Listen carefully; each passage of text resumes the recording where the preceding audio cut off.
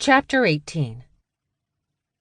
Berg walked out of the second-floor bathroom, freshly showered and shaved, a towel around his waist.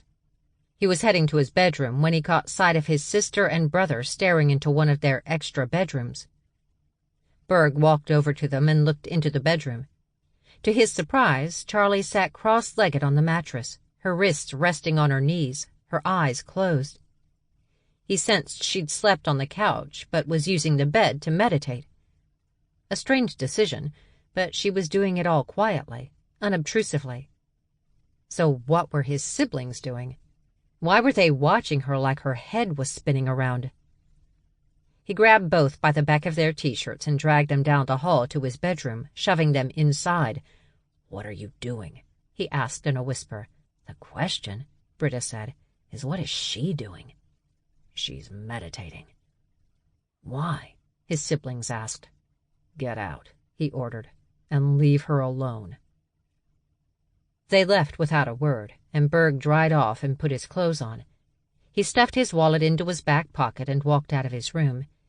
He was about to head to the stairs, but couldn't help but go back to the bedroom and check on Charlie. She was still there, still meditating, but now that stupid dog had joined her. Big head resting against her hip, his wagging tail slapping against the bed. He spotted Berg and leered at him again. Berg pointed at the dog, then used the same finger to draw a line across his throat. It was childish, but he couldn't help it. Damn dog. Shaking off his annoyance, he headed downstairs and went into the living room. That's where he found Stevie. She looked much calmer than she had the day before. Clearly, her meds had kicked in, and Berg was surprised at how relieved that made him. "Hi, Stevie. What's up?" "Is Charlie here?" "Yes, she's upstairs, meditating," his sister answered for him, coming into the room. "Does she do that sort of thing often?" His sister made it sound like they'd caught Charlie smoking meth. It was meditating, for God's sake. "She's meditating?" Stevie's smile was wide and bright. Very adorable. "I'm so happy. I gave her books on that a few years back, but didn't know she was actually using the techniques." "Why does a shifter need to meditate?" Britta asked. "It's to help with her GAD." Britta gripped Berg's forearm. "Ow. What is that?" his sister demanded, gawking at Stevie. "Is that something we can catch? Is my brother going to die?" "It just means general anxiety disorder. My sister has had it for years, probably since after our mom died." Stevie pressed her hand to her upper chest, as if she were in front of an audience explaining the different kinds of disorders in the world. "I have panic personality disorder, which has elements of anxiety. But Charlie, not surprisingly, has anxiety disorder with some bouts of depression. The meds she takes help, but one doctor told her, when she was about 15, that if she didn't get control of her anxiety, she'd have a hole in her gut the size of Texas. I don't want my big sister to have an ulcer, so we've been working on a way for her to manage her anxiety. She doesn't need meds like mine, though. Her issues are much less complicated." She held up a small plastic container with 7 compartments. Each compartment had a letter representing the day of the week on it. "That's why I brought her meds over. They may not be as complicated as mine, but she can't just not take them. Especially the one for anxiety and the beta blocker. The beta blocker is to help with her racing heart issues." She nodded. "I'll put them in the kitchen next to a glass of water, along with her contacts, which just came in. That way she doesn't have to worry about her glasses so much. Just make sure she takes her pills before she goes out, please." Stevie moved past them and out into the hall. She walked off, but a few seconds later came back and went the other way. A minute after that, she ran back the other way. "I found it," she called out from the kitchen. "No need to help. I found it." "Are they all on meds?" Britta asked, staring at the empty hallway. "I'm not," Max said from behind them. Berg and Britta turned to face Charlie's middle sister, and, together, brother and sister screamed and stepped away from her. "Dear God, Max, what happened to your face?" Berg hysterically asked. She shrugged, the quills in her face wiggling when she did. "A porcupine attacked me. Flung its quills at me." She glanced around, seemingly not bothered by the many many quills hanging from her face like some weird, horrifying mask. "Charlie around?" "She's meditating." "Oh, I'll wait. She knows how to get these out." She stood there for a moment before announcing, "I'm going into the kitchen for water. Do you have straws?" "In the cabinet somewhere." "I'll find them." She left the room, and Berg and Britta counted down. 3, 2, 1. "Max!" Stevie exploded from the kitchen. "What the fuck? I was attacked. It flung its quills at me. It's not my fault." Stevie appeared outside the living room, finger-pointing at what they assumed was her sister. "You are such a liar, Max MacKilligan. Porcupines don't fling their quills. They back up into whatever is attacking them. That means your face was down near its ass when it got you. What is wrong with you? Who attacks a porcupine?" "If you're going to make a big deal about it," Max said as she walked back into the living room, "I'll just leave." Without meaning to, both Berg and Britta yelped and jumped away from her again.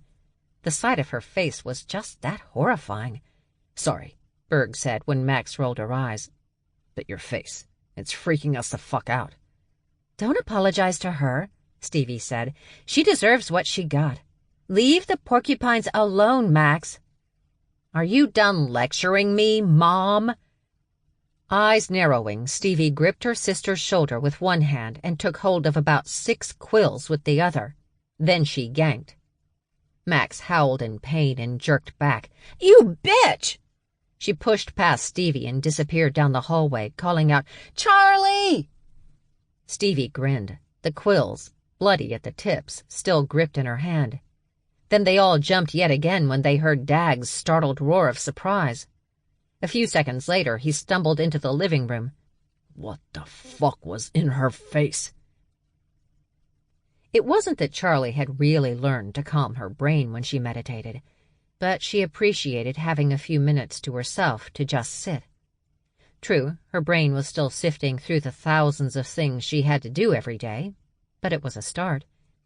And so far she'd staved off any ulcer-like pain in her stomach, an improvement since she was 15, and the doctor wondered what she was doing to herself to cause such problems. So she considered that a plus. Her ridiculously enhanced hearing, both Badger and Wolf hearing being what it was, told her as soon as her sisters made an appearance at the Dunn house.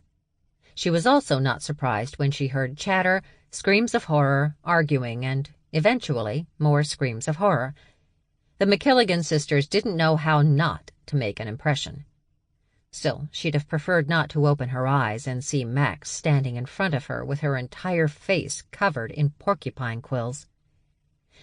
"You're the only human being I know who purposely fucks with porcupines."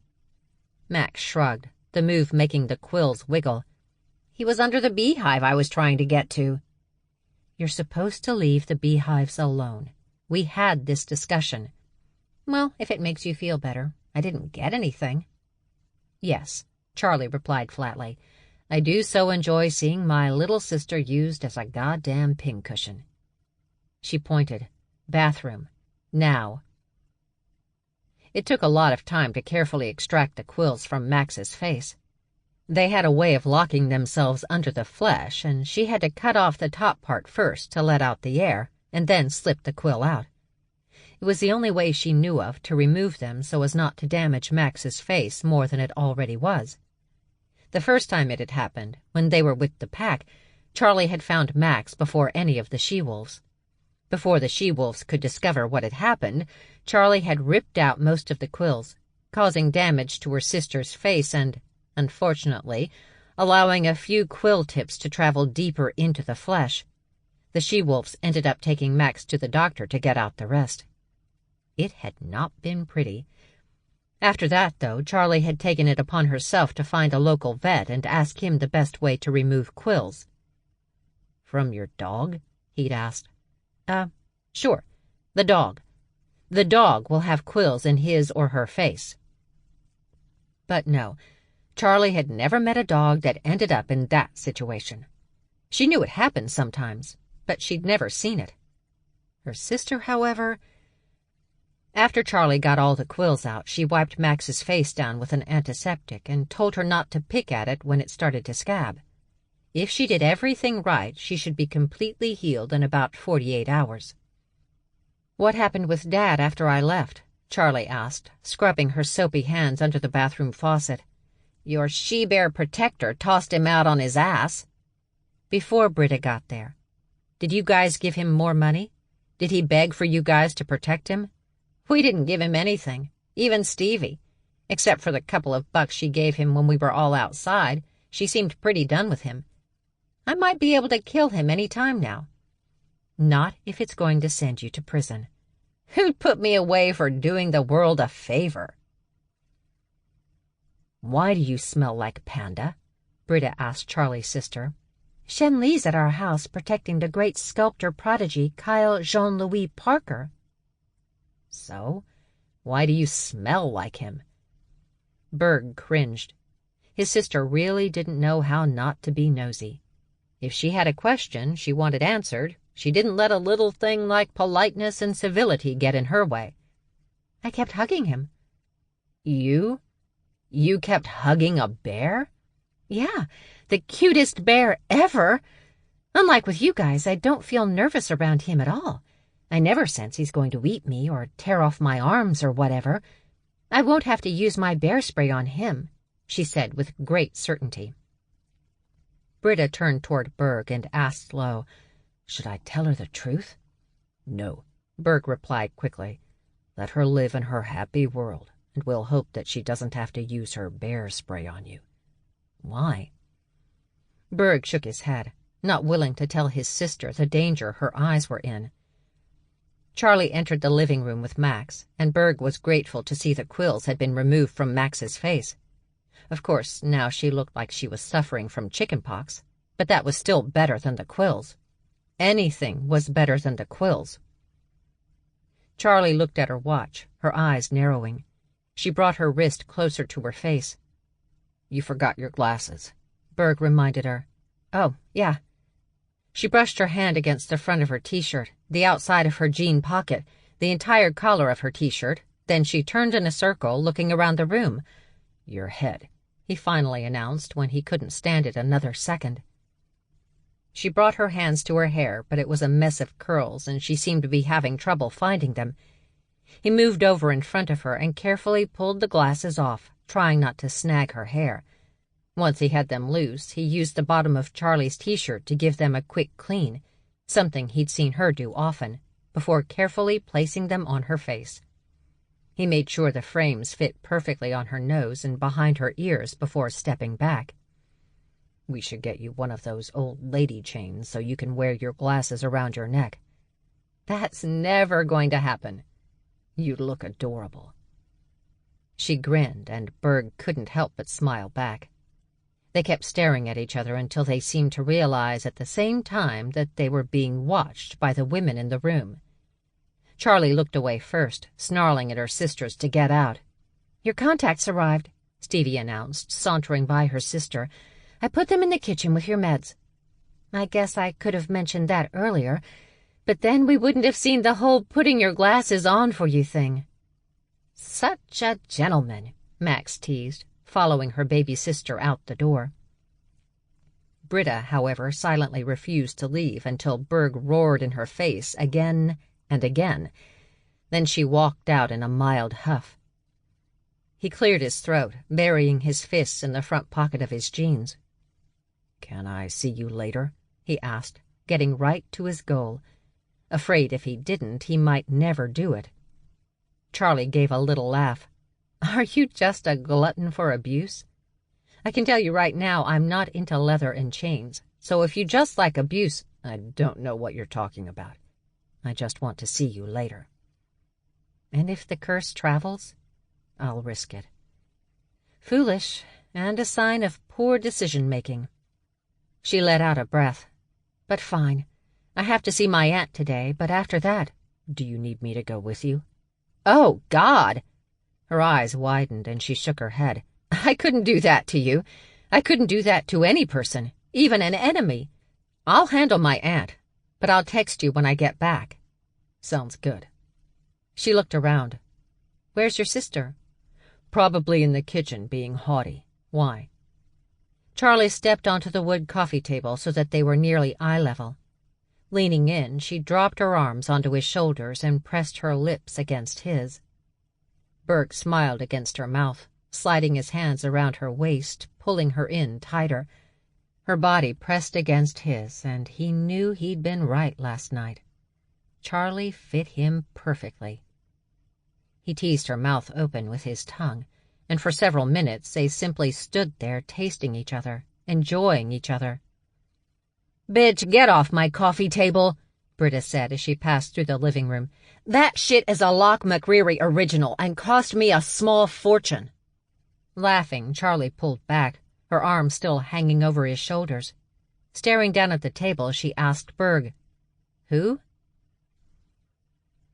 "We're coming with you," Charlie heard when she was scrunching gel into her hair with her fingers. She was bent over at the waist, hair hanging down, so she waited until she straightened up before asking her sisters, who were standing in the bathroom doorway, why. "We just think it's for the best," Stevie said, attempting to make it seem like no big deal. Charlie stared at her sisters before asking, "Is this because I punched her that time?" "Of course not." "Yep." Stevie cringed before snapping at Max. "Would it kill you to lie just a little?" "But it is because she punched her, and now we're going to put them together in the same room during the high-stress time of a wedding to talk about Dad. If we're not there, we'll just be bailing Charlie out later." Stevie's lips twisted, her gaze locked on a spot on the floor before she finally admitted, "Max is right." "Fine."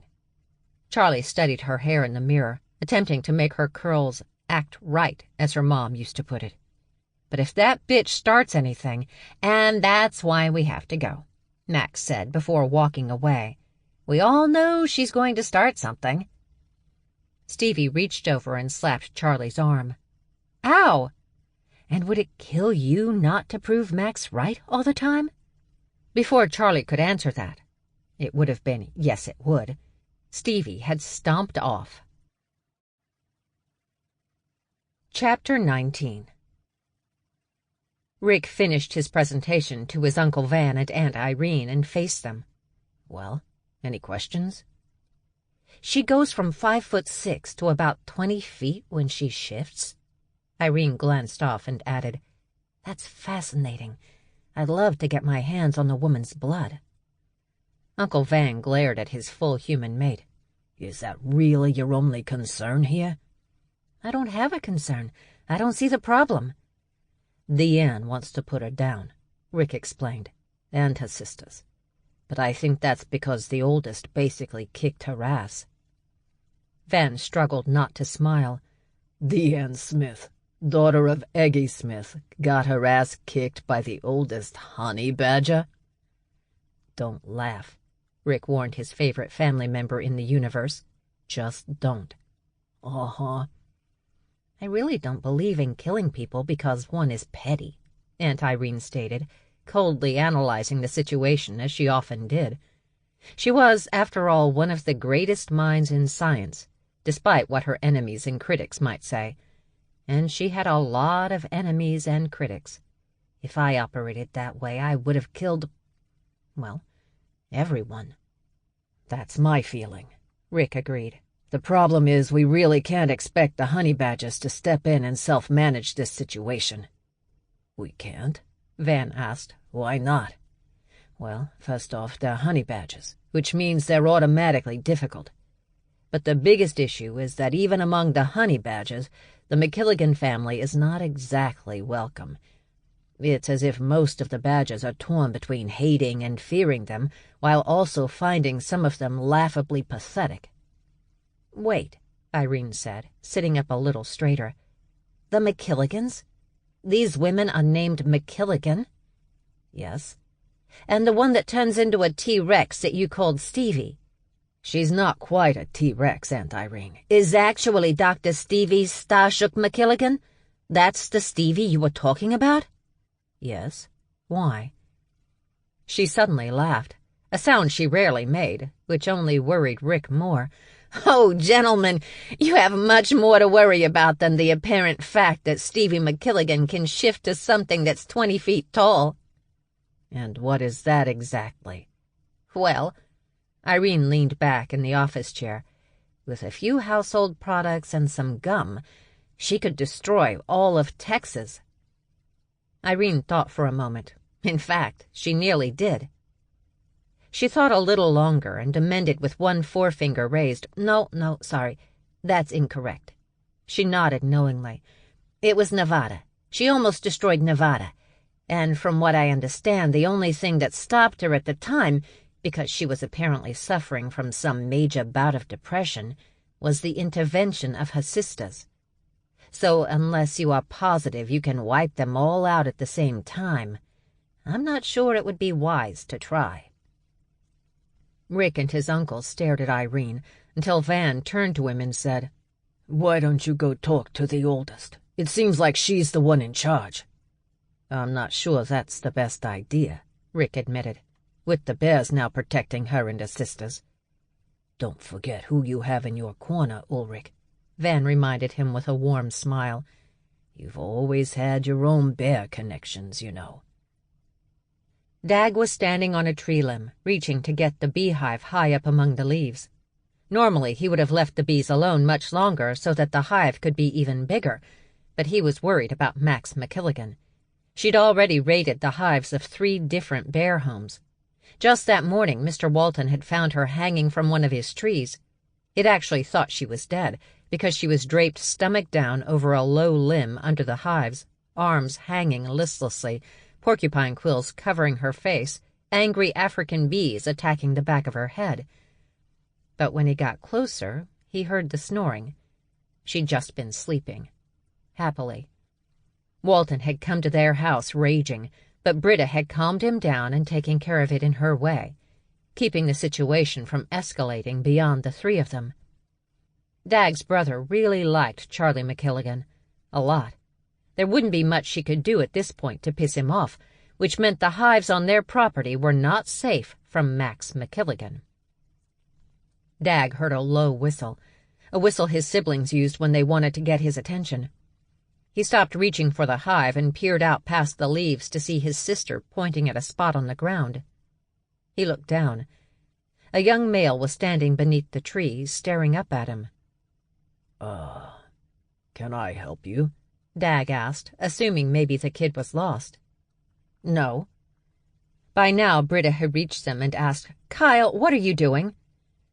Finally, tearing his gaze away from Dag and moving it to Britta, the kid blinked several times before he said, "You didn't tell me you were a twin." "I'm actually a triplet, but I didn't have to tell you that. I don't know you." "I need you 3 to pose naked for me." "Okay."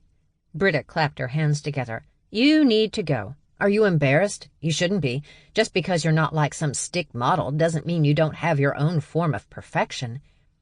You think that's a compliment, but it's not. So I need you to go." "Do you know who I am?" "I know I don't care who you—" "I am an artist. People beg to sit for me, and I'm asking you. Bears. You should feel honored.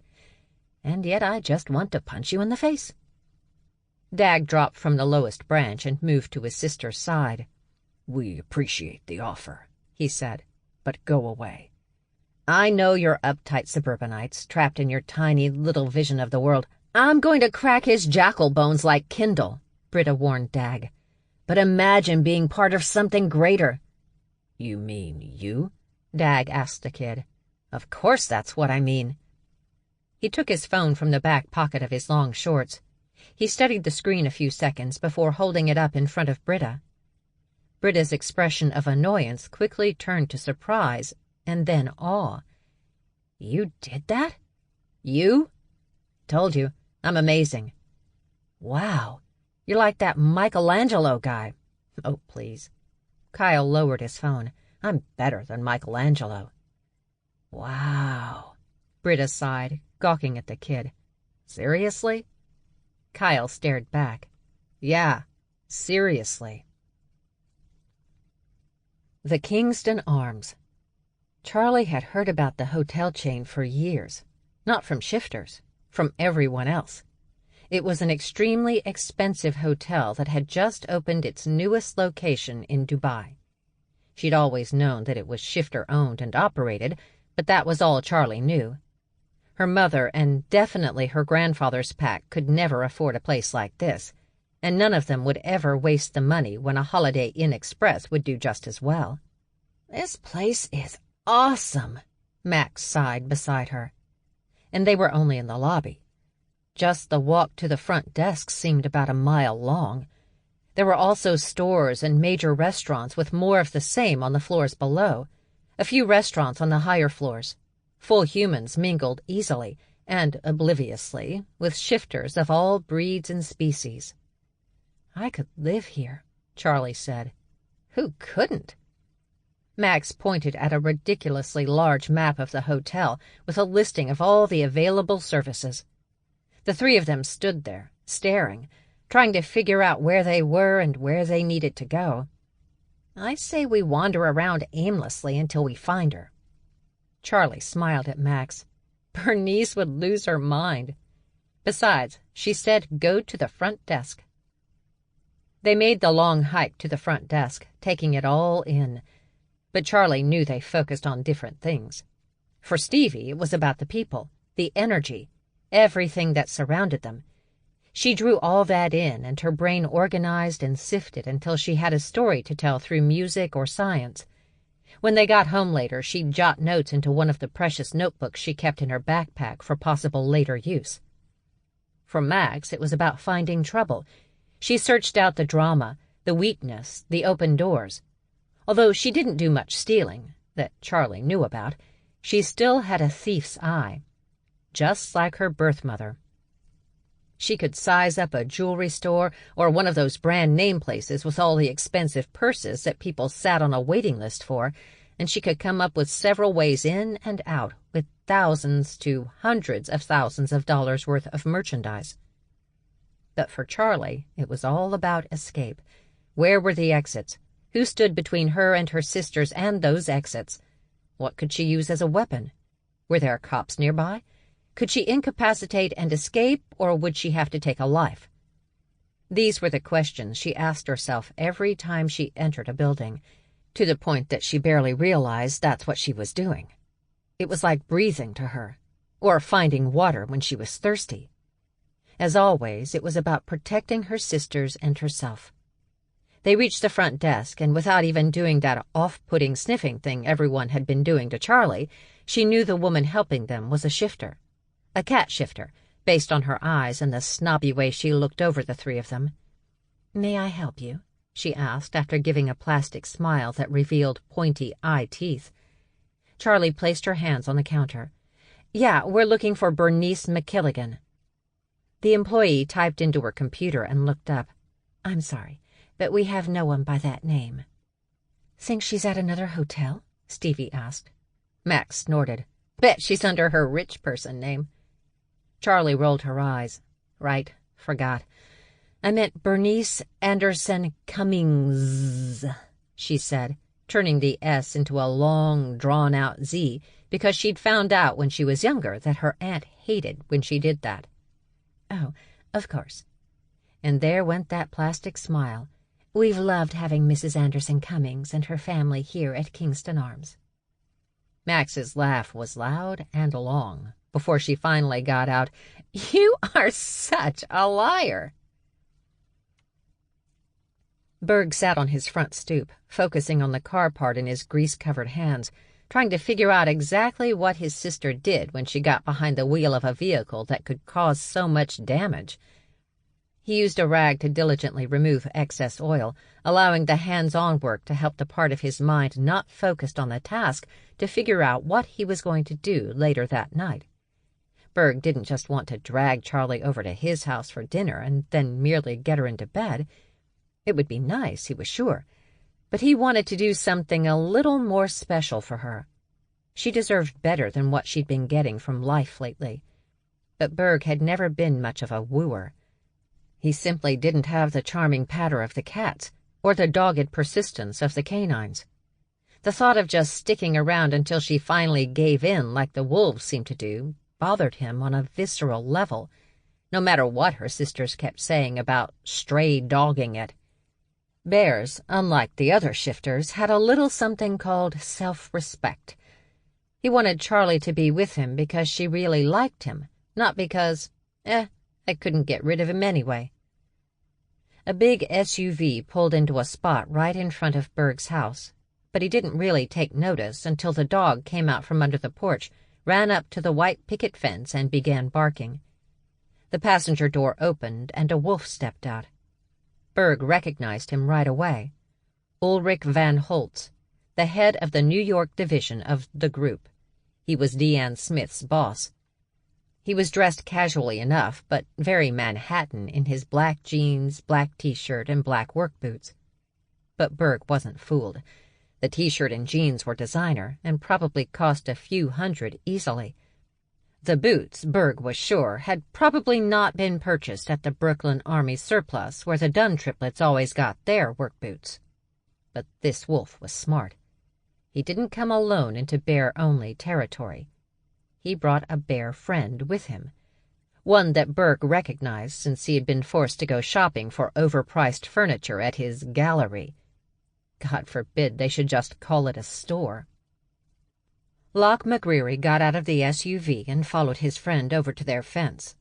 Now the dog was on his hind legs, front legs placed on top of the pickets, and continuing to bark at the two strangers coming too close to his territory. Berg stared at the pair with one eye, the other closed against the sun. "Yeah?" he pushed when they just stood there. "Mr. Dunn, I know who you are, and I know your mate. She had guns pointed at my friend and her sisters yesterday." The wolf at least had the decency to look a little ashamed by that, but his friend seemed oblivious, studying Berg's picket fence.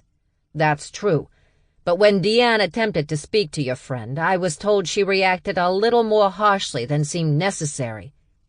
I was there. Smith should have minded her own business and let Charlie pummel that little weasel. She didn't, and so she ended up getting her ass kicked." At this point, the dog was still barking, not caring that he was being annoying, not caring that they were forced to raise their voices. Not out of anger, but because that was the only way they could hear each other over all that racket. "Look," the wolf began, "I understand that—" The wolf's words stopped. The barking stopped. And all because the large grizzly standing with the wolf had somehow managed to yank one of the pickets off the fence. Not on purpose. Berg knew when he was being threatened. He'd been known to do some threatening of his own, but this wasn't threatening. This was just the usual bear curiosity that ended up causing a lot of damage. Berg stared, and the wolf cringed, and finally the dog slowly moved away from the grizzly in front of him. Apparently he did see the torn fence as a threat. "Oh, shit. Sorry."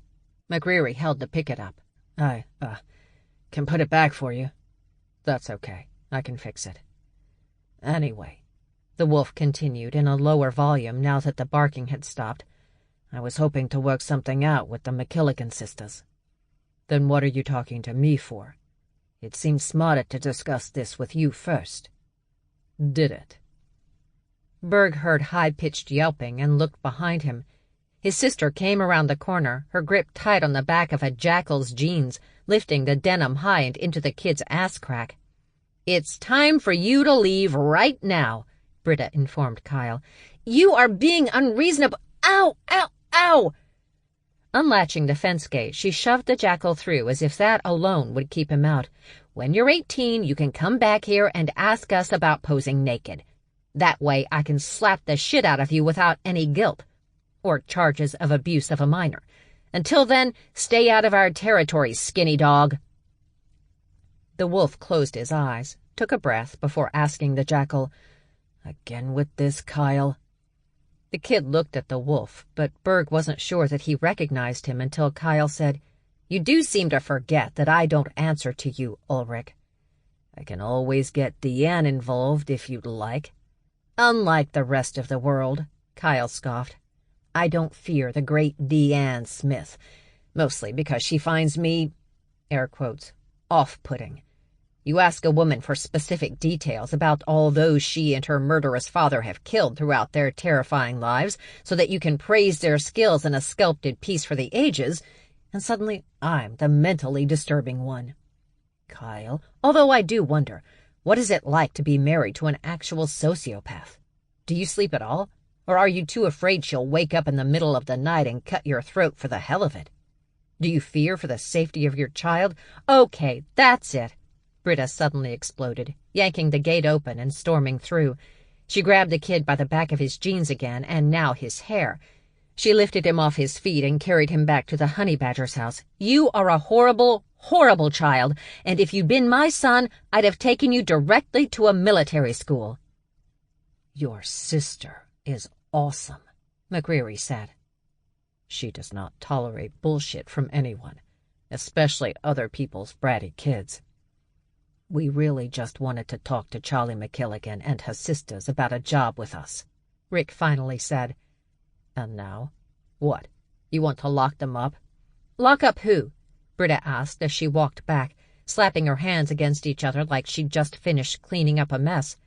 Charlie and her sisters. Britta stopped, crossing her arms, gaze locked on the wolf and bear interloper. Lock them up for what? For being who they are? For being different? For being hybrids? I expected more of a Van Holtz. And if you think the bears are going to let you start doing that bullshit... There was silence after Britta let her words and warning fade out. And that silence lasted until Locke McCreary suddenly faced his friend and announced, Yeah, we're not going to let you get away with that. Eyes crossing, Van Holtz suddenly gawked at the bear he'd brought to back him up and snarled, Locke! But we're not. Charlie and her sister walked into the giant hall that had been reserved for the wedding reception. Unlike most wedding venues, this gargantuan hall had been booked for an entire 2 weeks to get everything ready. Most events just needed a day to get a room set up, maybe 2, but her aunt wasn't taking any chances. It also meant that she'd been planning this wedding for at least 2, maybe 3 years. Who planned a wedding for that long, human or shifter? The venue was amazing, though. Elaborate crystal chandeliers throughout, with a giant one in the middle of the room right over the dance floor. Round tables with chairs decorated with expensive-looking fabric. The color scheme seemed to be white and red and gray. Standard color choices and hard to get wrong. Though if anyone could, it was Charlie's cousin. As they entered the room, the 3 of them leaned to the side so the flying vase of flowers missed Charlie's head by inches. But to be honest, she was mostly impressed at the reaction times of Max and Stevie. She'd trained them both well, by actually throwing things at their heads when they were growing up. I hate it, Carrie MacKilligan Anderson Cummings screamed at her 1 older sister and 3 younger ones, who stood around her, eyes in mid-roll. I hate it. I hate it all. I'm leaving, Stevie abruptly announced, turning on her heel, but Max grabbed the back of her neck and yanked her around. We don't desert each other, Max reprimanded, especially when it's this entertaining. Bernice rushed to her daughter's side. She clasped her hands together as if she was praying, or trying to stop herself from choking the life out of her pain-in-the-ass child. What is it you want, sweetheart? I don't want roses, Carrie spit out. Everybody has roses. I deserve better than roses. Carrie's sisters, standing behind her, looked at each other, and Charlie wondered how long before one of them snapped and killed her in a fit of sibling-on-sibling rage. Make it better, Mummy, Carrie ordered before stomping off in heels that had to be 5 inches high. Designer. Probably cost more than Charlie's entire wardrobe. The oldest, Kenzie, nodded at Charlie, and she nodded back. But that's when Carrie spotted them and screamed across the room, What the fuck are they doing here? Calm down, Bernice ordered her daughter. They're here to see me. She walked over to Charlie and said in a low voice, I thought I told you to come alone. I ignored you, Charlie admitted. Bernice placed the tips of her fingers against her forehead, closed her eyes, and changed the subject. "So, any word on your father?" "Yeah," Max answered. "We just saw him yesterday." Brown eyes snapped open, and Bernice gawked at them. "You what?" "Just saw him yesterday. He doused himself in bear spray to sneak into our all-bear neighborhood," Stevie explained. "He smelled unpleasant." "I knew it. I knew that he would ruin—" "What are they doing here?" Carrie demanded, coming close. She looked at Charlie. "You guys are not invited." Charlie nodded and said, "I see you got your nose fixed." Finger-pointing, Carrie stepped toward Charlie, but her mother quickly pulled her back. "Sweetheart, let me handle this. Go over with your sisters." "Fine." She glared at Charlie. "Whore." "Your ass is still flat." Bernice grabbed her daughter's arm and yanked her away before she could drag her claws down Charlie's face. A move Charlie did appreciate. Those claws could leave scars forever, depending on how deep one cut. "Wow," Stevie muttered, watching the mother and daughter moving away. She lowered her voice to a whisper. "Her ass is flat." "She's never had a good ass." "Personally," Max added, but not bothering to lower her voice, "I like that she made her nose so ridiculously small that she can barely breathe now." She studied her cousin for a moment and finished up with, "It's like she has all this face." She held her hands about 2 feet apart. "But this—" She closed her hands until she made a tiny circle with her fingers and raised her voice several octaves. "Tiny little nose." Charlie and Stevie laughed loud until their aunt came over and took hold of Charlie's arm. "With me, ladies, with me. Kenzie, you're in charge until I get back." "I don't want to be." "I don't care." Once out of the hall, Bernice stopped and faced the nieces she had barely acknowledged all of their lives. "Time for tea?" Charlie asked. Bernice let out an exhausted breath. "Fuck the tea. Let's hit the bar." "It's not even noon yet," Stevie wisely pointed out, but Bernice wasn't having it. "So you gonna make a big deal about it?" Bernice demanded, arms thrown wide, stepping up to Stevie. Charlie and Max immediately moved in front of their baby sister to protect her from the raging, middle-aged she-badger. "It's never too early for a good scotch," Charlie said gently, sweeping her arm forward. "Please, Aunt Bernice, lead the way." Her aunt stalked off, and Charlie started to follow until she heard Max chuckling beside her. "What?" "I am so entertained right now." Stevie pushed past her sisters and followed their aunt, tossing over her shoulder, "That's probably because you have a high probability of being a psychotic." Max grinned. "But I'm a happy psychotic." "I am not trying to destroy anyone or anything," Rick explained to the grizzlies, glaring at him. "I'm just trying to fix this." "Fix what?" Berg Dunn asked. "They clearly don't want a job and basically just want you to fuck off. So I don't know why you or anyone else needs to talk to them." "They're making some people nervous." "That's not the MacKilligan sisters' problem." "It could become a problem if the group and Katzenhaus decide they're too much of a danger." Dunn stood, his sister coming to stand next to him. "If that happens, you'll have to deal with the BPC," the bear warned. "Is that what you want? Really?" "Yeah," Locke demanded next to Rick. "Really?" Rick grabbed Locke's arm. "Could you excuse us a moment?" He pulled his best friend a few feet down the block before stopping and facing him. "What the fuck are you doing, man? You are my backup."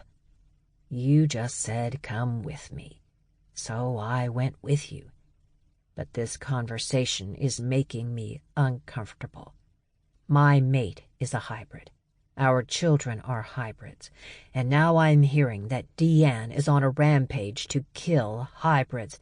She is not." Rick took another breath. "Deanne is only concerned that Stevie MacKilligan doesn't seem to have full control of her shifting, and she can shift into a 20-foot-long tiger-striped honey badger." Locke suddenly laughed. "That's cool." "Let me repeat," Rick snapped. She doesn't have control." "Oh." He thought a moment, nodded. "You're right. That is a concern." "I know. So help me. Think you can do that?" The old friends gazed at each other for a long moment until, eyes narrowing, they looked at what now stood beside them. Dutch grinned at them. The bruises on his face and neck were substantial, and Rick knew for a fact that the Wolverine was quite the scrappy fighter. Still, one MacKilligan sister had kicked his ass with hand-to-hand combat. One.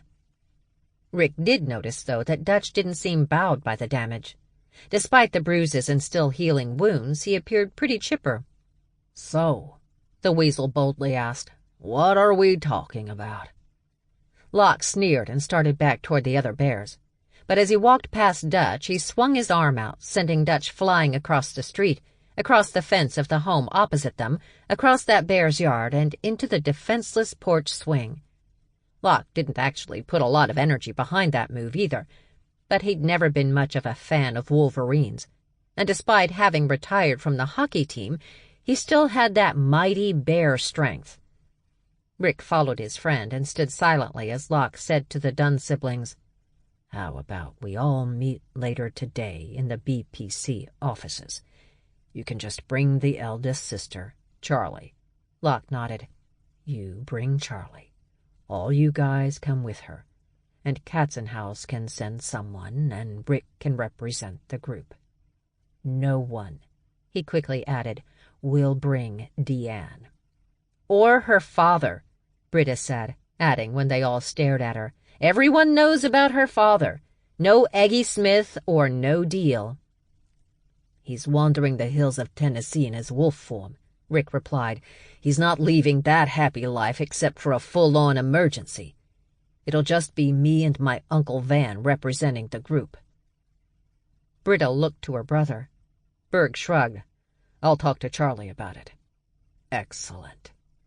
Locke held his hand out for a shake, but that's when he realized he was still gripping the picket he'd pulled off the Dunn's fence. "Oh, I can still fix this." Britta took the piece of wood. "That's okay. By the way," she smiled, "I love your work, Mr. McCreary. We have one of your coffee tables. I've been saving up for one of your couches, maybe a dining table." Her nose crinkled up, and she went from gruff and dangerous to delightful. "You're so talented."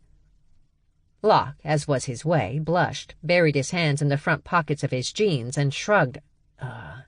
Thanks. And you can call me Locke." Growling in disgust, Berg suddenly stomped back to his porch, snarling, "Go away before I change my mind." His sister, however, gave another delightful smile and a little wave. "It was so nice meeting you, Locke." Rick walked back to the SUV and got into the passenger side. Locke was already starting the engine. Once they were on the road, heading back toward Manhattan, Locke observed, "Well, that was a very pleasant visit." Not in the mood, Rick automatically replied, "Shut up." "And now it's a little less pleasant." "You're so talented, Mr. McCreary," Berg mocked his sister in a high-pitched voice, watching as she waved at the SUV carrying the bear and wolf. When the car turned the corner, the piece of wood his sister had been holding came flying at his head. He ducked. The wood flew past him and rammed into the head of poor Dag, who'd been coming around the corner of the house. "Motherfucker!" Britta cringed before blaming Berg. "See what you made me do?" "Me?" She rushed to Dag and wiped the blood from his head with her hand. "This is all Berg's fault," she told Dag. "I know it is. Why is everyone blaming me?" "Excuse me." The weasel had picked himself up after being tossed across the street by Locke McCreary and was now standing outside their fence, existing. And his existing annoyed Berg. Slowly, Berg and his siblings looked over at the weasel. Without saying a word, they focused on him and waited.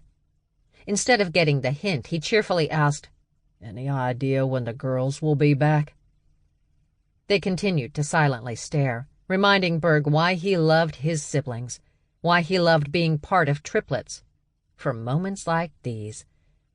The weasel glanced around. Okay. Could you tell them I stopped by? Staring. All right. I'll just text Max. Yeah. He nodded.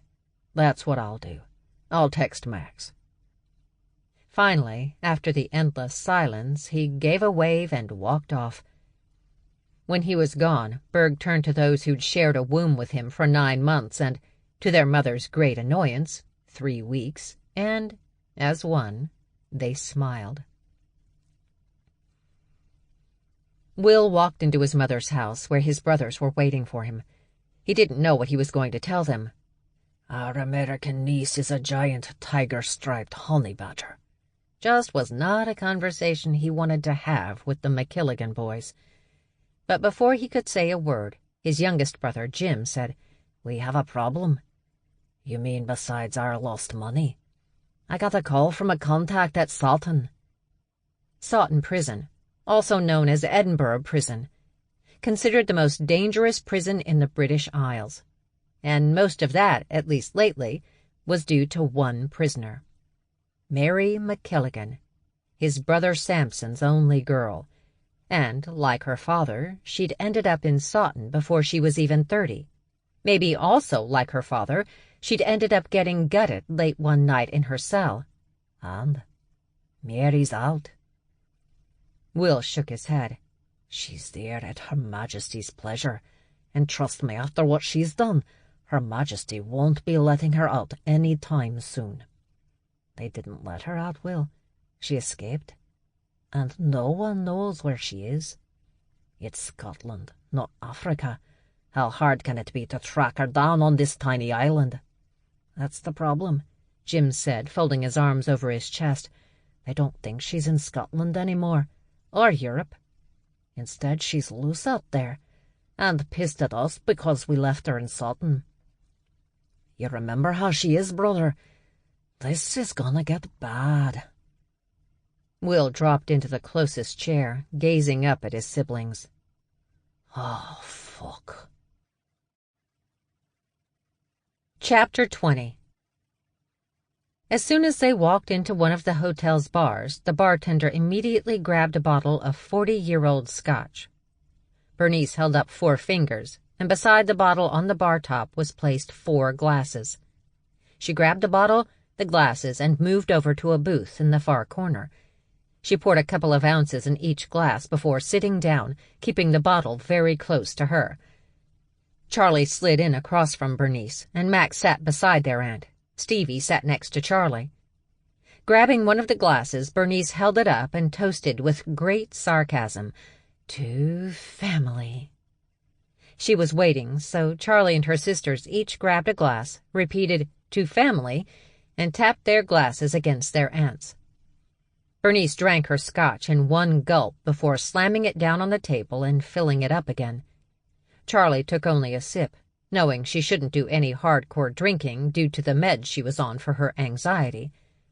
Max sipped, curled her lip in distaste, and asked one of the waitresses for a bowl of honey-roasted peanuts. Stevie, however, took her scotch in one gulp, and the rest of them gawked at her. She dropped the glass on the table and, when she realized they were all staring, explained, "Seriously?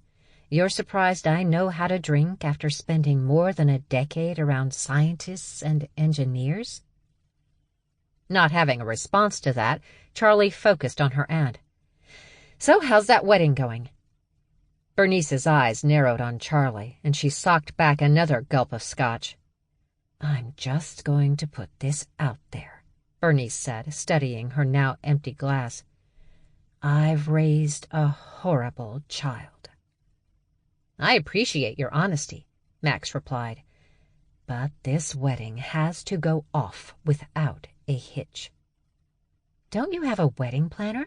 Stevie asked. "Of course. The best in the business. A she-tiger who is, to say the least, bitchy. And that Irish whore has been working my last Scottish nerve. Yet she has been doing an amazing job. There's just one," she held up her forefinger, "little problem." "The bride?" Max asked, her elbow on the table, her chin resting on her raised fist. Bernice gave a short nod. "The bride." Stevie, perhaps emboldened by the one drink she'd had, suddenly perked up and asked, "I'm sorry, but why are we here? We're not even invited to the wedding. So whether your daughter is being a prick or not, I don't see how that's our problem." Keeping her fist raised, Max moved her face around until she could press the back of her fingers against her mouth, hiding her surprised smile. Bernice polished off another round of scotch before admitting, "To be blunt, I didn't invite you two. I invited her." Charlie saw that finger pointing at her, and she wanted to head right for the exit. "Everyone in the family knows about you, Charlie." Charlie prepared herself to be insulted. "Knows what?" she asked, sounding defensive even to her own ears. "That you get shit done. That you can shut down bullshit like no one else. I know you may not realize that because of the problems with your father, but trust me, no one could control that idiot of a man, and you have definitely done better than most." Thank you? But short of locking Carrie in a dungeon and only releasing her for the wedding so that we can drag her down the aisle by her hair, I'm not sure— "That's an option," Bernice cut in. "See, we're already brainstorming." Max sat up straight in her seat, eyes wide, her laughter moments from spilling out. "An option that I'm not sure is, legal," Charlie felt the need to point out. "I mean, does Carrie want to get married?" "Yes, definitely." "Okay, that's good. But maybe I should clarify. Does she want to get married to the guy who's showing up on Saturday?" Bernice glanced off. If that's a question you can't answer in the affirmative right away, then perhaps you should call off the wedding." "No," Bernice said immediately, not even letting Charlie finish her sentence. "We are going through with this wedding." She waved her hands around. "Aliens and dragons could suddenly attack our entire planet, and I'd still make sure this fucking wedding happened." "Look, Bernice," Charlie cleared her throat, "it's not that I don't appreciate your sudden willingness to, acknowledge that I exist. But Carrie has sisters and you, and unless you just didn't invite us to the funeral, I'm assuming your husband is still alive. So, getting them to help is probably your best option, especially since I'm not about to do anything illegal." She let out an annoyed sigh. "And?" "So why am I here?" "So you can do what you do, Charlie MacKilligan. Remove obstacles. We've all watched you over the years. Someone gets in the way of Stevie receiving some fancy scholarship or funding, you handle it. When that Wisconsin high school wasn't going to let Max walk during graduation because of what she did to that cheerleader." Max's smile was almost sweet. "Bobby Jean Hamilton." She nodded. "Head cheerleader. Voted most likely to succeed. And I beat the holy hell out of her in the cafeteria." She gave a little shrug. Just because." Bernice gestured to Max with both hands. "You see, the school had every right not to let her walk for graduation. But you fixed it. She walked. And I want you to do the same for my little girl. Get her to walk down that aisle before I kill her and have her stuffed and mounted in my home as a warning to the rest of her sisters." Charlie focused directly on her aunt, knowing better than to look at Max. She could not look at Max, or the laughter would never end.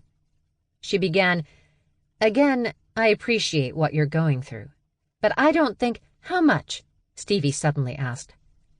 Charlie turned her body so she could look directly at her sister. "What are you doing?" "What? She expects you to do this for free?" "I don't care if she wants it for free or not. I'm not doing anything. I'm not involving myself in this craziness. Instead, we're all going to head back to Bear Street, as I like to call it, and find me something to wear, because I think I have a date tonight with a very handsome man who can shift into a 1,000-pound beast." She looked back at Bernice.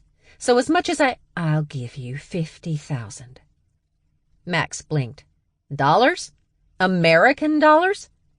Charlie raised her forefinger. "I already told you I'm not doing anything illegal, and I'm not killing anybody for you. If I wanted someone dead, I'd hire Max." "Aw," Max said, gently touching Bernice's forearm. "That's sweet."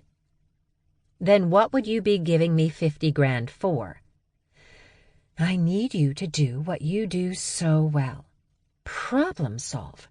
Find that problem, deal with that problem, eliminate that problem." And before Charlie could say anything, she quickly added, "Legally. I want you, Charlie, to do what you do so brilliantly. Fix the fucking problem. Not the wedding-specific stuff. I'm already paying that she-tiger whore a lot of money to make this wedding perfection.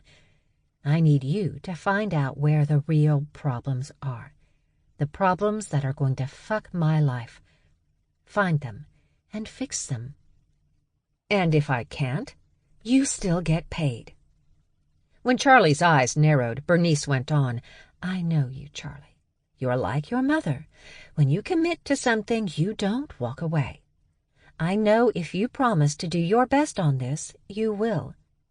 If my daughter still manages to fuck it up, that's on me, as her mother, and I'll deal with that in my own way," she said in a tone that made Charlie worry for her younger cousin.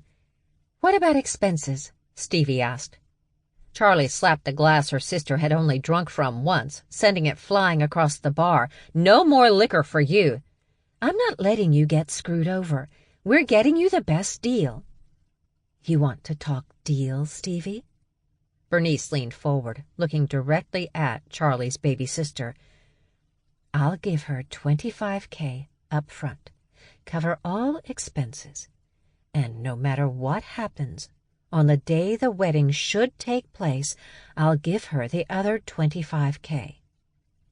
She held up her finger before Stevie could say anything, but if the wedding does happen, meaning Carrie and Ronald P. Farmington IV walk down that aisle, say their vows, and leave on their honeymoon at the end of the night, I'll give her a bonus of $35,000 on top of the 50. She glanced at Max. "American dollars." Bernice relaxed back in the seat, tossing her hands up before asking, "What you gotta say now, bitches?" Stevie nodded at Charlie. "Take it." "What are you doing to me?" "Getting you a job." "Stevie, you know that once I'm in—" "Yeah, you're committed. I get that. I also know this wedding is to take place this Saturday. Take the fucking money." Charlie looked at Max, but she could already guess her sister's answer. "Take the money, dude," Max said. "All right, I'll do it. But you two are helping me," she said to her sisters. "Why is this our problem?" Max asked. "I'm not leaving you two with nothing to do in Beartown. I'm going to keep you both busy. It's in everyone's best interest." Stevie gave a sad sigh and said to Bernice, "She's right. By the way," Charlie added for their aunt, "I consider my sister's expenses." "Whatever." Bernice looked at her watch. "All right, I've got to get back to that demon beast I gave birth to." Max slid from the booth, allowing her aunt to get out. "Another thing," Bernice said before she walked away. "Your father. I'll work with the wedding planner and security about him. You do have security for this event, don't you? Real security?" When her aunt just stood there gazing at her, eyes blinking, she said, "Don't worry about it. I got it." She'd clearly been expecting more of a fight before Charlie would take this job, but what was the point of putting up a fight? For that kind of money, Charlie would deal with her father. Once her aunt left, Stevie asked, "So what are we doing first?" "Our first step We find out what our bitchy little cousin is doing behind her mother's back. Charlie's phone vibrated and she pulled it from her back pocket. Yeah? Hi, it's Berg. She couldn't help but smile when she heard his voice, relaxing into the leather booth. Hi, what's up? Do you have some free time today? Everything okay? Yeah. The group wants to meet with you, Katzenhaus, and the BPC. I can pick you up and take you there. Where? BPC offices. And you can say no. I'll back you all the way. Hold on. Charlie lowered her phone. There's a meeting with the group later today. Berg says he'll pick me up. Want me to come with you? Max suggested. I can kill everybody, get this all done. I could be wrong, Charlie replied calmly, but that seems like it would not get this done as much as it would make everything worse. Max shrugged. You may have a point. Thank you. Now you two stay here, start sniffing around the bride. I'll deal with everything else. And no fucking fighting. Should I call Dutch? Max asked. The traitor? Wow, you're really not letting that go. Not letting that go. And do what you want. I already kicked his ass. He knows where I stand. Charlie returned the phone to her ear. Berg, tell me where to meet you. Chapter 21. Berg picked Charlie up at the corner, outside the hotel. He'd planned to come alone, but Britta and Dag insisted. They sat in the back seat, waving at Charlie when she looked at them. Everything okay? He asked, pulling back into midday traffic. Yeah, I got a job. Really? Doing what? Making sure my cousin goes through with her wedding. I'm supposed to remove all obstacles. Legally, she quickly added. Not that Berg doubted that. He didn't think Charlie would kill for anyone but her sisters, and only to protect them. Obstacles? Britta asked. You mean like the priest not showing up, or the cake not being delivered? My aunt has a wedding planner for that, apparently. I'm guessing, based on what she told me about my cousin Carrie, it's a lack of love. Your cousin doesn't love the guy she's marrying? Berg asked. I don't think so, but I don't think it matters to my aunt. Britta leaned forward, her hand resting on the headrest. Who's the poor schlub she's marrying? Ronald P. She thought a moment. Farmington. The fourth. Ooh, Britta said, leaning closer. He's rich. Like he could have a gold yacht rich. I assumed. My aunt was adamant she needed this wedding to go through, to the point that she's willing to pay me $85,000. American money? Britta asked. Charlie shook her head. What is it with you and my sister and this concern over me not getting American money? It's the strangest thing. The SUV turned on a street and Charlie looked back at Britta. How expensive are you guys? Britta frowned. Pardon? I meant as security. Oh, we're very expensive. Charlie looked at Berg and he nodded. We really are.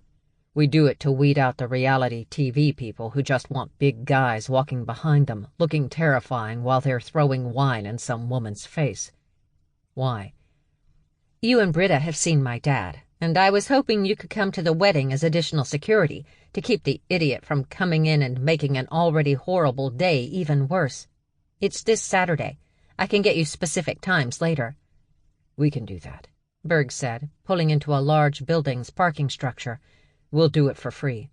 No, you will not, Charlie smirked, but only because I won't be the one paying.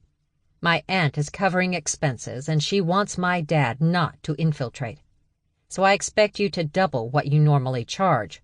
Well, knowing Berg was too nice, she looked at his sister and said, Double charge. Got it. Britta's fingers flew across her phone, and after a few seconds she added, Booked. Berg stopped the SUV at the security booth. A man that had to be at least 7.5 feet tall looked down at him. Berg? Garland. The metal gate went up, and Berg drove in, quickly finding a parking spot. They all got out and walked to the elevator. The doors opened, and Charlie stepped in, her mouth open as she looked around. This thing is huge. We don't like to feel trapped. Berg pressed a button for the top floor. Now, if you don't feel comfortable at any time, If you feel unsafe, you just let us know and we'll get you out. Okay. The floors ticked by. Berg faced her. Are you armed? To the teeth. Anyone even twitches wrong. No. Berg shook his head. I need you not to kill anyone today. But if they twitch... No. What Berg means, Britta explained, is if there are any problems, we'll handle it. Exactly, he agreed, nodding. If, let's say, some feline from Katzenhaus gives you any trouble, we'll be the ones to rip his arms off and beat him to death with them. No, Berg sighed, again shaking his head. That is not what I meant either. Max peeked around the corner, watching her cousin Carrie on her cell phone. She was pacing and crying, but keeping her voice low. Carrie turned to pace in Max's direction, so she quickly moved back behind the wall. "What's going on?" Stevie asked. "She's on the phone and crying." Max looked at her sister. Crying? People cry. Honey badgers don't cry. Honey badgers don't cry. I heard you the first time, but I felt it can't be said enough. Hey, Dutch barked, coming down the hall, and both Max and Stevie shushed him. What? He whispered, dramatically slamming his back against the wall, his gaze bouncing from one end of the hall to the other. Are we under fire? We're spying, Stevie softly explained. Oh, I love spying. So we've heard, Max teased. Dutch grimaced. Okay, I walked into that one. Dumbass. Your sister still hate me? Yes, Max and Stevie said together. Seriously? Well, she hated you before, Stevie explained. Now her hate is just enhanced. Max checked around the corner and saw that Carrie had gone in the back way to the big hall where her wedding was being set up. You know how Charlie is, Stevie was saying when Max leaned back. She's a Leo with a Taurus moon, Max explained. You're lucky all she did was kick the crap out of you. Stevie rolled her eyes, a sound of disgust coming from the back of her throat. What? You still believe in that astrology crap? She asked. You don't? I believe in tangible things, Stevie announced in her haughtiest voice, not ludicrous things. What about Eastern astrology? I bounce back and forth between Eastern and Western. So do you believe in Eastern astrology? No. Where is Charlie anyway? Dutch asked to stop the fight he probably knew was coming. Berg picked her up to take her to some meeting with the BPC, the Cats, and your people. Dutch's usual smiling, relaxed face fell. What? No one told you? No. Max studied him a moment. Should I go there and kill everybody? Why is that always your first suggestion? It's the most expedient. Should we be freaking out? Stevie demanded. I feel like we should be freaking out. No, I'm sure it'll be fine. If you're worried, though, I could go. Protect Charlie. Max looked at Stevie, and even her baby sister rolled her eyes. Dude, Max felt the need to point out, she's surrounded by 3 grizzly bears. I think our sister's safe. Is she armed? Stevie snorted. To the teeth. She's crying? Charlie suddenly said out loud while staring at her phone. What does Max mean she's crying? Honey badgers don't cry. Honey badgers don't cry. Berg walked back to her and tapped her arm. She lifted her head, frowning. What? Could we get this done? She looked around and seemed to suddenly remember that she was in the middle of the BPC hallway talking to herself and tapping on her phone. Sorry, she said. Sorry. She walked quickly to catch up to Britta and Dag, and Berg followed behind her. They were headed to the office at the very end of the hallway, Bela Ben-Ziv's office. She was the head of the BPC. Berg cut in front of her so he could walk into the office first. He wanted to look around, make sure everything was as it should be. It wasn't that he was so worried. It was mostly habit. Personal security was his business, after all. Unfortunately, Britta and Dag had the same idea, so the 3 of them ended up briefly caught in the doorway until Britta pulled free first, reaching back with both arms to slap him and Dag on the shoulders. The 2 Van Holtz wolf males immediately looked out the window. Bela sighed and rubbed her temples from behind her desk, and the newest New York head of Katzenhaus, Mary Ellen Kozlowski, a cute but vicious little lynx, just rolled her eyes and sneered, as only a cat can. "Sorry we're late," Britta said. "Traffic." "No problem." Bela motioned to several empty chairs around her desk. "Come in." Dag stayed by the door and didn't sit. He just stood there, glaring at the non-bears in the room. Britta sat down by the wolves so she could practically face the cat. Britta really didn't like cats. Berg turned to escort Charlie into the room to let the others know, in no uncertain terms, the level of protection she had. But she was again focused on her phone, her thumbs tapping away on the screen. "Charlie," he said softly, trying to get her attention. "Charlie," he said a little louder. But still, "Charlie."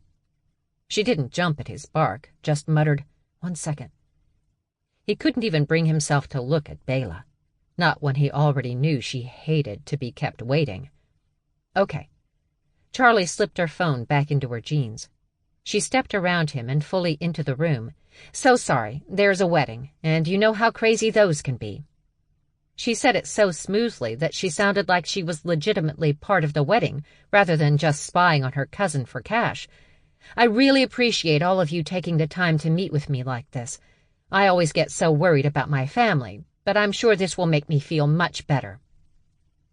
She said all that without sarcasm, without any of the viciousness that always seemed to taint the conversations of different breeds put together in one room.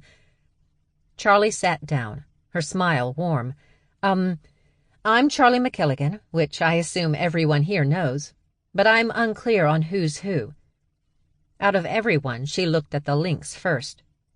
The cat, in a tiny white designer dress and designer heels, her designer white purse resting in the big chair with her because she barely took up any room in the bear-sized furniture, took a moment. She seemed stunned, probably because cats were considered so rude that most of the other breeds purposely ignored them just to get under their skin. Charlie wasn't doing that. Pale green eyes gawked at Charlie before replying. I'm... She cleared her throat, quickly tossing on her mantle of not caring. "Mary Ellen Kozlowski." "Hi, Miss Kozlowski." Charlie got up again and went across the room, her hand held out. Kozlowski jerked back, the legs of her chair scraping against the floor. Then she realized that Charlie just wanted a handshake. Charlie patiently waited, smiling.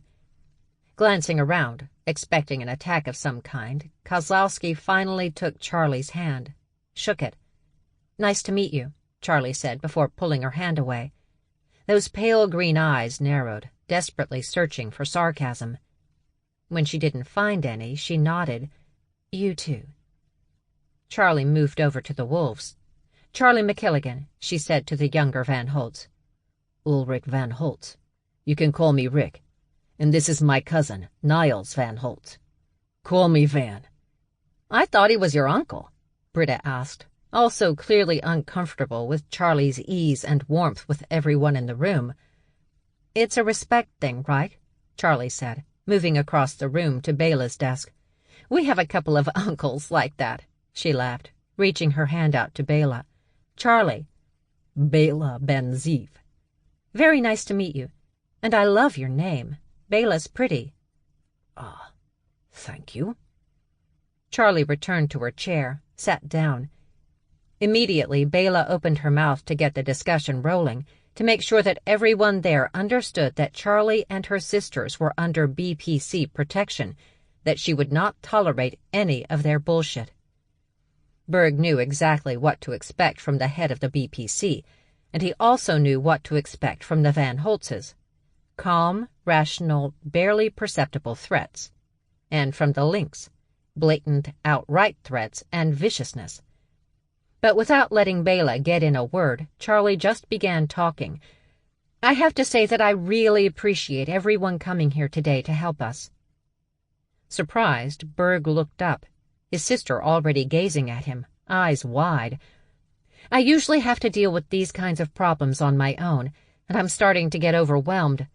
I mean, my father stealing money from his own brother, his brother using me and my sisters in the hopes of getting the money back by basically selling us to whoever wants my baby sister. And, I'm not handing over my baby sister to anyone, but especially not full human males. My uncle knows we don't have the money to pay him back, and he also knows that no matter what might happen to me and my sisters, no matter how bad, how horrifying or brutal, it will mean nothing to my father. But my Uncle Will was hoping that I could get the money back from my father, and he felt I would do that if someone had my sister, if her safety was threatened. She blew out a breath. Once again, my father has forced me and my sisters into a situation that could get all of us killed. There was a long silence until the elder Van Holtz asked, "Where's your father now?" "He came to the house I'm renting in Queens. He wanted money and someplace safe to stay. I overreacted a bit, and now I don't know where he is." "But he has the money?" Rick Van Holtz asked. "He did. Max, my middle sister, talked to him after I left, and she seems to believe that he's lost the money." Kozlowski looked around the room before refocusing on Charlie. "I understood that your father took about $100 million. 100 million British sterling, actually. How does one lose 100 million of anything?" "Oh, that's easy," she said with a casual air. "By being the biggest fucking idiot known to man or God." Stevie wished she could say that such lowbrow activities were an insult to her amazing brain power and all her plans to change the world and humanity for good. But she couldn't say that because she was enjoying herself so much. Carrie had stormed away from her mother, screaming, "It all sucks. I hate everything you've done. Why are you trying to ruin my wedding? This is my day." It seemed to Stevie that Carrie had one level, loud and hysterical screaming. She had no off switch. Now she stomped through the hotel like a linebacker in those ridiculous heels. She went straight for the exit and out on the streets.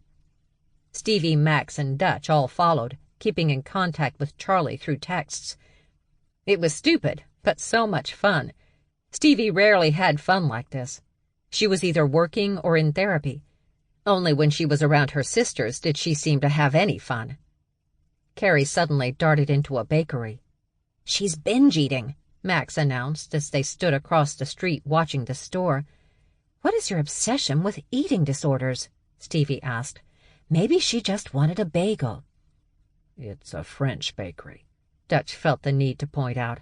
"I doubt they have bagels." When Stevie faced him, he added, "Maybe she wanted a croissant?" "Stop talking," Stevie said before she noticed that Carrie had come out the side door of the bakery and into the alley. And she wasn't alone. The traffic had stopped, waiting for the light to change, so Stevie ran across the street after Max. They went down the block on the right side of the bakery, going until they reached another alley entrance. Stevie followed right behind Max, only stopping when she ran into Max's back. Her sister didn't even budge, intent on peeking around the wall to watch what Carrie was up to. Not wanting to risk touching the dirty alley floor, Stevie climbed up Max's back until she could look over her head and watch Carrie, too. Max leaned her head back to look at her. "Seriously?" "Shh." Stevie cocked her head in an attempt to hear what the couple was saying. The man towering over Carrie was big. Not full human big, either, unless her cousin had decided to start hooking up with NBA players. "What is he?" Stevie whispered. "Polar, I think," Max whispered back. The couple was whispering to each other, which made understanding what they were saying nearly impossible, and Carrie began crying at some point, which Stevie could tell shocked Max to her very honey-badgered core. But weddings were stressful events, right up there with funerals and divorce, so Stevie was willing to give her cousin the benefit of the doubt. And if you added in that she was clearly in love with someone besides her fiancé, well, yeah, that had to be stressful too. Then things changed a little, and the making out started. It was like they were trying to swallow each other whole. But after a few minutes, Carrie pulled away and rushed from the alley, forcing Stevie and Max to dive behind a dumpster before their cousin could see them. Once she was gone, Max used her phone to take a picture of their cousin's boyfriend before they made a quick escape as well. "What do you think?" Stevie asked Max as they followed Carrie back to the hotel. "I think she should stick with shorter guys. He was way too big for her. Watching them kiss was just weird." "That's all you have to say?" "Yeah," Max replied, glancing at her as they walked. "Why?" Berg opened the door and waited for Charlie to finish shaking the hands of everyone in the room, saying her goodbyes, and walk out. He followed, Britta and Dag bringing up the rear.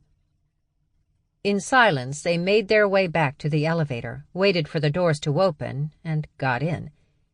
They went down all those floors to the parking structure. When the doors opened, Charlie stepped out first, and they all followed. They reached his SUV and got in. He started it, then drove back onto the street.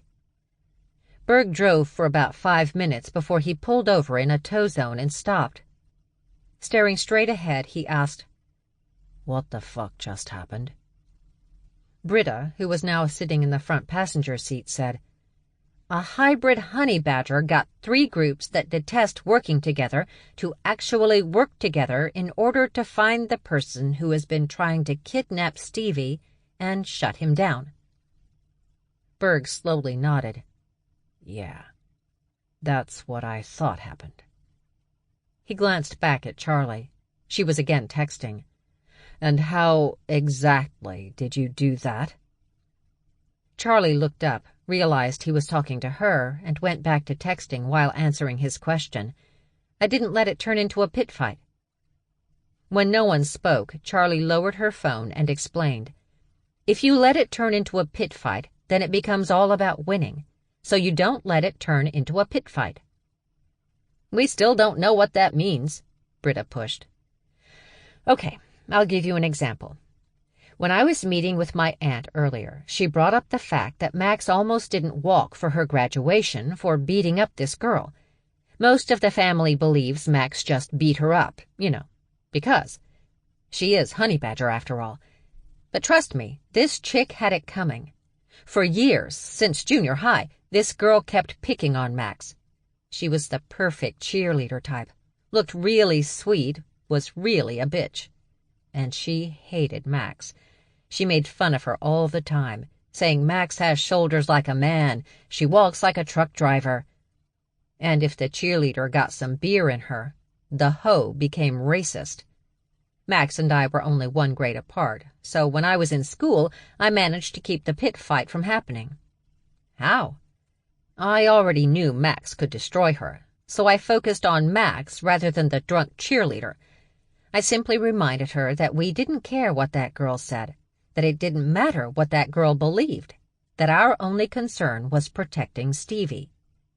And that worked, until I graduated. Stevie was already in college working on her master's, and that left Max alone with the cheerleader and her friends for an entire school year. Max held out, though, for longer than we thought she would. But about a week from graduating, pit fight. Why? Because none of the teachers or the administrators knew how to stop a pit fight before it starts. And once it starts, you end up with a bleeding, babbling cheerleader with no front teeth. Britta cringed. She sometimes had nightmares about losing her front teeth. "But then how did you get Max to still walk at graduation?" Dag suddenly asked. "Oh, I knew the little bitch was going to be a serious problem, and I knew that I'd graduate before Max, so I started keeping a file on the cheerleader. Basically, a dossier. I had enough information to bury her, and I made it clear to her extremely indulgent parents that if they didn't back me with the principal, her daughter could only use that early acceptance from Dartmouth to wipe her ass." There was silence, except for Charlie tapping away on her phone. Then finally Britta asked, "How old were you when you started keeping that dossier?" "I guess I was about 14. Why?" "Just wondering," Britta replied. She stared out the window and muttered again, "Just wondering." Charlie met with her sisters back at the hotel. Britta and Dag had headed to Queens by then, but Berg had offered to come with her. She felt bad, though. He shouldn't have to be around the ridiculousness that was her cousin's wedding. She found her sisters in some weird little coffee house built into the lower floors of the Kingston Arms. She didn't understand why her sisters were there until she realized that this particular coffee house was all about honey. It wasn't bear-owned, though. It was honey badger-owned. And the honey badger was ridiculously unpleasant. Max loved it. A large paper cup of coffee was slammed down in front of Charlie, and a plate with several honey buns was thrown in front of a startled Berg. He roared when the plate hit the table, and Charlie didn't blame him one bit. The badger sneered and walked back to his counter. Grinning, Max asked, "Isn't this place great?" "No," they all replied. "You haven't even tried the coffee." Charlie stared at the innocent-looking cup. He probably spit in it. "I was watching him. Trust me. Try it." She did, and as much as it irritated her to admit it, the coffee was fantastic. "Try the honey bun," she pushed Berg. He picked up the bun, sniffed it, studied it closely, sniffed it again. "Oh, my God!" Max exploded. "Just eat it." Lip curling, Berg took a bite. He chewed, swallowed, grudgingly smiled. "Told ya."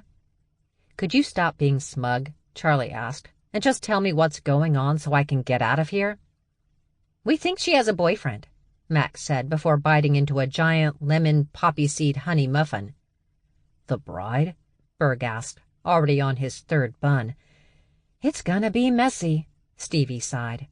"Her mother is going to flip out." "If she doesn't love her fiancé," Berg asked, "then why is she marrying him?" "Apparently he's a very rich, full human."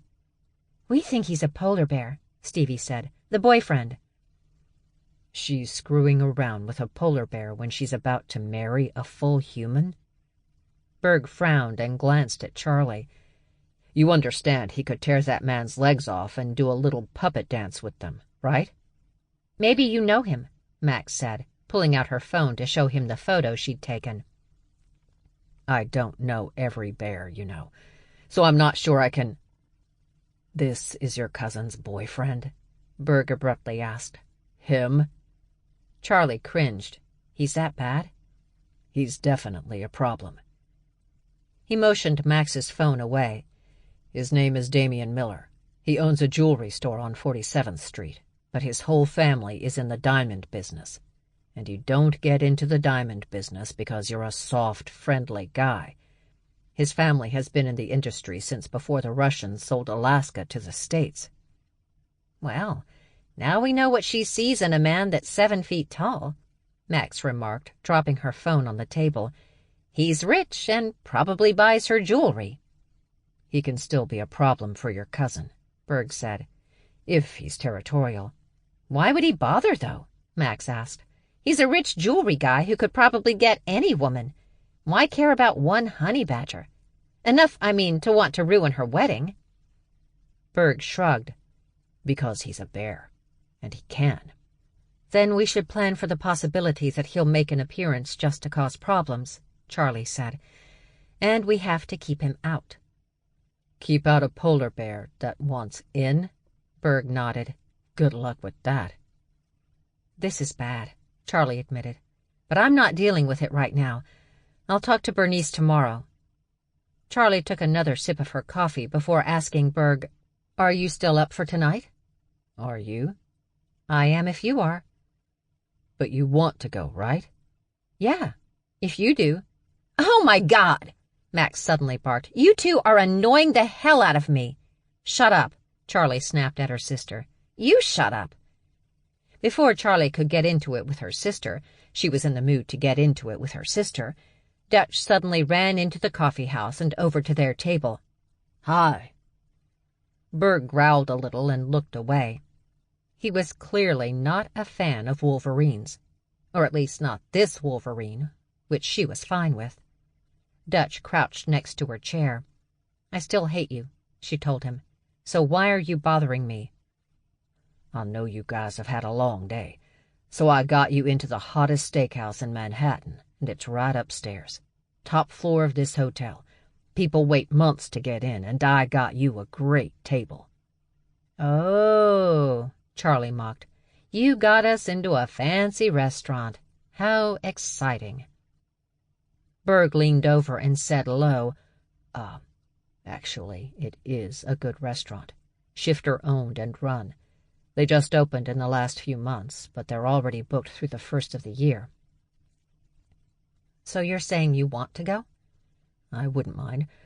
Besides, if we leave now, we'll just be caught in traffic on the way back to Queens. While Charlie pretended to debate the idea of taking Dutch up on his offer, Dutch began to beg, Please, Charlie, please let me love you. It was so ridiculous that Charlie had to bite the inside of her cheek to stop from laughing. The Wolverine was so ridiculous. I don't want your love, idiot, she said when she could finally talk without laughing. I will never forgive you. But I will give my life trying to make it up to you. My life, my soul, my underwear. All Charlie could do was roll her eyes, but her sisters were laughing hysterically, always so amused by their idiot friend.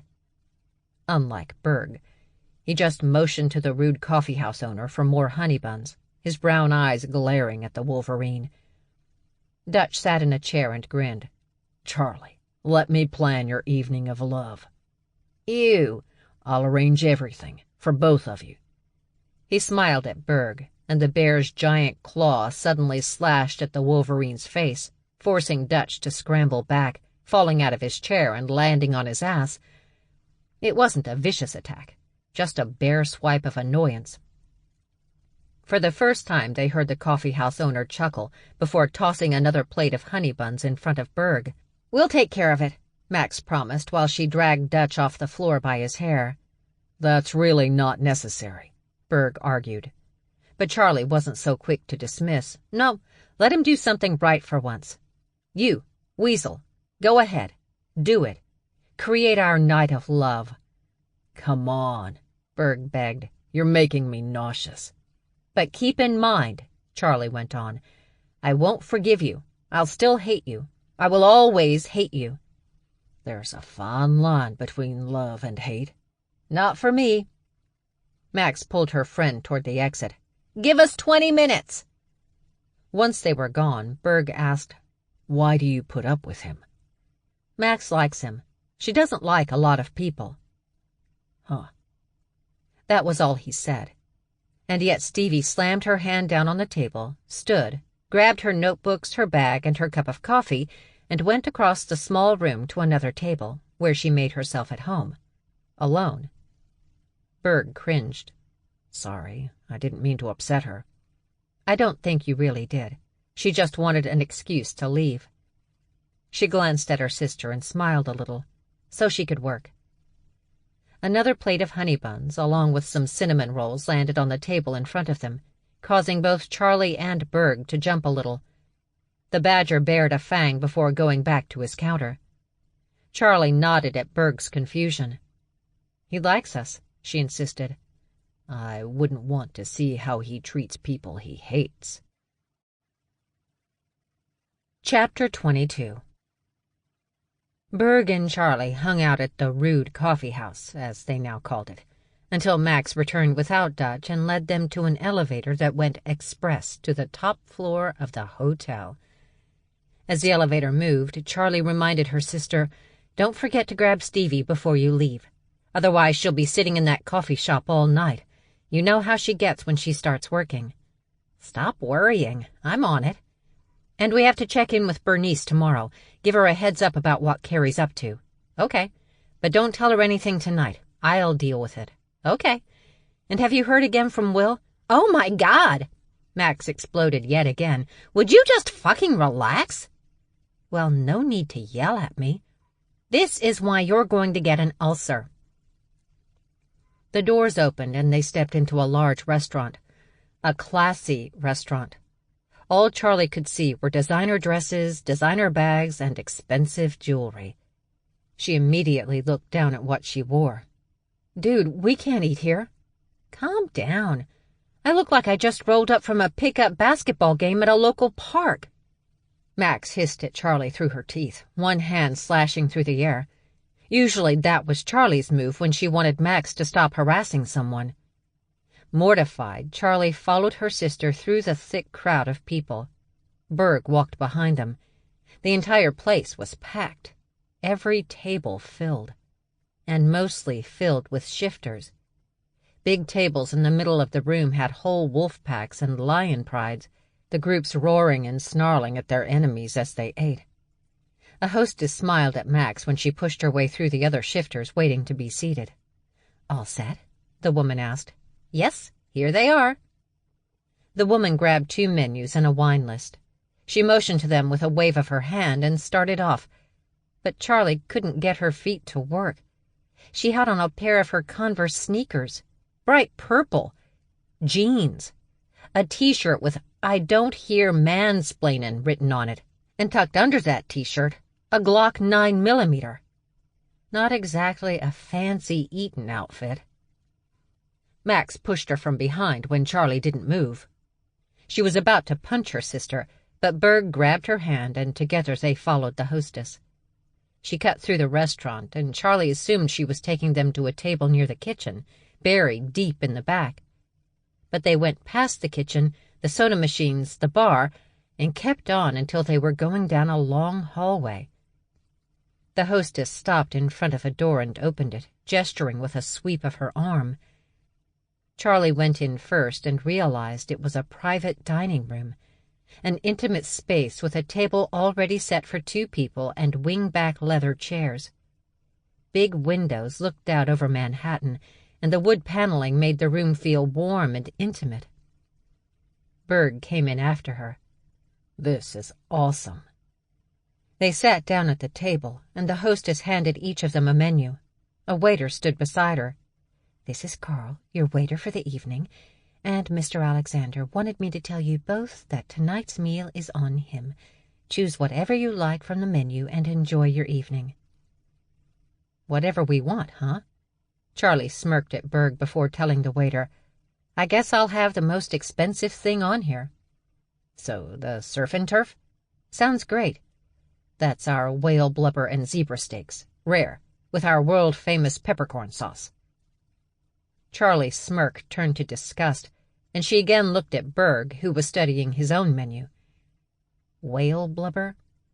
The polars love that shit," Berg muttered. "And zebra? Lions.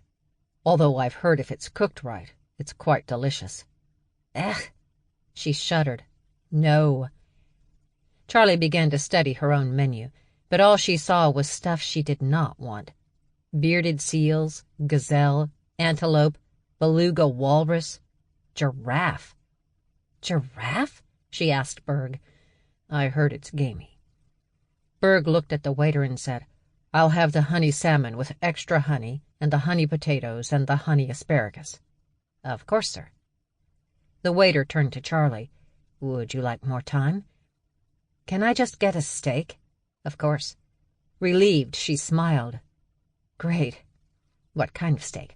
Bison, gazelle, elephant, crocodile, rhino. Can I just get cow, please?" "Absolutely. And sides?" To be honest, she was afraid to look at the menu again. Who knew what they might offer as sides? "May I suggest our potatoes au gratin?" "It's just potatoes, right?" The waiter smiled. "Just potatoes and cheese." "Weird cheese?" "No, ma'am. French." "That sounds perfect." "And to drink?" "Beer," Charlie and Berg said together. The waiter pulled a 2-sided laminated sheet out of his apron and held it out for Charlie and Berg to see. "We have beer on tap, as well as beer from around the world." "Oh, my God!" "2 Heinekens, please," Berg said quickly. "Bottled. Dark." "Of course. I'll be right back with your drinks." The waiter finally left, taking the menus with him, and Charlie let her head drop back. But she heard Berg laughing, and she had to join him. "Sweet, long-legged giraffes?" she asked. "And aren't rhinos endangered?" "Out in the wild. We have our own, Ranches. For restaurants like this one. You've never been to a Van Holt's steakhouse? Charlie's eyes narrowed. Van Holt's? Aren't they the guys who— Yeah, we met them earlier. From the group. Their pack also owns and runs the biggest steakhouse chain in the States and Europe. But full humans don't see that menu, do they? No, of course not. Those animal rights people would be all over their asses. Because they offer rhino. Not wild. Shifters do not offer wild rhino or wild giraffes or anything that might remotely be struggling for survival on this planet. If you want wild, you have to go out hunting. When Charlie frowned, he added, as what you are, which means you could possibly get shot by human hunters. Something that has actually happened. You're kidding. Wish I was, but nope.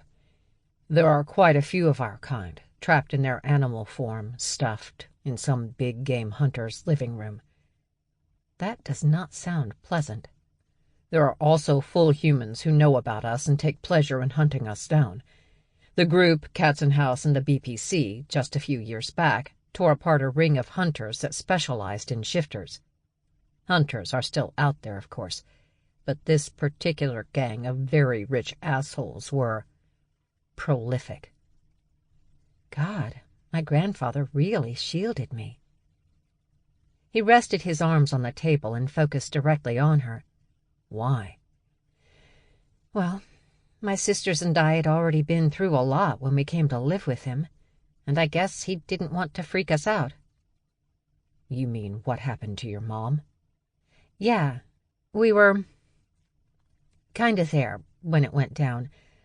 My father owed money. My mom didn't have the money. She rubbed the back of her neck, desperate to change the subject. Have you hunted as bear? Yeah, but I grew up in Washington State, and we often vacationed in Alaska. We did the salmon run one year, but we got our asses kicked by the full-blood bears, so yeah, we probably won't do that again. The waiter returned with a busboy in tow. Beer was placed in front of them, water glasses filled, and warm bread, butter, and honey provided. While they worked, the door to the room was left open, and Charlie turned her head, pretty sure she'd seen something out of the corner of her eye. As she watched, something giggling ran by in the other direction. Charlie smiled when she realized it was a child, and hot on her heels was what she guessed was the child's giant-sized father. The kid was fast, too, considering she didn't look much older than 3 or 4. But she kept going, laughing the entire time, shooting one way, then the other, until she was finally scooped up into her father's big arms right outside their open door. With the girl hanging over his shoulder, the giant turned and blinked in surprise at Berg. Hey, Britta. Berg closed his eyes, rubbed his forehead with one hand. It's Berg. I'm Berg. If you say so. The giant walked into the room. Was his hair white and gold? You, he said, pointing at Charlie. You punched out that lion at the practice rink yesterday. Yeah? Do you know how to skate? Charlie didn't even bother to look at Berg anymore to make sure she was hearing what she thought she was hearing. No. Do you want to learn? No. Are you sure? Yes, I'm sure. What about your sister? Not the sickly one, the other one, with the blue hair. Go away. Fine. He waved at Berg. See you at practice, Britta. Berg started to correct him again, but shook his head. Why bother? I ask myself that all the time. They'd brought Mary MacKilligan to the private airstrip that his clients owned. Their jet was on the tarmac, and both women were inside, but they hadn't met with Mary yet. After a few hours, 2 of his men brought a bound and gagged male hostage into the hangar. They'd put a black bag over his head and dragged him kicking and screaming into the office with Mary. She sat at John's desk, her feet up on the metal, a fashion magazine open in her lap. She didn't even raise her head when they brought the man in. John briefly wondered if she were pretending not to care, pretending not to be worried about being taken to a foreign country and held for hours, with no idea about what was going on. Then again, John's connections at Sawton couldn't get rid of Mary fast enough. They took the money offered, but he had the feeling that they would have handed her over for free. Standing by the side of the desk, John placed a .45 in front of the woman. She didn't even glance at it. He started his speech. "You want to work for us. My client needs some proof that you're willing to do what they need." He gestured to the still screaming man. "This is your cousin. We grabbed him from your aunt's—" John jumped at the shot. At the same moment, the bound man's head hit the wall from the power of the bullet, and his entire body fell to the floor. The men outside the room scrambled to their feet, weapons drawn, ready to move, but all that activity was unnecessary. Mary dropped the gun back onto the desk and returned to her magazine. Nothing about her changed. Nothing. No signs of stress, no signs of excitement either. Nothing but her one finger flipping the page of the magazine. "That actually wasn't your cousin," John pointed out. "But I sense you really don't care one way or the other." She finally glanced up, and John had known serial killers with warmer eyes. "Is that it?" she asked. "Because I'm bored, and the last thing you want me to be is bored." John nodded, about to go out to the jet and get his clients. But the office door opened, and one walked in, smiling at Mary. Moving quickly, John grabbed the gun, the barrel still hot, and tucked it into the holster attached to the back of his jeans. Once he felt things were a little safer, he went to perform the introductions. But that was when he noticed Mary doing something strange. Strange, even for her. Gawking up at the client standing over her, Mary leaned in and, well, she sniffed. Sniffed her hard. "My perfume, yes?" his client joked. "It is fabulous, I know." Mary continued to stare until she said, "You feel so familiar." Grin wide, his client stroked her hand through Mary's black and white hair and said, "Lovely girl, you have no idea." "Actually," Mary said with a laugh, "I think you have no idea." The food was awesome, the company perfect, and not once did Berg do anything stupid. He didn't accidentally destroy the table. He didn't accidentally stand up and demolish the overhead lights. He didn't accidentally rip the door off the hinges by trying to open it. Part of all that was down to how the restaurant was designed. It was made for shifters, especially bears, so he ended up appearing almost normal to Charlie. As they shared a chocolate souffle that had Charlie's eyes rolling to the back of her head, there was a knock, and Rick Van Holtz peeked around the corner. "Can I come in?" he asked. "No," Berg immediately said. He didn't want some model handsome wolf ruining his night. But Charlie cleared her throat and lifted a brow, silently reminding him that she had asked the group for their help. Sighing, Berg said, "All right."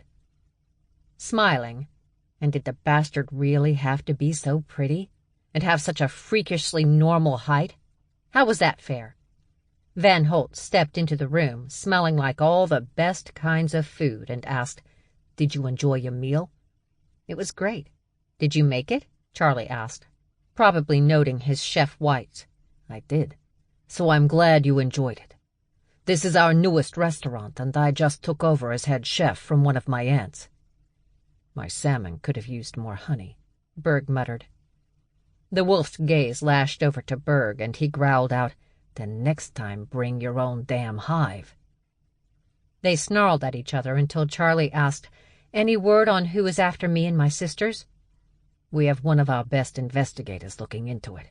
She hopes to have something for you tomorrow morning." "That would be great."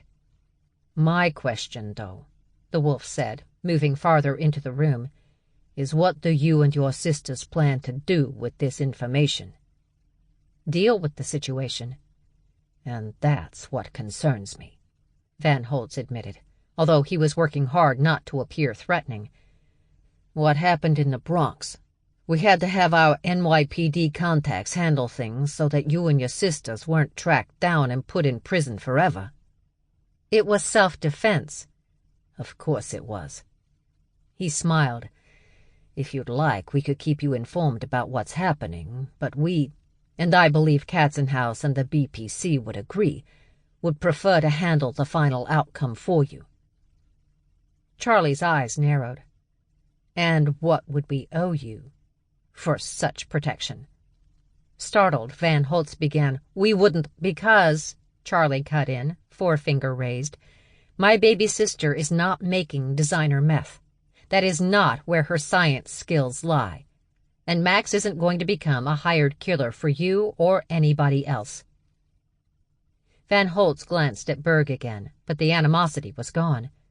Instead, he was just confused. It's a long story, Berg told him. Van Holtz nodded, cleared his throat. Miss MacKilligan. Charlie. Just call me Charlie. We, the group, just want to protect ourselves.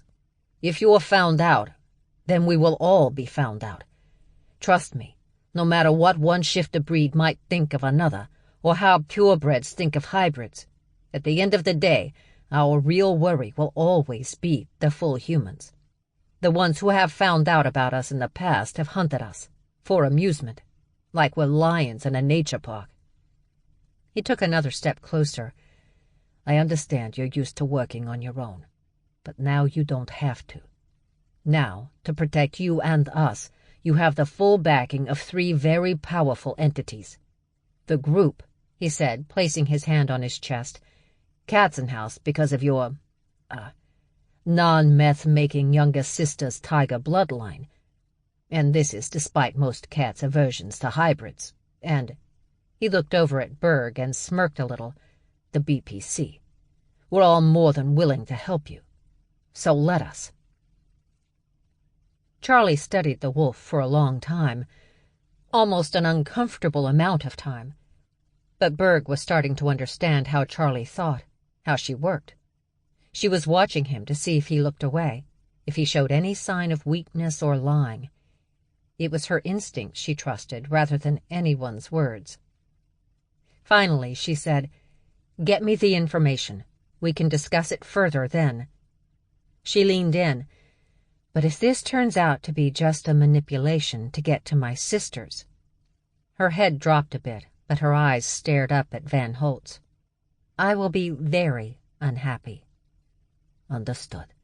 I'll have my investigator come by your hotel room tomorrow morning. What hotel room? I'm staying in Queens, which you should know since you sent those 2 hulking broads to come get us there. One of those hulking broads was my mate, the other the coach for my hockey team. That being said, Dutch asked me to give this to you. The wolf placed a hotel keycard on the table. He assumed you guys wouldn't want to drive back to Queens tonight. Charlie stared at the single keycard, but before she could complain about the assumptions being made, the wolf pointed out, "It's a Kingston Arms premier suite, completely paid for." He smirked at Berg. "Has 2 bedrooms. Rude bastard."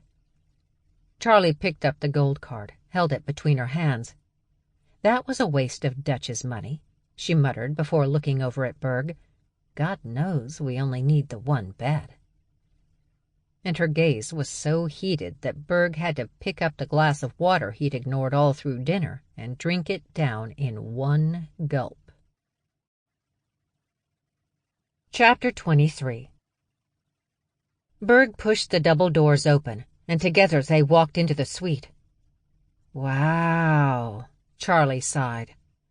"I didn't even have to duck," he noted, looking up to see that he still had headspace beneath the doorframe. "It's like how I imagine heaven." Steps led down into the living room. "I want to live here forever." Charlie did a little spin around. "Look at this place." Berg closed the doors. "Does this mean I need to be nice to the weasel?" "Absolutely not." She grinned before diving onto the couch. "Look at the size of this couch." She ran from one end to the other. "It's as big as Nebraska." "It's bear-sized, so a polar can sleep on it comfortably." "Or an elephant." With a laugh, she flopped onto the cushions. "Fabulous." Berg came around the couch and dropped down next to her. "Look, a basket." "For us? Or do we have to pay for that shit like with a minibar? Not knowing the answer, Berg reached over and grabbed the greeting card from the basket. I'm guessing you'll need this, he read out loud. He took hold of the handle and moved the basket to the coffee table in front of them. The plastic wrap was a dark red, so he couldn't see through it. He opened it and snorted. Love basket, he announced. She said, rolling her eyes. He is such an asshole. Berg took a closer look before relaxing back into the couch. Condoms, oils, a couple of vibrators. He shook his head. Subtle. The reason my sister likes Dutch so much is because he's as subtle as she is. Now, right next to him, Charlie rested her head against his arm. He could see the exhaustion on her face, knew she'd had a long day and probably just wanted to go to bed. Alone. Without some big guy trying to sidle his way up to her so he could get laid, no matter what she might have said in the restaurant. He pulled his arm out so he could put it around her shoulders and pull her in close. Get some sleep. Her body relaxed, her head now against his chest. Okay. After a few minutes, Berg thought Charlie was asleep until he heard her take in a deep breath. This new allergy med Stevie turned me on to was rocking my world. Berg had to laugh. He'd never heard anyone talk about medications the way the MacKilligan sisters did. I can smell everything. It's like a new world has opened up to me. Now you can tell the difference between bears, I hope. Especially since you guys take it all so personally. Charlie continued to sniff, and Berg smiled, closing his eyes when he realized he was as tired as she was. That was, until she suddenly turned her head into his body and began sniffing him. She felt Berg jerk under her nose. What are you doing? You smell awesome, but... She took several more sniffs. No cologne. I don't wear cologne. It bothers most of us. Shifters, I mean. Charlie turned her body and took more sniffs, letting her nose lead her up to his neck, taking in Berg's scent. When she pulled away, about to say again how awesome he smelled, she found his gaze locked on her face, jaw tight, brow pulled low. It should have frightened her, that particular expression. But nope. Charlie leaned in, keeping her eyes locked on his, not wanting to lose the contact, not wanting to lose him. As she had earlier that morning. Christ, had that only been this morning? Charlie pressed her lips against Berg's. She really wasn't tired anymore. The thought of going to sleep now... Nope, she didn't want to do that. She continued to kiss him, his body rigid beneath her. Maybe he'd suggested getting some sleep because once he was alone with her, he wasn't really interested. Didn't really want to be bothered with a crazy female and her even crazier sisters and the psychotic family they belonged to, despite the fact the family wanted nothing to do with Charlie and her siblings. What sane male wanted to be part of all that? Realizing she'd made a mistake, Charlie started to pull away, but he must have felt it. Must have felt her retreat, because his big hands suddenly framed her face and he kissed her back. Hard and wonderfully overwhelming. His tongue slid into her mouth, tangled with hers, while he pulled her onto his lap. All sleepiness and doubt wiped from her mind, Charlie could only think about getting Berg Dunn's clothes off. She went for his t-shirt first, gripping the fabric with her hands and lifting, revealing abs and a chest that Charlie had assumed she'd only find in comic book hero movies. Berg pulled back and lifted his arm so she could remove his shirt, then quickly returned, kissing her again, like he was trying to crawl inside her, become one with her. She should have been freaked out by his intensity. When guys she'd dated in the past, full humans, attempted to come on to her like this, she couldn't get away fast enough. They'd made her uncomfortable, made her envision hard breakups that involved stalking. But not Berg. She didn't get that vibe with him. So she let him overwhelm her. She let him grab her tight around the waist and pull her even closer, his lips never leaving hers. His hands moved over her skin, fingertips sliding over scars and bumps, and he didn't seem to care. Scars weren't ugly to him, just reminders of what it meant to be the daughter of Freddie MacKilligan. She didn't even know when he got her shirt off, or her bra. She just knew her top half was naked and his mouth was on her breasts, sucking her nipples, his hands enjoying the weight before moving to her back, her waist. Charlie gasped. His mouth on her nipples felt different. Weird. Not bad, though. Not bad at all. More like outstanding. Yes, outstanding. Like he had two mouths on one nipple. Yeah, that was definitely weird. Weird she'd even thought of that. But before she could figure out what was happening, he had her on her back, her jeans and panties down around her ankles. She thought he'd take care of her jeans completely, but he didn't. He just lifted her legs, her knees bent, and pushed them practically over her head. It was like the jeans were ropes, keeping her legs trapped. Just the thought had her wet. Then his face disappeared and his mouth was on her pussy. Charlie gasped. She felt it again, like there were two mouths on her rather than just the one. She didn't get it, didn't understand it, but couldn't really even think about it too much. Not when he began to eat her out. His tongue was sliding inside her like he wanted to devour her, lips playing with her clit, twisting it this way and that, owning it, ruling it. Reaching above her head, Charlie grasped the arm of the couch and held on for dear life. Twisting from one side to the other, it seemed like her body wanted to get away, that what it was feeling was just too intense. But no, she didn't want to get away.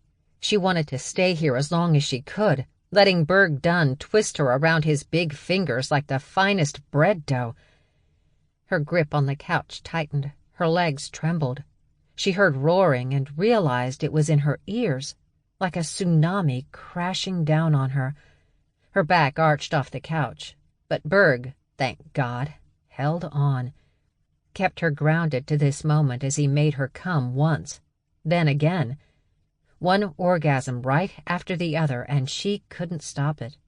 Not that she wanted to, but it didn't matter. She cried out at some point, but she didn't know when. She just knew that she was coming all over Berg's face, and he didn't seem to care. He just kept licking and playing and holding her pinned to that giant couch that she wanted to take with her wherever she might move in the next 10,000 years. When the second orgasm finally left her body, she realized she had Berg trapped between her thighs, unwilling to let him go. She forced herself to release the man, panting harshly as she turned on her side. Charlie gave herself a moment to calm down. She didn't want to say anything stupid, do anything stupid that could ruin what had just happened. But she made the foolish mistake of looking up at the bear sitting beside her. His arms were stretched out across the back of the couch, his gaze focused straight ahead. Then his tongue lashed out and licked her juices from his face. It was like he was licking the remnants of that honey bun they'd had earlier, like he'd never tasted anything better. And he was tasting her. She shoved her jeans, panties, and sneakers off, then launched herself at the bear, shoving him down on the couch. His eyes widened in shock. "What's happening?" he demanded. "Shut up," she ordered. She unzipped his jeans and yanked them down far enough to get his cock out. She grabbed a condom from Dutch's stupid but helpful love basket. She had the condom on him, and that's when he decided to start talking. "Charlie." She covered his face with her hand before grabbing his cock with the other and holding it steady so she could drop her pussy on it. She did, and... holy shit. Holy shit, holy shit, holy shit, holy shit, holy shit, holy shit! All his best intentions out the window. He'd planned to do the whole taking his time, getting her to another orgasm thing. He'd planned on a good half hour for their first time. But then she'd attacked him. She'd come after him like a cheetah after a gazelle in one of those Animal Planet documentaries. And God, he'd liked it. Loved it. Knowing she wanted him as much as he wanted her. The problem now was that the bear in him wanted her, not the man. The bear wanted her, and Berg wasn't sure he could do much about it. He decided to risk it, to take a chance that Charlie MacKilligan was really up for this ride.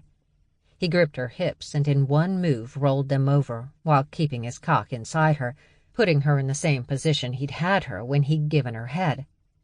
She gasped in surprise, but she didn't try to push him off. She didn't seem pissed, just curious. He bent her knees and pushed her legs back so that when he leaned in, her ankles rested on his shoulders. Placing his arms on either side of her, he loomed over her, and again she didn't seem to mind. He moved his hips a bit, this way, that, until he heard her make a sound that was distinct, and he felt it, the way her pussy clenched hard. Knowing he'd hit the right spot, he plowed into her, not taking his time, not really thinking about much besides how good she felt. He just fucked her, hard.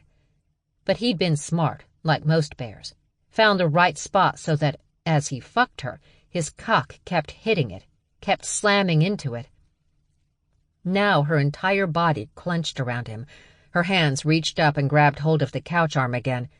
He was grateful, too, because her claws came out, ripping into the leather rather than his flesh.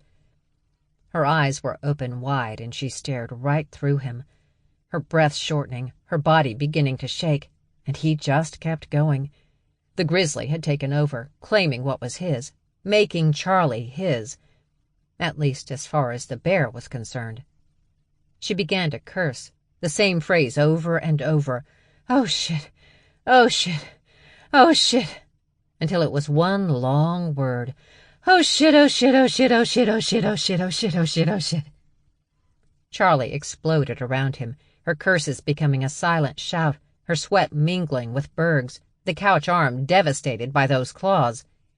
And he came right behind her, unable to stop himself once he'd looked down into that beautiful face and saw such pleasure, such happiness at what he was doing to her, oblivious to what she was doing to him. When the last spasm rolled through him, he collapsed on top of her, unable to move for at least 2 minutes. Then he was afraid he would crush her, so he moved them both onto their sides, staring at each other, panting, sweating, smiling. "This doesn't have to mean anything," she finally said, not hurting his feelings because he could hear the teasing in her voice. "Oh, yeah?"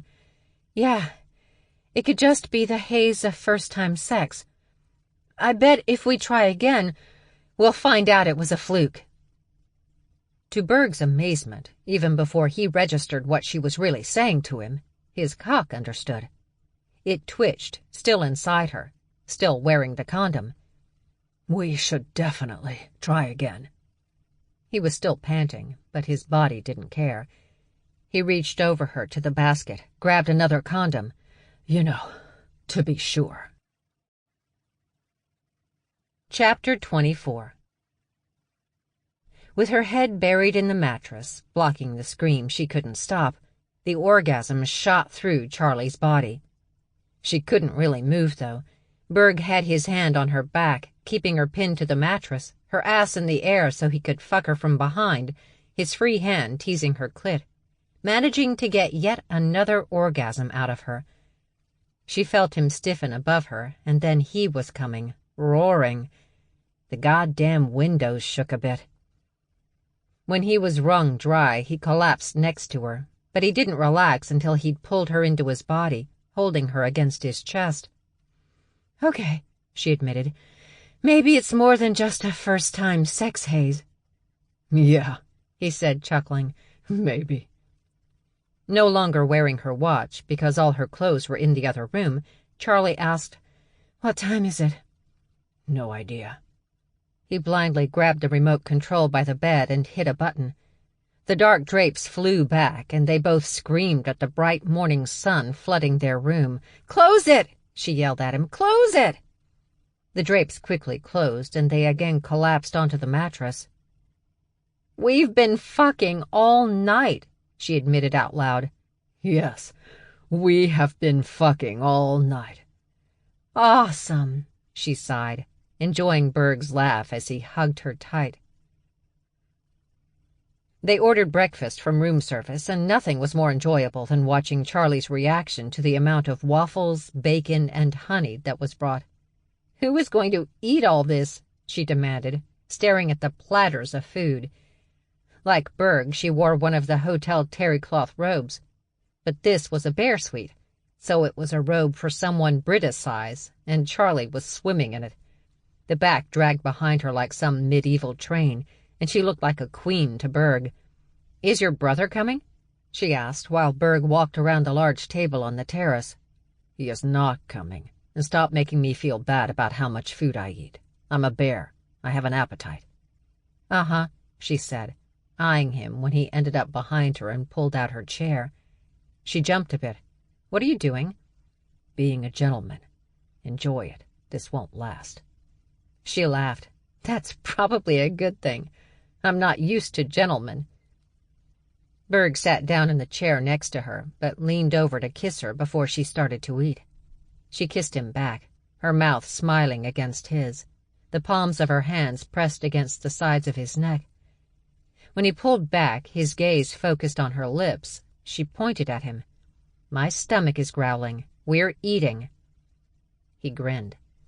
Knowing she still wanted him, even after their long night, meant he could wait to get her back to bed. They ate and talked, enjoying being on the terrace without anyone attempting to kill Charlie at that very moment. It was windy, but the walls on either side that separated them from the other terraces cut down on that problem considerably. "Tell me about your mom," he said after a little time. "My mom?" "You talk about your father all the time. What about your mom?" "She was amazing. And I'm not saying that simply because I lost her early." Her smile was so warm, so loving, that Berg felt it in his chest. She was the hardcore artist type, although she had no artistic skill whatsoever. She called herself a muse. She was there to inspire others to feats of greatness, she said, while stretching her arms in the air, and Berg had the feeling that was a move her mother used to make. Stevie's mom, although I never forgave her for just deserting her child, knew that there was no one better for Stevie than my mom. She knew how to get brilliance out of people without pressuring, without pushing. You never want to push Stevie. "How long has Stevie been—" He searched for the least insulting word. "Nervous, high-strung, and panicky?" He shrugged. "Okay." "Always. When you have an IQ as high as possibly anyone ever, it's hard not to also be kind of a mess. We're lucky she only has a panic disorder. She could have just as easily turned into the Unabomber." Charlie lowered her voice, and that nearly happened. But we managed it. "And Max?" She went back to her normal voice. "Max was the first to move in with us. Her mother called mine, asked her to babysit while she took on a job. Turned out the job was a jewelry heist that my father arranged. When things went bad, he ran, leaving her and the others behind. After that, Max just never left us." "And what about your mother?" she asked, bringing the mug of coffee to her lips. "My mother smokes pot." He wasn't really surprised when her sip of coffee spewed across the table. "Pardon?" Charlie asked, unable to stop her giggling. "My mother has, as long as I've known her, been an aficionado of the leaf." "Seriously?" "Yeah, she's a very laid-back bear. Of course, now she's got the business." "The business?" "She used to make THC-infused honey for her and her friends, but now she makes it for anyone willing to pay for it. Her business is getting huge, much to my sister's shame." "Britta's not a fan?" "My mother has always embarrassed her. She'd come to parent-teacher conferences in her tie-dye dresses with Bob Marley silk-screened on the front. She never smoked, though, when she was pregnant with us, which I appreciate." "I thought she bred dogs." "She did that, legally." "I am loving this story." "You're making fun of me." "No, not at all. My mother wasn't exactly a saint, She was just awesome. And that sounds like your mom, too. I love awesome moms." "And your dad?" Just a regular grizzly. If he could hibernate part of his life away in a cave, he would. Instead, he just sleeps in his recliner, watches a lot of TV, and manages the hives my mother uses for her honey business. They're a good couple. At some point, I'm assuming you'll meet her." She swallowed her bacon, noticing that Berg was staring at her.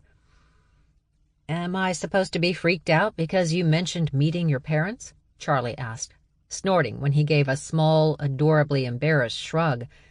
"I guess you forgot I'm half wolf, and we attach. I just spent all night fucking you. I wasn't planning on going anywhere anytime soon. And since you seem to have poor decision-making skills when it comes to choosing a woman, I'm going to assume that's not a problem for you." "It's not," he said quickly, smiling. "This doesn't mean we're married," she felt the need to amend. "It just means I'm not a one-night stand kind of girl. We just do what normal people do." Berg looked off, thinking, and she knew he was trying to figure out what normal people do. "Date, dumbass," she explained. "Get to know each other better. Keep having sex." "Oh." His smile returned. "Yeah, I can do that." Charlie grabbed another strip of bacon and sighed out. Bears. Berg was having such a good time hanging out with Charlie, alone for once, that he was definitely annoyed when he heard a doorbell. Frowning, they both stared at each other. "Was that a doorbell?" Charlie finally asked. "Yeah." "This room has a doorbell? Like a house?" "Apparently." He pushed back from the table, went inside and across the room. He pulled open the door and blinked in surprise. "Hi, Hannah." Hannah Jameson was a bear hybrid and a close friend of Britta's. They'd played in the hockey minors together a few years back. Hannah went on to become Hannah the Destroyer of Worlds Jameson on the Carnivores team, a power forward that his bear friends who loved hockey worshipped. She was a high scorer, or whatever, and almost every time she was on the ice, she had two grinder foxes who protected her, the Gallo twins. At least one of his younger cousins had a poster of the three women on his bedroom ceiling. They were in full hockey gear except for their helmets, and looked absolutely terrifying. But the kid loved them. But Hannah also did investigative work for the group. They'd rescued her years ago from a pit fighting operation somewhere up north, and had paid for her room and board and education. She never did the wet work, as guys in the Marines used to call that sort of thing. At the same time, Hannah wasn't above taking on a challenge, especially when she and Britta went to a bar and received less than respectful come-ons from drunk, full humans who thought it would be funny to get a ride on the big girl. At 6'3", Hannah never took that particular insult very well. Neither did Britta. They'd bonded early on from their barroom brawls, and the group had always been nice enough to use its connections in the NYPD to get both out of jail in a timely manner, and without any black marks on their records. Still, he had no idea why Hannah was here now. Da... He frowned, and she quickly changed it to, Berg. Da Berg. Really? I knew it was one of you. He liked Hannah, so he wouldn't hold it against her that after all these years she still couldn't tell him and Dag apart. Britta said she couldn't tell the Gallo twin foxes apart either. She just called each of them twin and pointed. "So what's up?" he asked. "Is there a Charlie here?" "Yeah, why?" "I found out some information about her recent problems. I usually just hand my research off to the agent in charge of the case, but I was told that would not happen because apparently she kicked that agent's ass." She smirked. "Brava, by the way." Laughing, Berg stepped back. "Come on in." Charlie stared at the remains of the bacon. The hotel had provided a platter full of two kinds of bacon, crispy and chewy, each in its own separate pile. Berg liked crispy, and Charlie had dug into the chewy. Perfect. The problem was that when it came to bacon, Charlie didn't have an off switch like she did when she ate almost anything else. If there was a pound of bacon in front of her, she would eat that entire pound without even blinking an eye. so she only allowed herself to get bacon on holidays like Christmas or Thanksgiving morning. She was afraid if she ate it every day, her heart would explode from all the grease. At the moment, there was a lot of bacon left, and Charlie didn't want to finish it. Well, she did want to finish it, but she knew she shouldn't. Cholesterol could still be an issue with shifters. They weren't immune. But her resistance was fading.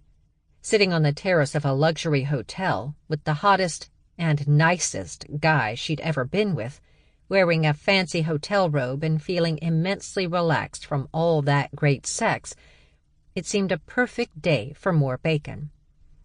Her hand was over the platter when she heard Berg say, "Charlie, this is Hannah."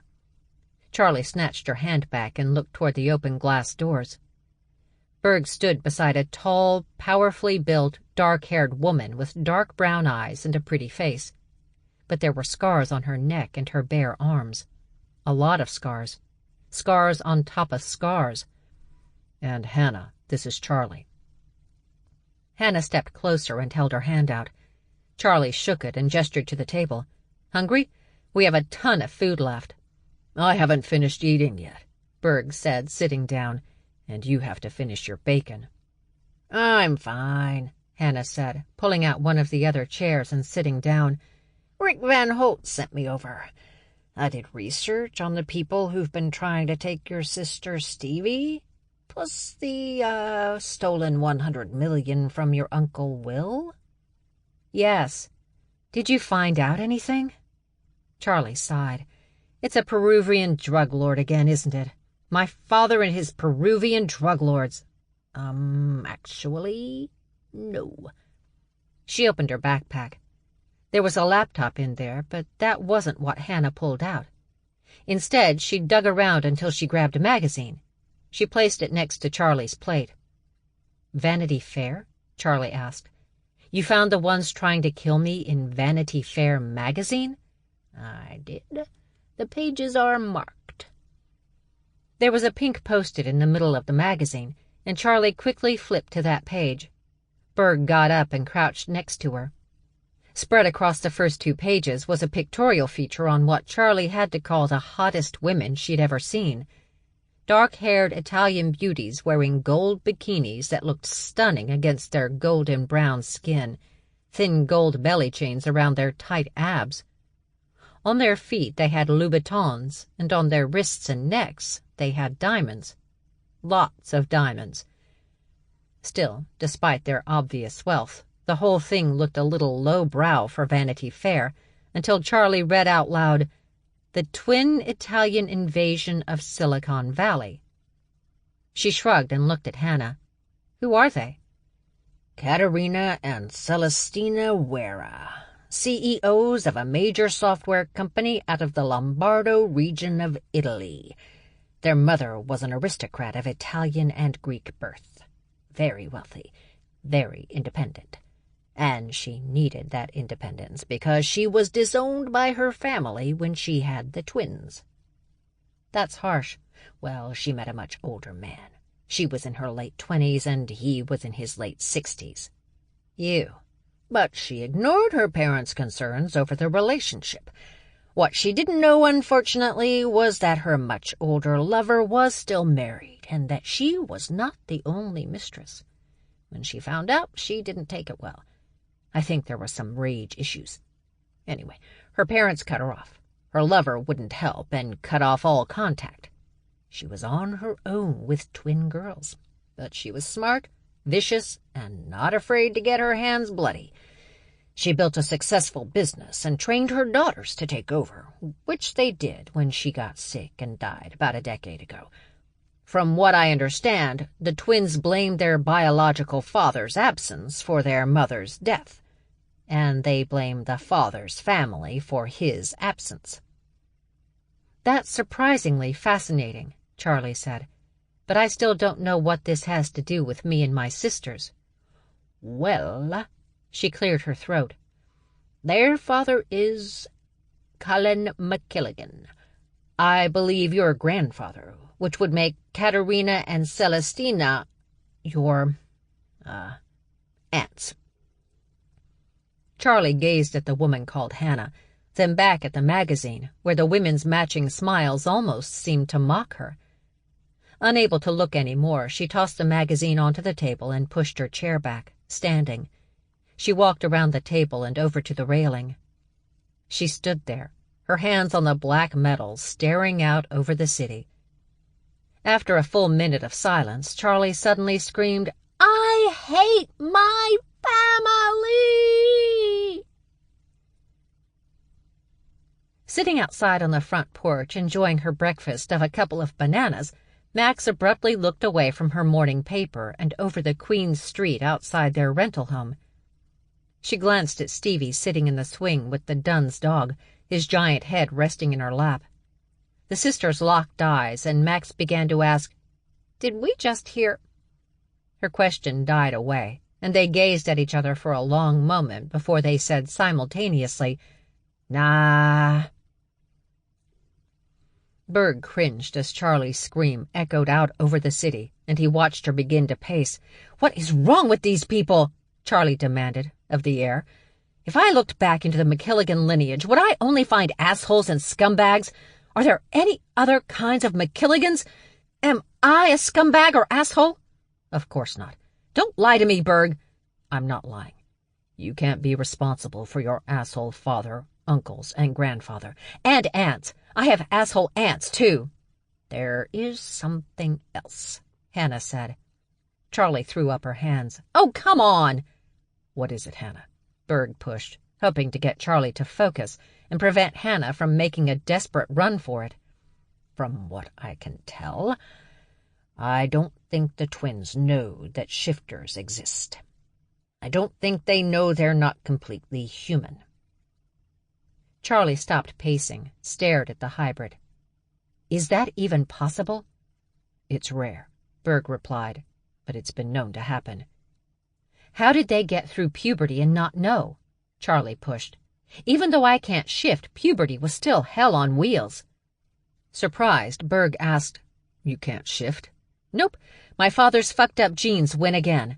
I can just unleash claws and fangs, and it's really hard to kill me, which definitely is a plus." "But think about it," Hannah said, pulling out her laptop and moving plates and platters so she could lay it on the table. "Instead of reveling in the success of their lives, they're busy trying to fuck over the people who they feel destroyed their mother. It's all that—" "Honey badger rage?" Charlie asked. "Without shifting, without even knowing what they are, they have no place for all that rage to go." Hannah began tapping away at the laptop keys. "So what if they find out what they are? What if they learn to shift?" Berg shook his head. "Being a shifter is kind of like being a hardcore drinker. It doesn't make you an asshole. It just enhances the asshole already within. These two females are not going to become lovely young ladies because they can let their honey badger out. I mean, do you think Max would be, deep in her soul, any different if she weren't a—" Okay, Charlie cut in. "I get your point." Hannah turned the laptop around. Charlie smirked. "You hacked into their private pictures?" "Yeah. I'd strongly suggest you not look at the videos." Hannah scrunched up her face, gave a short shake of her head. "Trust me." "Oh, look. They hunt big game in Africa with rifles and crossbows. Nothing like standing over a dead elephant to make you feel one with nature." She flicked through a few more pics, but then she ended up seeing her aunts naked. Berg heard her squeak and watched her click away from those images as fast as her fingers would let her. The real problem was when Charlie started to go through the twins' email. Charlie seemed to be a speed reader, zipping through the information quickly until she abruptly stopped and shoved her chair back again. She stood and stalked off, back into the hotel suite. Shocked, Berg leaned in to read the email that had upset Charlie. He saw the problem immediately. His head dropped, and he said to Hannah, "Charlie's father has been talking to the twins?" "From what I can tell," Hannah admitted, "he stole his brother's money at their urging, and then the twins stole it from him. Not because they needed to, but more a why the fuck not kind of thing. I'm guessing they think it's funny. And I'm guessing Charlie's father walked right into that shit. Chapter 25. Berg had barely stopped the truck before Charlie was out of it and crossing the street to her rental house. She opened her front gate and stepped through, and Berg's dog ran around the side of the house to greet her. She petted him, but kept moving. She walked into the house with the dog right behind her. She closed the door, but had only taken a few steps when she heard a knock on it. She went back and found Berg standing there, appearing a bit disgruntled. "What are you doing?" she demanded, in no mood. "Get in here." "You closed the door in my face." She headed toward the kitchen. "Not on purpose." "That does not make me feel better, especially when you made sure the dog got in." Her sister sat at the kitchen table. Max had her feet up, a magazine in her lap. Stevie was bent over a notebook, writing, her hand moving fast over the paper. She had a laptop open next to her work, but when she got really excited, she loved writing by hand. Dutch was also there, his arms on the table, crossed, his head resting on his arms. He appeared to be sleeping. He could sleep anywhere, during anything, according to Max. Not knowing how to start the conversation, Charlie tossed the Vanity Fair magazine in the middle of the table. Max was the only one who reacted. She grabbed the magazine and quickly found the post-it marked page. She held up the picture of the twin billionaires. "You want me to start dressing like this?" "Yes, including the gold belly chain." She chuckled and studied the picture. "Who are they?" she finally asked. Berg rested against the doorframe, arms crossed. He watched her, but didn't say anything, which she appreciated. This was family business, and one night of sex did not automatically make him family. Those billionaire twins are, apparently, our aunts. Max frowned, confused. Stevie's head snapped up, eyes wide, and even Dutch stirred from his slumber, yawning and staring at the picture. He nodded. "Your aunts are hot." "And have been trying to kill us." Charlie went through the story quickly, everything she'd learned from Hannah. As she spoke, she could feel her anger growing. Her father, her idiot father. True, he wasn't responsible for the angry twins, but he'd colluded with them. He'd gone against his own family for them, and he probably had no idea who they were. No idea whatsoever that the Wera twins were actually his half-sisters, that they were only using him to get even with a family they hated for their own reasons. Once again, his stupidity had put her in a situation where she had to do something she really didn't want to do. When she was finished, she waited for her sisters to react, to tell her what they thought, what they might want to do. Stevie dropped back in her chair and said simply, "Those bitches." But Max jumped up and came around the table to stand next to Charlie. She placed the magazine on the table and then proceeded to pose? Yes, pose like the twins. It was ridiculous. "Dude," Dutch shook his head. "No. Just no." "What? We can be as sexy as these two." "No," Dutch said sadly. "No, you really can't." He reached across the table and grabbed the magazine. "How do you pronounce their last name?" he asked Charlie. "Do I look Italian to you?" "Wera," Stevie said, going back to her notebook. Charlie noticed it wasn't one of the college-ruled or graph paper notebooks she usually worked in, but a music notebook. Charlie couldn't remember the last time she'd seen her sister do anything related to writing music. It had been absolute years. "Wera what?" Dutch asked. Stevie lifted just her eyes to Dutch. "Where-ah. That's how you pronounce it." He pointed at the magazine. "But there's a G." Fed up, Stevie snatched the magazine from him and threw it across the room. "Don't annoy me."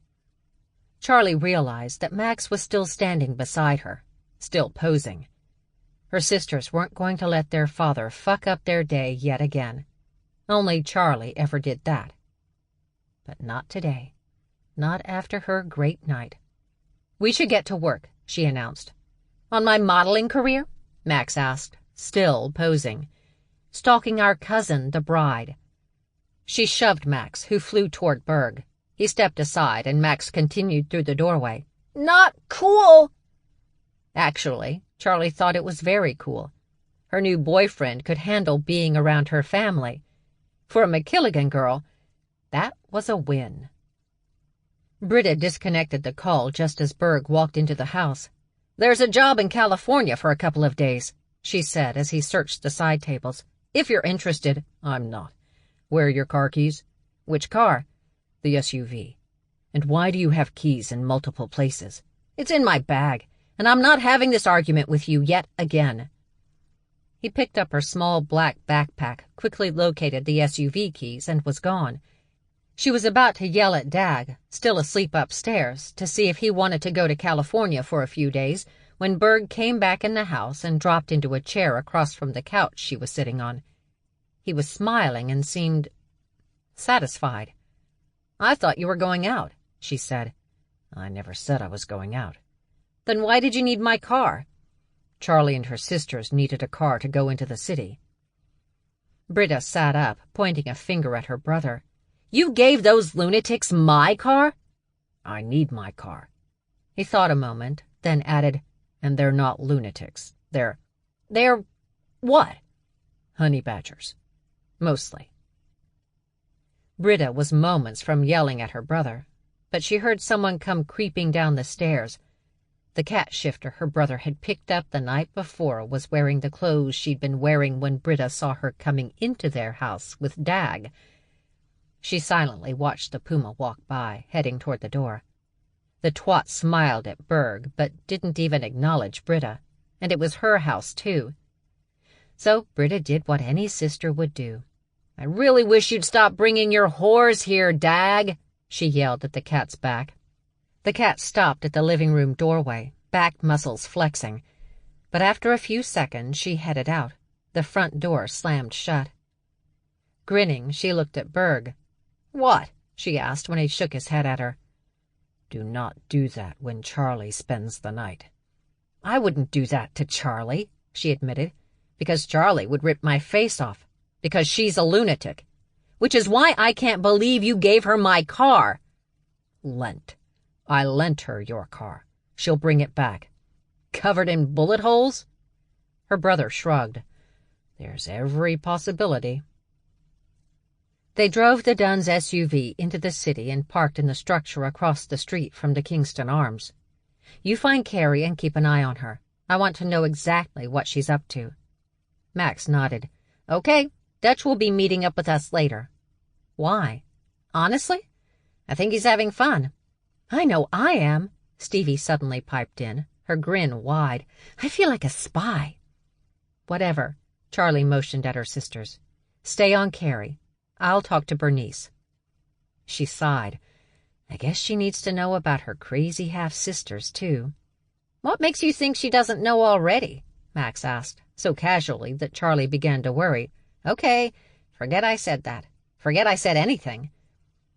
Max sounded so concerned that Charlie asked, "What are you talking about?"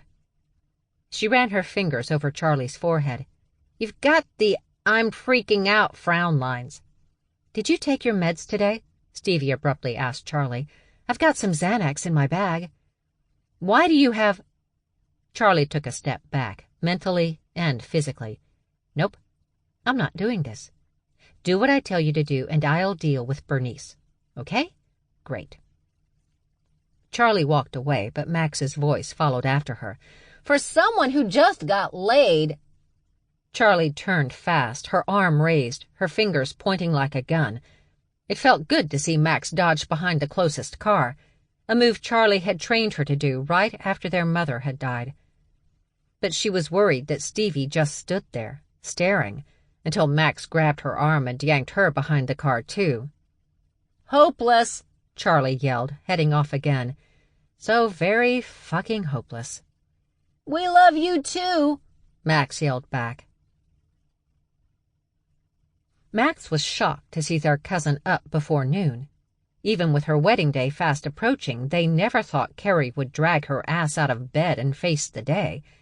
Not when she had her mother and bridesmaids handling most of the bullshit duties. But there she was, clearly sneaking out of her hotel room. Knowing her cousins, Max assumed the others had gotten high on the hotel offerings of snake poison-infused vodka and promptly passed out in a big pile of honey badger females, allowing Carrie to sneak away simply by stepping over her passed-out relatives. Carrie eased the door closed and took a quick look around before running toward the elevators.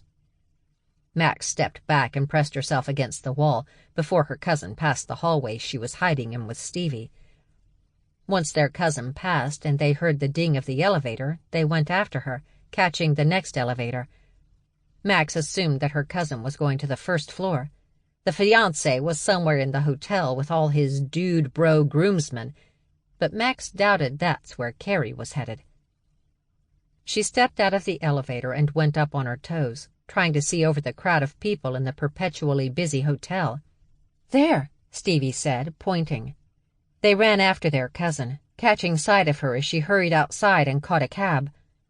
Max stepped off the curb and raised her hand to hail her own cab. Stevie laughed behind her. "This is so cool! We're in hot pursuit!" A cab stopped and Max pulled the door open with one hand and shoved her sister inside with the other. "Dork," she muttered before ordering the driver to follow that cab. A statement that got almost hysterical laughter from her ridiculous baby sister. Chapter 26. Charlie tracked down her aunt in the hotel bar, sitting with eldest daughter Kinsey. Charlie had to stop and look at her watch to make sure she'd read the time correctly. It didn't seem as though her aunt was a raging alcoholic, but maybe the pressure of a wedding her daughter apparently didn't want was putting her under undue stress. A stress eased by 40-year-old scotch. Charlie dropped onto the booth next to Kinsey and across from her aunt. "Well?" Bernice asked, her eyes so bloodshot Charlie almost felt bad for her. "It looks like she's been seeing some polar bear on the side, named Damian Miller." "A bear? Seriously?" Bernice demanded. "That girl—" Kinsey relaxed back in the booth so that she was sitting at an angle, able to see both of them. "Are you really shocked by this? It's not like my sister makes good life choices." "But she did. With Ron. The very rich Ron with wonderful connections." Kinsey smirked at Charlie. "My mother's all about the love." "Fuck love," Bernice snapped. "I'm talking about the financial future of this family, resting on the giant shoulders of a spoiled brat." Kinsey gave her mother a thumbs up. "Good job, Ma." "But she loves Ron. I know she does," Bernice insisted. "I see it in her eyes." "In her cold, dead eyes," Kinsey muttered, making Charlie snort. "Stop it." Bernice pressed her fingertips to her temples. "I'm not letting her ruin this. I'm not letting Carrie ruin what could be the love of her life. So I want you and your sisters to stay on her." "We're not PIs," Charlie reminded her. "Other than finding out what we've already found out, I'm not sure what you want us to do." "I want you to keep her out of trouble." "Good luck with that." Bernice slammed her hand on the table and barked at Kinsey. "Stop muttering shit under your breath." "Look," Charlie cut in, trying to keep the situation calm, "we have nothing confirmed yet. Max and Stevie are on her right now anyway. We'll just keep doing that, monitoring the situation." "Thank you." "But there is something else." "About Carrie?" "No." Charlie let out a breath. "About your father." Bernice frowned, glancing at Carrie. "What about him?" Charlie reached into her messenger bag and pulled out the issue of Vanity Fair. She opened it up to the Wera spread and laid it in front of her aunt. "Do you know them?" She studied the picture of the twins before admitting, "Yes." She nodded. "They were in an ad for Versace a year or so back." "Is that all you know about them?" "What else is there to know about two vapid bitches from Italy?" That they're your half-sisters? Bloodshot eyes blinking wide, Bernice leaned forward to get a closer look at the picture. Kenzie did the same. They could be Badgers, Ma. Look at those shoulders, like linebackers. Big Italian linebackers. Bernice shook her head. He couldn't have. Why are you so surprised? Kenzie asked her mother. He pretty much started a brand new family over here without actually separating himself from the family he had in Scotland, and Italy is a hell of a lot closer. Bernice raised her hands, palms out. You know what?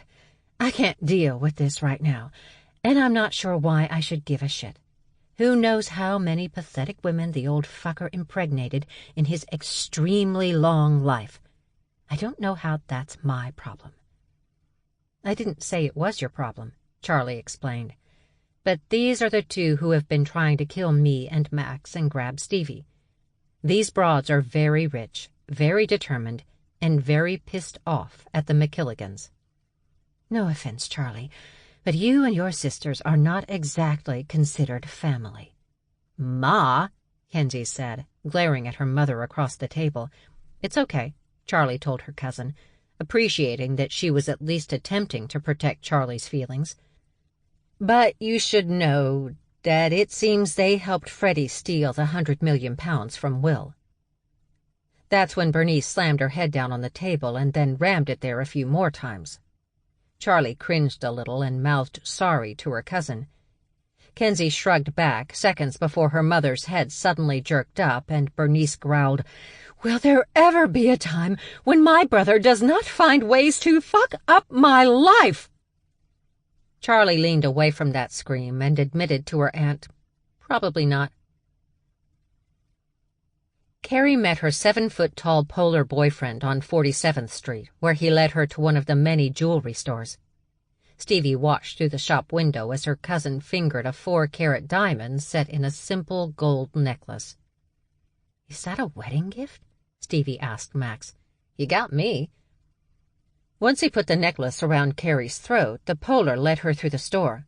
They were arm in arm, and Carrie seemed to enjoy herself as the bear showed her all the sparkly jewels and the entire layout of his store. So they wouldn't be seen, Stevie and Max moved away from the window and stood near a hot dog vendor where they had a clear view of the entrance. This is so not cool, what she's doing to her poor fiancé. Not everybody has the same opinion of love, Max said. Maybe they have an arrangement. The arrangement should be either we're together or we're not together, not I'll be getting jewelry from other guys before our wedding day together. Maybe you're a little naive. Maybe you're an idiot. Max punched her shoulder, so she punched her back. They had headlocks on each other when the vendor finally pulled them apart. Stop it, both of you. Love is different for each couple. Now stop it. They separated, with the vendor pointing a warning finger at both of them before again focusing on his cart. Max leaned close to Stevie and whispered, We just got schooled by a hot dog vendor. Stevie whispered back, Are you saying that because you're putting down the hot dog vendor, or because you really want a hot dog? She shrugged. I really want a hot dog. And a pretzel.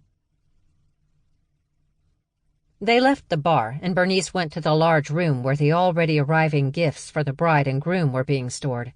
She left Charlie and Kenzie out in the hallway while she went inside and began making calls. Charlie sat on the floor, her back against the wall, and waited. She could hear her aunt yelling. There was also some crying, but it was mostly yelling. Such hysterical yelling, Charlie really couldn't understand what was being said. Kenzie sat down next to her. I'm sorry about all this, she said, shocking Charlie. You didn't do anything. In fact, Charlie thought a moment. You have nothing to do with any of this. I know, but still. She raised her knees and rested her elbows on them. I might as well warn you now that I doubt any of my aunts and uncles will be much help. They will all be looking to protect themselves. I already know that. I just figured I should let Bernice know what was going on since I am taking her money. That's not true. You have a loyalty to family, even this family. I'm just sorry we suck at returning it. Again, not your fault. You're the only cousin who's actually nice to us. Well, if I have a big family wedding, you and your sisters are definitely invited. But, she added, laughing a little, not your dad. That is sound logic for a MacKilligan. I do try. The door opened and Bernice came out. Well, those bitches are definitely family. So Will knew?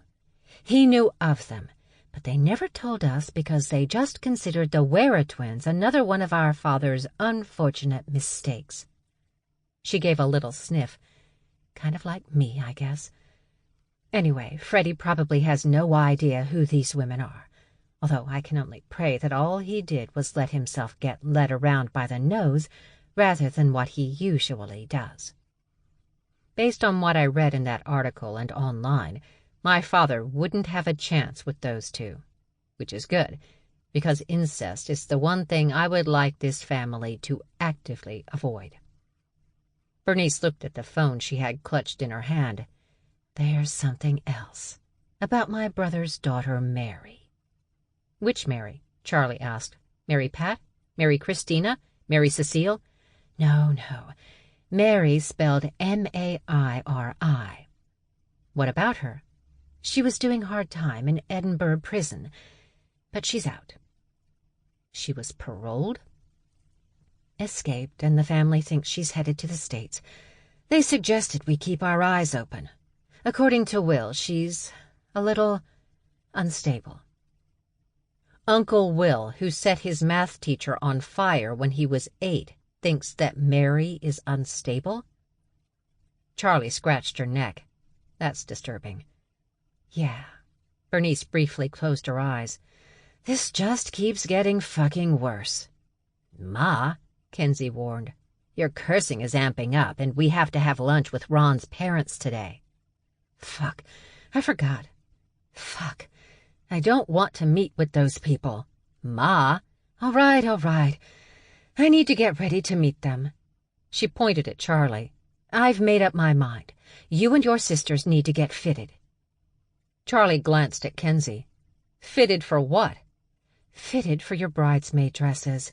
You won't walk down the aisle, of course, but you'll blend nicely with the wedding party so you can keep an eye on things. Charlie got to her feet. I've already hired additional security. There is absolutely no reason for me and my sisters to go to a loveless wedding. This isn't about security. This isn't about whether the waiters are serving from the right. This isn't even about managing any drunks during the dancing portion of the evening. This is about ensuring that nothing, and I mean absolutely nothing, ruins my daughter's day. Does that include your own daughter planning to ruin her wedding? I especially mean that. Charlie shook her head.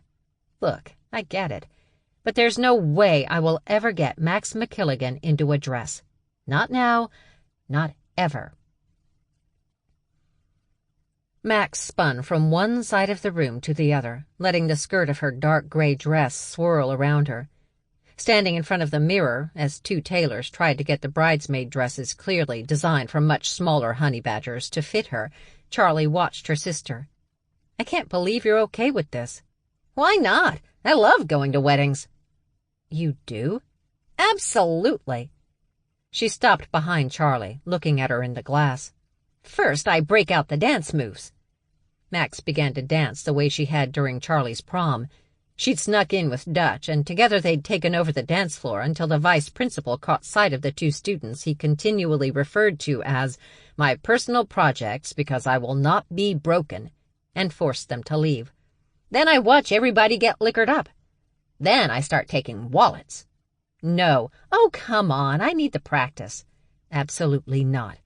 We're there to help our aunt because she's giving us a lot of money to do so. We are not ruining everything by going into dad behavior. We are there to prevent that sort of thing.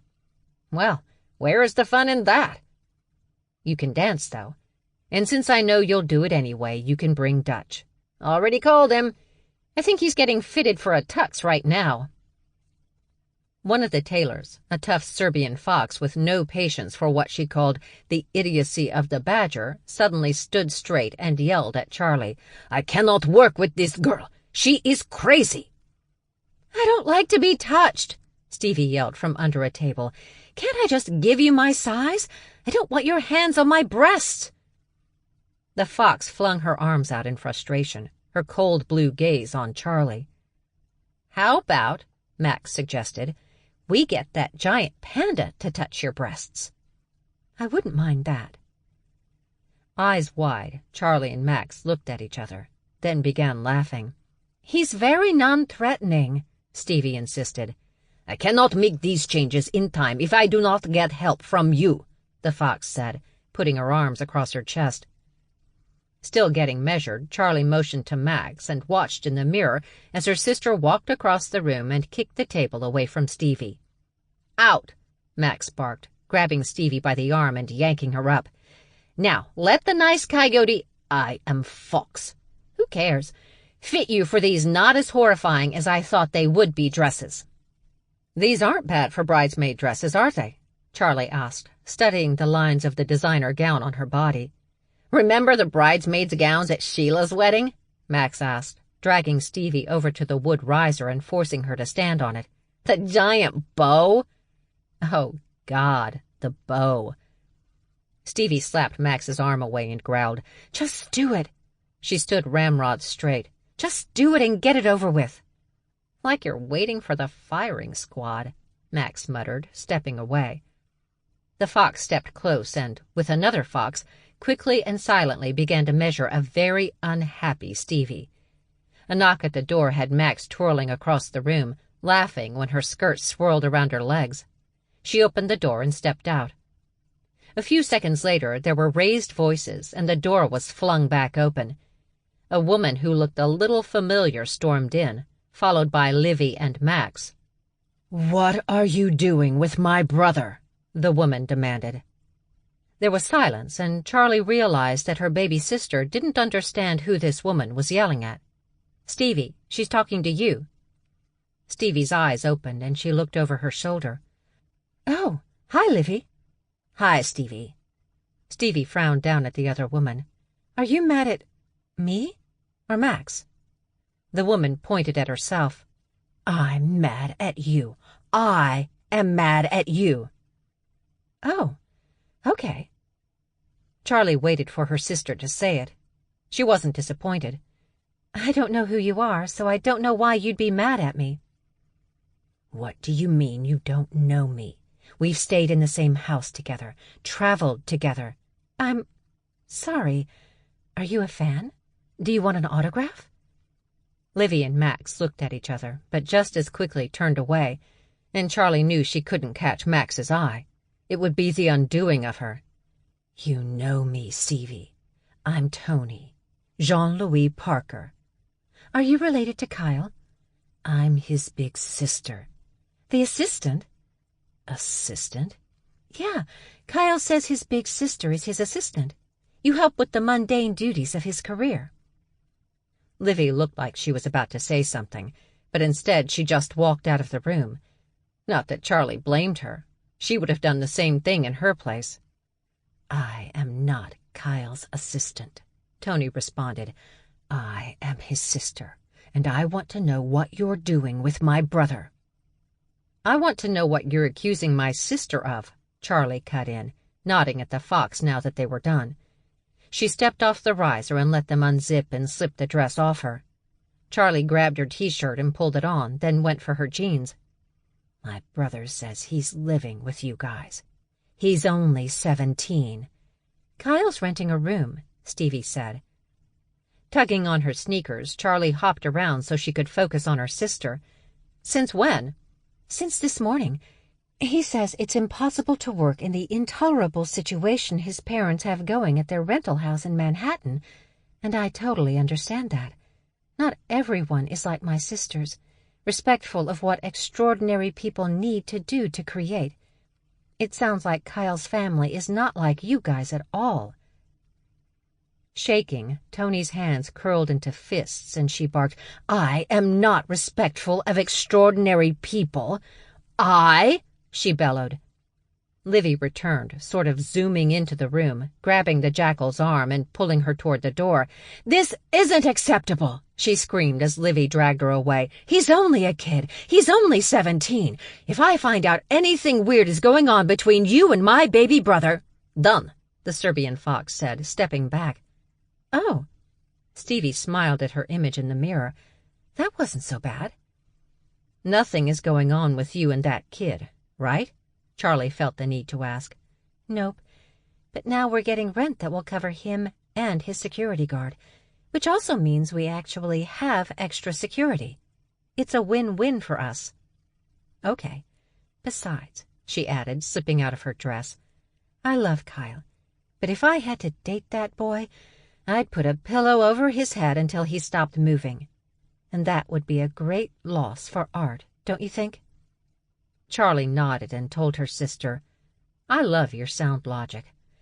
It's just one of my many gifts." Chapter 27. Deanne sat in Rick's office, Malone in the chair next to her. They didn't speak. Not because they were mad at each other, they just didn't have anything to say. That's one of the reasons Deanne tolerated Malone as well as she did. She didn't need to run her mouth. Rick walked in. "Sorry I'm late." He dropped into the chair behind his desk, taking a few seconds to bring something up on his computer. He turned the monitor around to face Deanne and Malone. "These are the Wera twins. It turns out they're also part of the MacKilligan family. They were, however, never in touch with their father, and they were raised by their full human mother only.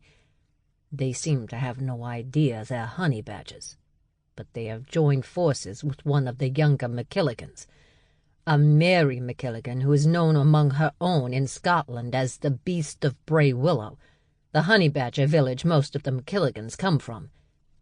And if honey badgers are giving you a nickname like that—" "Who do you want us to go after first?" Deanne asked. "We think the twins and Mary are in the States right now together, but the twins are unbelievably wealthy. If they run, it'll be harder to track them down.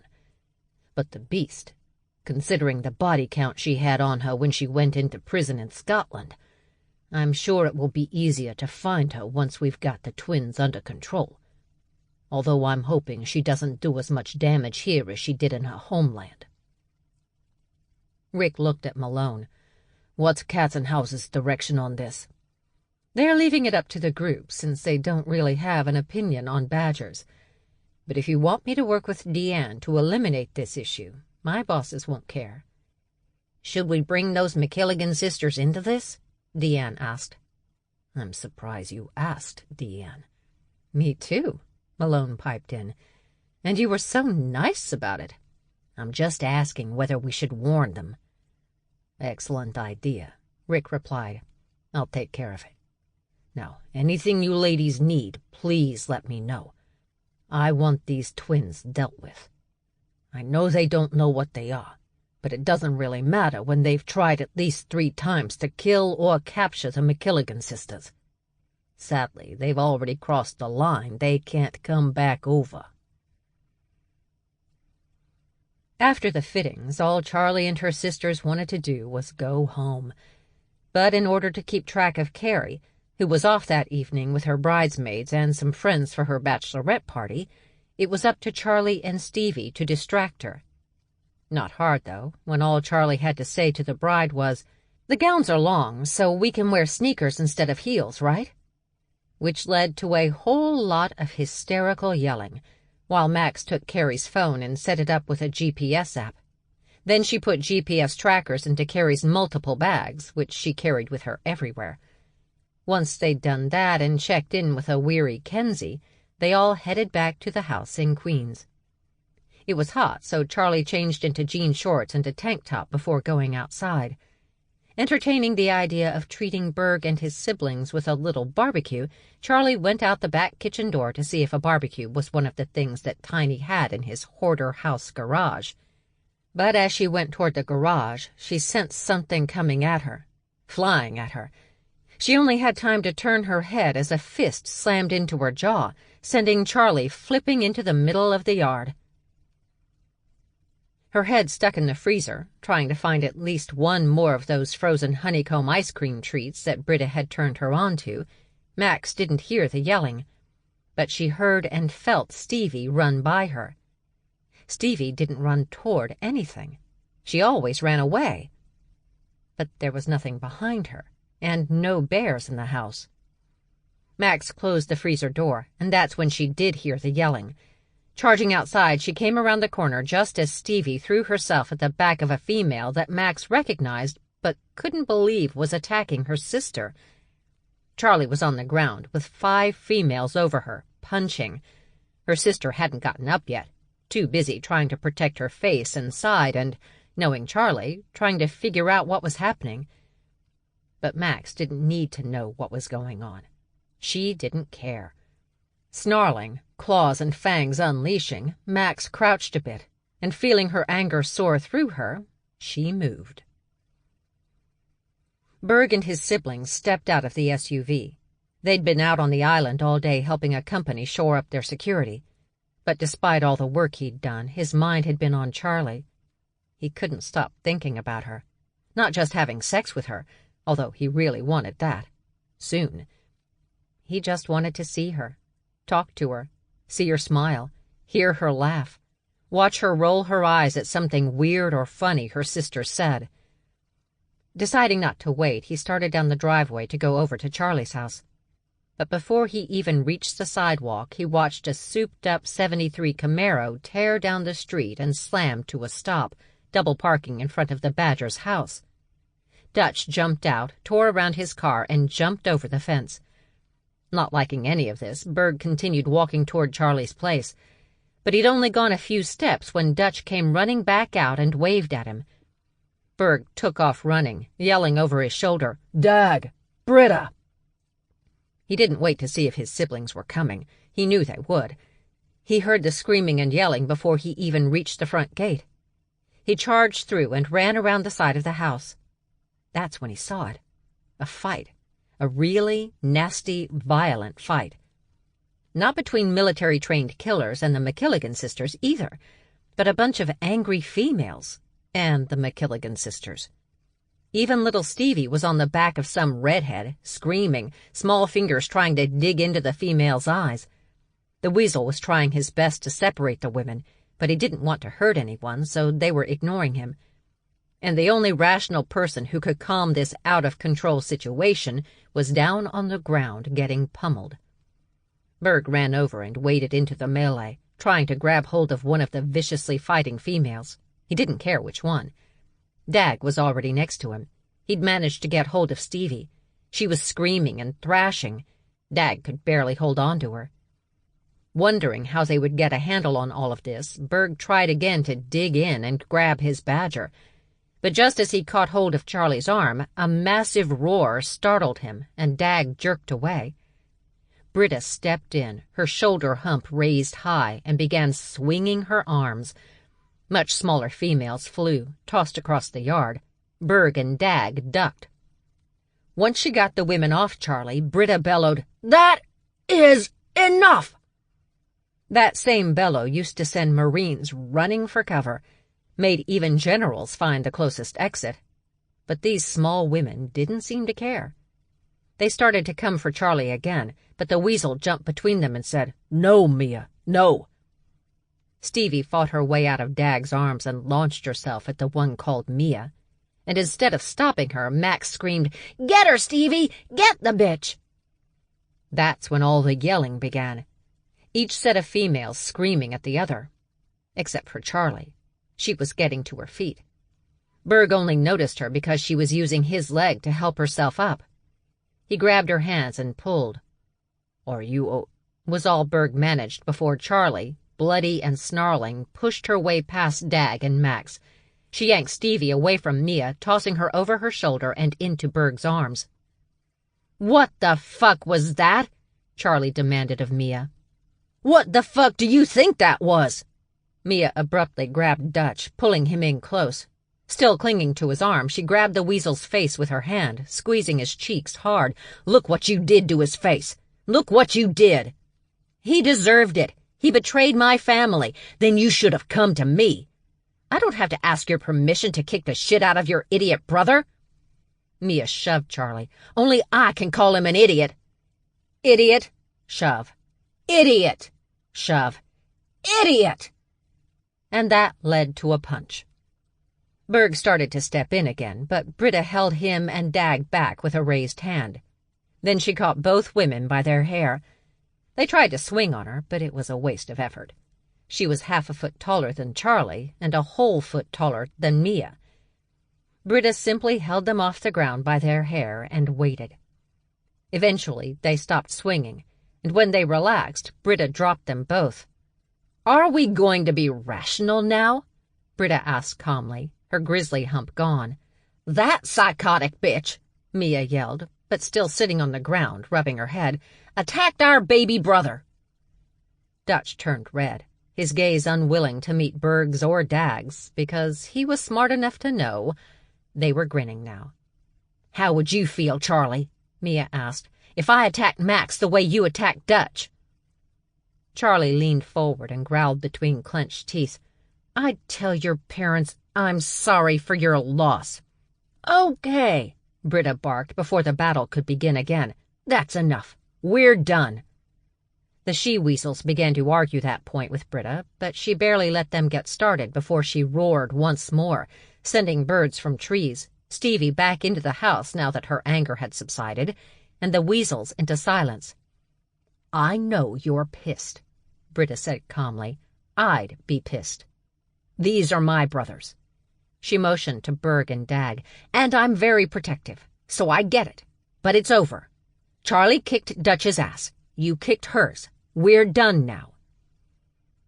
Like a group of dancers performing, the 5 she-weasels crossed their arms over their chests, hitched out their right legs, and let out annoyed sighs. It was weird. But their actions overall were not that surprising. Wolverine males didn't get along with each other at all, but they didn't mind having Wolverine females around. So males with sisters, Berg had heard, often had their own little pack.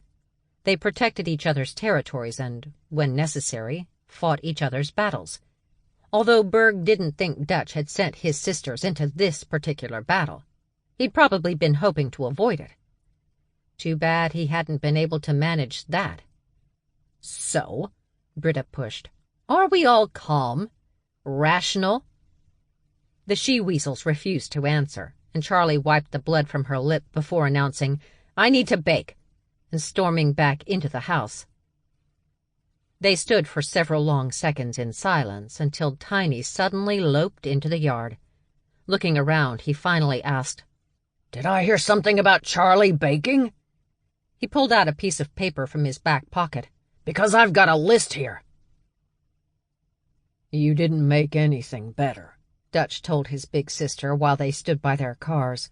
"You just made it worse." "I don't care. The only one who gets to slap my brother around is me. Which reminds me."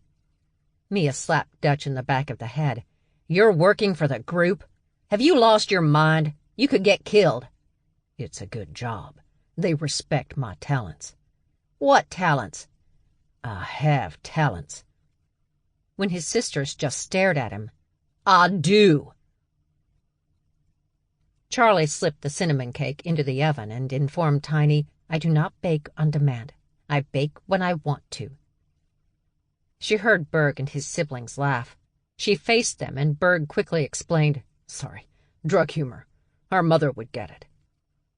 Not in the mood to analyze that, Charlie went back to the kitchen table and finished kneading bread dough so she could let it proof. Tiny held the list of neighbors' requests in front of her. "But—" Charlie pointed her flour-covered hands at the door. "Out." "Fine." Tiny slammed the list on the table and stomped his way across the kitchen, and Charlie again focused on her work. "You know," she complained to the 3 bears passing around a jar of fancy honey that Stevie had apparently ordered, "I had such plans for tonight. I was going to throw a little barbecue for you guys and my sisters. Relax. Maybe read a book. Just enjoy the evening, you know. But of course I couldn't just have a nice time to myself. Instead—" "You're not going to blame your father for this, too, are you?" Berg asked. Charlie's head snapped up, but he looked so damn adorable licking the back of the spoon and watching her, she didn't have the heart to rip off his big bare head. Taking a breath, she admitted, "If I could, I would. And I'm sure if I tried, I'd find a way. But I'll let it go for now." "That's very big of you," he teased.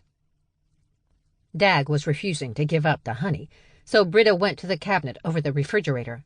She opened it, and Stevie, who'd gone inside there when the roaring started, handed her another jar. "This one is infused with lemon." "Ooh, yum. Thanks, Stevie." Britta closed the cabinet door and opened the honey. Dag tried to get a taste, but she moved across the room so she could eat in peace. "There's no reason we still can't have a little barbecue," Britta said. "Just the 6 of us." "I'm not sure I'm in the mood to cook right now." They silently watched her kneading the bread dough, and Charlie pointed out, "This is baking, not cooking." "We'll barbecue," Dag said. "I'll get the supplies," Britta offered. Charlie used her foot to point out her backpack. "Take the Visa card that's in there," she told Britta. "It's okay. I'll pay." "No, I'm going to expense this as a—" She thought a moment. "Team meeting." "Is that fair to your aunt?" Berg asked. "My aunt reminded me today that the MacKilligans don't really think of me, Stevie, and Max as family, so—" "Yeah," Berg told his sister. "Use the aunt's card. Let's expense this bitch." "Get some chicken!" Stevie yelled from inside the cabinet. Having retrieved the card, Britta asked, "Do you want to come with me, Stevie? Get out of the cabinet for a little while?" Okay." Stevie eased the door open and skittered out. It was weird because she crawled out of the cabinet and down the refrigerator to reach the floor without grabbing onto anything. Kind of like a spider. But the bears didn't say anything about it, and neither did Charlie. It was best not to talk about these things. It just freaked people out more. "Get stuff you'll eat, Stevie," Charlie reminded her sister. "That's why I said get some chicken. Max will want cow. I want chicken." "Just saying." "Well, don't." Charlie waited until Stevie was gone before she laughed. "She's so sensitive sometimes." "Can you bring over the grill?" Berg asked his brother. "Yeah, and some charcoal. I'll be right back." Charlie put the bread dough in a pan and put the whole thing in the proofer drawer. That's when it hit her. This oven's new. She stepped back to get a good look. Like, super new. And expensive. "Yeah, I saw the delivery guys earlier today after you all left. Tiny let them in." "Why would he buy us a new oven when we're just renting the place?" Smirking, Berg held up the list of treats that Tiny had brought her. Charlie rolled her eyes. "Come on. Seriously?" "Well, now you kinda gotta." "Bears," she complained before snatching the list from Berg. Stevie was following behind Britta. As they neared Dutch's car, where his sisters were sitting on the trunk and leaning against the doors, the bear stopped and asked, "Still here?" Dutch stepped forward.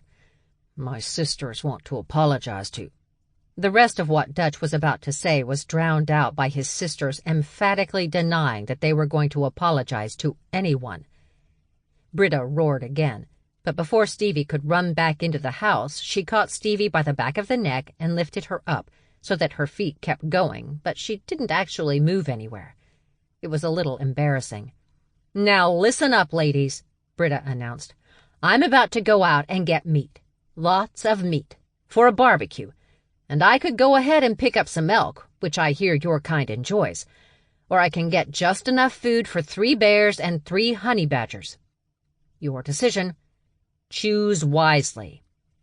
Stevie felt like flailing her way out of Britta's grip, but she was also enjoying the way the bear treated the wolverines. Not taking their shit, but still trying to make it better. Still holding Stevie, Britta started across the street, but Mia jumped from the trunk and asked, "Are you getting corn?" "I can. And potatoes." Britta smiled and said again, "Choose wisely." They reached the other side of the street, and Britta finally released her, so Stevie could get into the SUV. Once they were inside, Britta started the vehicle and immediately turned on the AC. "I still make you nervous, Stevie?" she asked as she slid on her sunglasses. "Everything makes me nervous." Stevie thought a moment. "Well, not everything, but man-eaters definitely make me nervous."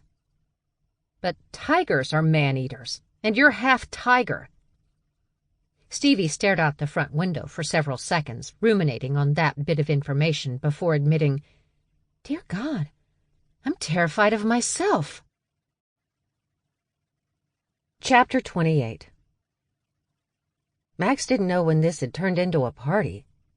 She'd been sitting on the metal picnic table, seething because she loved Dutch's sisters, but she wasn't about to let anyone go after Charlie or Stevie on her watch when Dag walked in carrying a giant barbecue grill. He was carrying it alone, like one might carry a small carton of apples. The only trouble he seemed to be having was that its dimensions made it a tad unwieldy. Without saying a word, he'd placed the grill down, walked away, returned with a bag of coal, lighter fluid, and a lighter. He didn't use them, though, just set them up and walked away. That was around the time random bears began wandering through their backyard, peeking into the open window, heads moving as they sniffed the air. A few sized up the window as if they were wondering whether they would be able to rip it out of the wall so they could just get in there and devour the treats Charlie had started baking. She wondered if this was how full-blooded bears dealt with cars that had empty fast food containers in them. Did they look in, circle around, debate tearing the vehicle apart, before simply trying the door? One of the bears, a sow of course, did that. She just walked in, and 3 seconds later came running out when a hissing Charlie charged her. Charlie slammed the screen door shut, and that was the last bear that actually attempted to enter their house without an invitation. Berg came into the backyard, giving Max a sweet smile before getting the grill going. He sure did seem happy. He'd spent only one night with Max's sister, but maybe that was all he needed to know how he felt about Charlie MacKilligan. Wading into a weasel fight to protect a woman was a definite statement for any shifter male. Now he was getting ready to grill, like any middle-class American husband. It was adorable. Who knew that Charlie MacKilligan would have an adorable relationship with anyone? Max's sister didn't really do adorable. Then again, she was a stand-up girl. She could have taken out any and all of those wolverines. She'd had a gun holstered to the back of her shorts. But she hadn't done it because she would never do anything like that to Dutch's sisters. Max wasn't sure that she could be as honorable as her sister, not when a group of crazy broads were screaming at her and hitting. Eventually, those screaming broads came into the backyard. They barely looked at Max, which was good, because Max was eyeing them with great intensity. Honey badgers loved a good eyeing, as Max's mother called it. Wolverines, although as ballsy as badgers, didn't go out of their way to challenge anyone. They just moved along, hoping not to be noticed, so they could get what they wanted and then disappear. Not badgers. They'd go through your garbage with you standing right there, trying to shoo them away. Dutch sat down beside Max on the picnic table, and together they watched as Mia threw back her shoulders and entered the house. Depending on her attitude, the discussion could go any number of ways. But after about 5 minutes, she came back out alone, holding a 6-pack of beers. She took one and handed over the rest for her sisters to divvy up.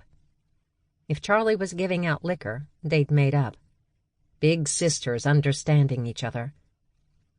Max pressed her shoulder against Dutch's arm, and he let out a relieved sigh. "If there's a barbecue," Mia said after sipping her beer, "how about a little music?" "Okay," Max replied. By choosing to speak to any of the she-wolverines, Max was saying she was letting all of this go because Charlie had. Stevie might be a little more difficult to make up with, but Max doubted it. Their baby sister didn't really hold grudges the way Max and Charlie did. Although Max had been super impressed with how Stevie had thrown her skinny little ass into that fight. She'd always been a runner, their little sister, which had been fine because Charlie and Max had taught her to run since that day. That day they'd all had to run when Charlie's mother had screamed at them to do just that. That day when everything had changed, and the life they'd known had ended. That was what they'd taught Stevie to do, and she'd become really good at it, sometimes running with so much screaming and roaring that their attackers were thrown off, allowing Max and Charlie to do maximum damage. But when Stevie had seen that Charlie was in trouble, she had done what both Max and Charlie would have done in the same instance. She went in swinging. Max couldn't be prouder. Eventually, Britta and Stevie returned with so much meat and corn and potatoes that another bear brought his own grill over, a much bigger one that the grizzly carried by himself. In short order, both grills were going strong, music was playing, and Max began to wonder if the neighbor bears would complain. They didn't seem to like too much noise. Stevie's panicked screams really upset them. But most were still lurking around the kitchen window, hoping for food. At one point, Charlie put a cherry pie on the window ledge. 2 males got into a fight over it, allowing a sow to take it for her and her children. It was pretty funny, but as soon as a couple of black bears dived into the pool Max and her sisters had yet to use, it was officially a summer party. Berg turned the deer legs over, added some more seasoning, and covered the grill. He then moved to the second grill and dealt with the elk, then the third grill and dealt with the steaks, hamburgers, and hot dogs. Britta had already gone back to the shift-her-own grocery store for more meat and sides. Mrs. Fitzbear was helping out by roasting the corn and potatoes, but she was doing it from her house. She didn't feel like having some hulking man-bear take my grill away. Charlie was still in the kitchen baking, getting everything on that list done. Tiny had already gotten his honey pineapple cake and had happily carried it home to hide away before coming back and invading the pool with a beer and a few of his friends. Then things got weird. Dag bumped Berg's arm to let him know that a lion male was walking into what Berg was considering a bear party that just happened to have badgers and wolverines. That was only a minor weirdness, though. Lion males were always attracted by food and had no problem just wandering into your yard and taking some, because they were lion males and they thought they could get away with it. But the big weirdness was that when the lion male walked in, with several wolf females, also weird, he threw his arms open and Dutch ran into them. Dutch, a few inches shorter than the lion, jumped up into the feline's arms, wrapping himself around him like they were reuniting after the lion had gone off to war or something. "I have nothing to say about that," Dag muttered. "Probably for the best. Don't like having cats here, though." Berg shrugged. "Who does?" The weasel walked around the party with his lion and the lion's friends, showing them around, introducing them to some people, until they reached Berg and Dag. "Berg and Dag Dunn, this is Mitch Shaw and his mate Sissy Mae Smith of the Smith Pack." Berg's neck muscles tightened. "You brought a Smith Pack wolf into bear territory, Weasel. Sissy Mae is alpha female of the New York Smiths with her brother Bobby Ray. Thought it was a good idea for the MacKilligans to get to know her in case they run into any trouble when they're in the city." He winked at Berg, which Berg just found annoying, and took the she-wolf's hand. "Will you and your pack mates be swimming today, Sissy Mae? The MacKilligans have a lovely pool." The she-wolves looked over at the pool filled with bears. No wolf with sense would get into a watering hole with bears. But despite that belief, Sissy Mae yelled out, "Woo-hoo! Let's get wet, ladies!" Extra small t-shirts and tiny denim shorts were dropped, revealing even tinier bikinis, and the she-wolves took off running, jumping into the pool without caring about the bears already in there. A few seconds later, stripped-down she-weasels in equally tiny bikinis followed the wolves, screaming and diving into the water. "Isn't my girl amazing?" the lion male asked. "She can start a party at a gravesite. Oh, wait, she did that once," he recalled. "It wasn't planned, of course, but no one really liked the deceased anyway, and we all had such a great time." The lion smiled before asking, "So, is that zebra I smell?" Charlie was loving this oven, loving it like sunshine. She was able to make several of her best baked goods at the same time. She knew she was missing the party outside, but she was enjoying her time inside baking. With such a big crowd of shifters in the yard, she felt confident she didn't have to worry about any outsiders coming for her sisters or her, so she could bake without worry, without stress. She got through Tiny's list pretty quickly, since there were a lot of cakes and quick breads, nothing with yeast. While those baked, she worked on the more complicated breads, perfect to go with all the meats and sides grilling outside. It wasn't until she was taking the last batch of rolls out of the oven that she realized the music outside had increased, as had the sound of voices. Drying her freshly washed hands, Charlie went out the back door. It was as if she'd stepped into one of those desert raves, only it was in her backyard. She'd be worried about complaints if most of the neighborhood didn't seem to be in attendance. Charlie went looking for Stevie first and found her sitting on a low-hanging tree limb with Kyle, his giant panda protection not too far away, amiably chatting with local giant pandas from down the block. Stevie and Kyle were eating grilled meats and corn and people-watching. Stevie people-watching was a good thing. She seemed to get her best ideas doing that, either for science or music, and hanging around geniuses such as Kyle somehow grounded her. A kid like that, so full of himself, reminded Stevie that she needed to be more human sometimes, that her work affected actual human beings. It kept her from just creating to create without thinking about long-term consequences. Most scientists and artists were firm believers that to worry about those kinds of consequences stifled creativity, stifled their work and the greatness that could come out of it. And Charlie would agree, except where her sister was concerned, because Stevie's creations could not just destroy thousands or even millions. Without meaning to, she could destroy the planet. She had that kind of brain, that kind of genius. One of her early physics teachers affectionately called her the God Killer. He hadn't really been joking either. So Charlie and Max kept an eye on their baby sister, one of them always on her, at least from a distance, just to make sure that she didn't do anything that they'd all end up regretting, seconds before the world imploded.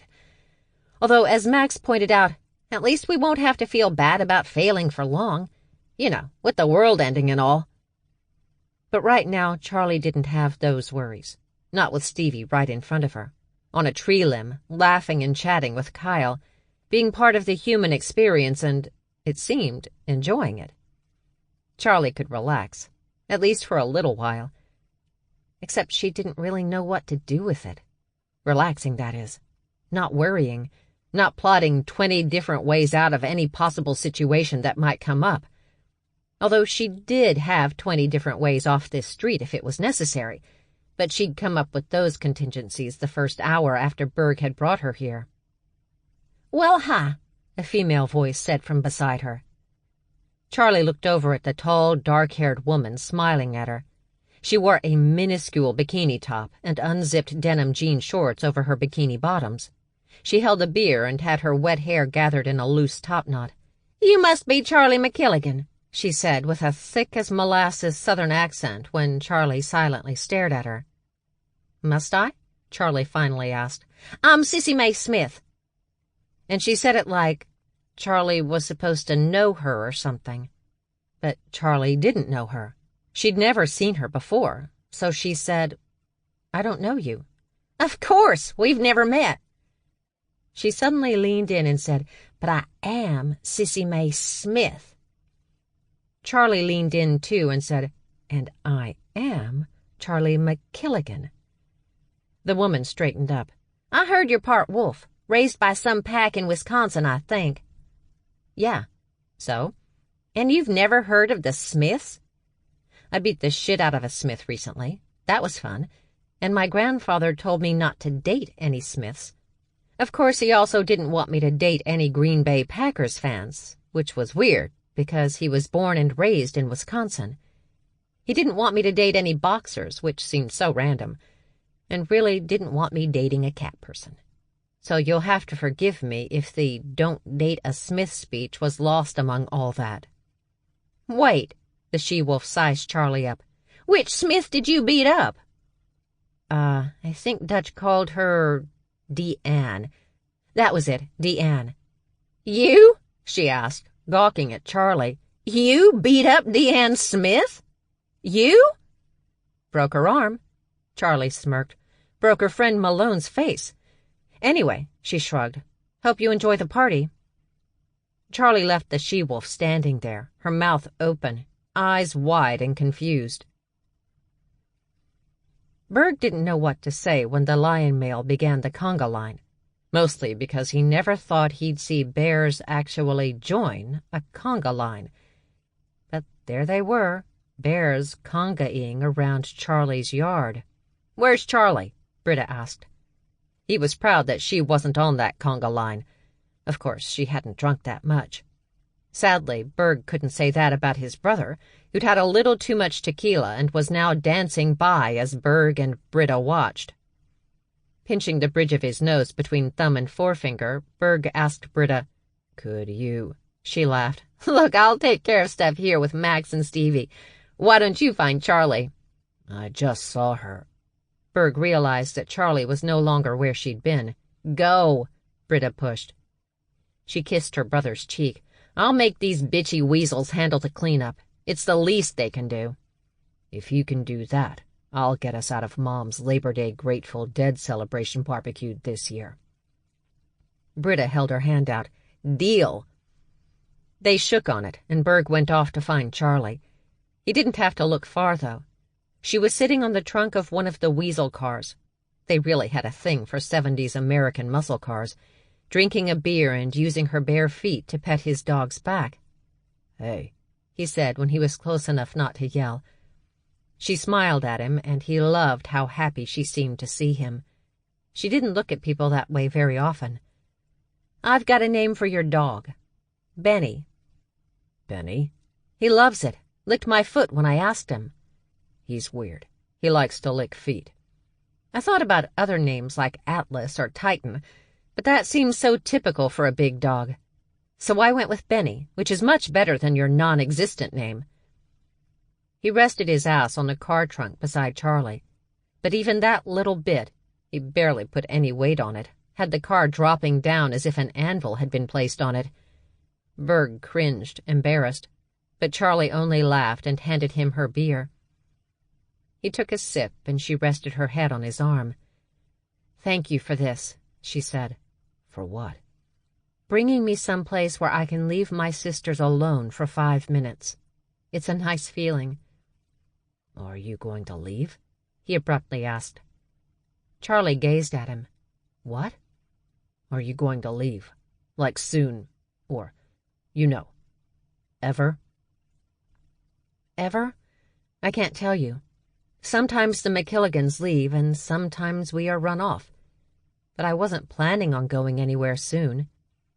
"This thing with the Wera twins and your dad all gets resolved, say, tomorrow. You're out of here?" "I don't know. I hadn't really thought about it. I kind of like it here, except for the weird demands for baked goods. But then again, the bears do give me ovens, so that seems fair." "I don't want you to go," he admitted. "I'm not going anywhere. Yet. And this seems like a really intense conversation for two people who've known each other for a very short amount of time." "Did your wolf grandfather have a mate?" "Yeah. I never had a chance to meet her." "Is he a good-looking guy? Tall? Handsome?" Charlie took out her phone, pulled up a picture of her and her grandfather at a pet Christmas get-together a few years back. Berg looked and said, "Then the answer is, yes, he is. Your grandfather is the kind of guy who would have gotten a new woman eventually. Except that he couldn't." "He dated. I know he dated." "He had sex. But I bet he never brought anybody home and said, 'This is your new grandma.'" "No." She gave a small shake of her head. "He never did that." "Because he'd found the one. And for shifters, that's all there is." "Unless you're a MacKilligan male, apparently." "I can't speak for that bloodline. I can only tell you what I know about the rest of us." And you think I'm the one for you?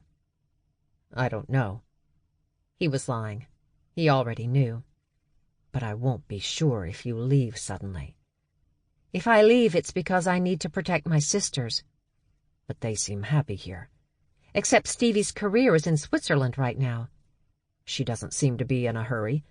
Actually, she seems really comfortable right now. I mean, as comfortable as she can be when she's not screaming and running from bears. Charlie chuckled. She does seem comfortable. For her. But my sisters come first. I have to protect them. That's my job. I feel the same way about Britta and Dag, but... What? Nothing for you? I honestly don't know. She rubbed her forehead. But I'm not trying to, get away from you either, which for me is a lot. All I ask is that you tell me if you need to go, for whatever reason, even if it's to get away from me. She rolled her eyes. You are the most amiable person I've ever met. Why would I need to get away from you? That makes me sound boring. Charlie jumped off the truck and faced Berg head-on. Dude, she practically snarled, you can shift into a 1,500-pound bear. How fucking boring can you be? Berg gave a little shrug. Polars shift into 1,500 pounds. I only shift to 1,000. Charlie threw up her hands. Oh, well then. He was so frustrating. Cute, sweet, goddamn lovable. He could have any woman who didn't have a fear of heights. But he was worried about being too boring for her. God, she needed boring. If boring meant stable and loving and caring, if it meant taking care of those you loved, then yeah, the dude was boring. The kind of boring she'd always wanted in her life. From the moment Charlie had been conceived, everything about her life was a surprise. Even her. Never had anyone been with her just because they wanted to be. Things had worked out, even when she'd been dumped on some unsuspecting person's doorstep, like her grandfather. But it would have been great to know she'd always been wanted, always been needed, and not just because she could kill 20 people in a room without working up a sweat. And to her shock, she'd finally found that, in a bear who was a triplet. Could she stay around forever? She still didn't know. But while she was here...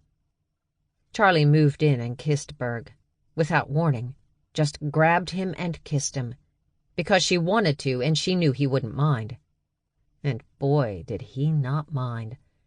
His big arms wrapped around her and lifted her up so that she could wrap her legs around his waist and dig her fingers into his hair. That great, thick, sexy bear hair. Come home with me, he whispered when he pulled away. The party was still going on, and her sisters couldn't be more secure. So she kissed him again, and that seemed to be the only answer he needed. He carried her back to his house, the pair kissing the entire way. Her body was warm and pliable in his arms, but she was also demanding. They reached his front door, and he carried her inside, closing the door in Benny's face, much to his annoyance. Damn dog. Berg wanted to get her upstairs, but he only got her as far as the wall beside the stairs. That's where he pinned her, still kissing her, but now with his hands moving all over her. She pulled his t-shirt off, forcing him to stop long enough so she could get it over his head. Charlie tossed it aside and then removed her own, her bra quickly following. Then she wrapped her arms around his shoulders, and he knew she'd wanted to feel him skin to skin. Her hands moved over his shoulders, down his arms, back up to his shoulders again. She dragged her short nails against the tight muscles in his neck. Berg growled, unable to help himself, praying she didn't get scared off. Then again, this was the woman who'd told Sissy Mae Smith, "I don't know you." The entire party had been talking about it, the bears laughing, mostly because the she-wolf had been so insulted. But that was not a woman who was going to be frightened off by some growling, or a little snarling, or fangs brushing against her shoulder. He was right, too. It didn't scare her off. It turned her on. Charlie's grip on him tightened, her breath growing harsher, her nipples hard against his chest. Berg unleashed his claws and shredded the shorts and panties from her body. She shuddered hard and kissed him deeper. He grabbed a condom he'd put in his back pocket in case an opportunity with Charlie presented itself that night. Thankfully it had. Right now. Berg didn't believe in missing opportunities. He slipped the condom on and buried himself so deep inside Charlie MacKilligan he felt part of her, until he knew he'd never find anyone who could replace her. Who could fill the Charlie-sized hole she'd built for herself inside his heart? Berg stopped moving, letting himself just feel her pulsating around him, warm and needy, loving and demanding, ballsy and ridiculous. No wonder she'd warned him away from her at the beginning, not because of some curse, but because she was like a drug where one hit was too much and 1,000 hits were not enough. She was in his blood now, in his soul. Her concerns were his, her troubles his, her family his. Her sisters had problems that he'd feel responsible to help fix, the same as he did with his own siblings, because that's what happened when you found your mate. His father had warned him. "Your mother may drive me nuts," he'd often complain, "but I can't imagine my life without her." Now he understood his father as he never had before. He pulled out of their kiss and looked down into her face, studied it, pushing her curly hair off her cheeks so he could see her clearly. "Are you okay?" she asked, stroking her hands down his chest. His Charlie. No matter what was going on, she was always thinking about others. It was her way. He didn't think she knew any other. He wanted to tell her he loved her, but it was too soon. The big shifter world was still kind of foreign to her, still an oddity. So he began to slowly fuck her, taking his time, stroking his cock inside her as he watched her face, enjoying the way she smiled when he thrust in. Berg wouldn't tell her he loved her. Not yet. But he would tell her the truth, so she understood. "You mean everything to me, Charlie," he said, leaning in so his breath hit her ear. "If you have to leave, tell me first. Just tell me." She gasped, her entire body throbbing around him, her pussy beginning to squeeze him so hard he was sure he was seeing stars. "Okay," she said around her gasps. "Okay." "Promise me." Yes, I promise," she finally got out before burying her face against his shoulder, her fangs biting down on his flesh, the pain sending him over the edge. He came so hard he could barely remember his name. Charlie opened her eyes when she tasted blood in her mouth. "Oh, my God!" She wiped her hand against her lips. "Berg, I'm so sorry."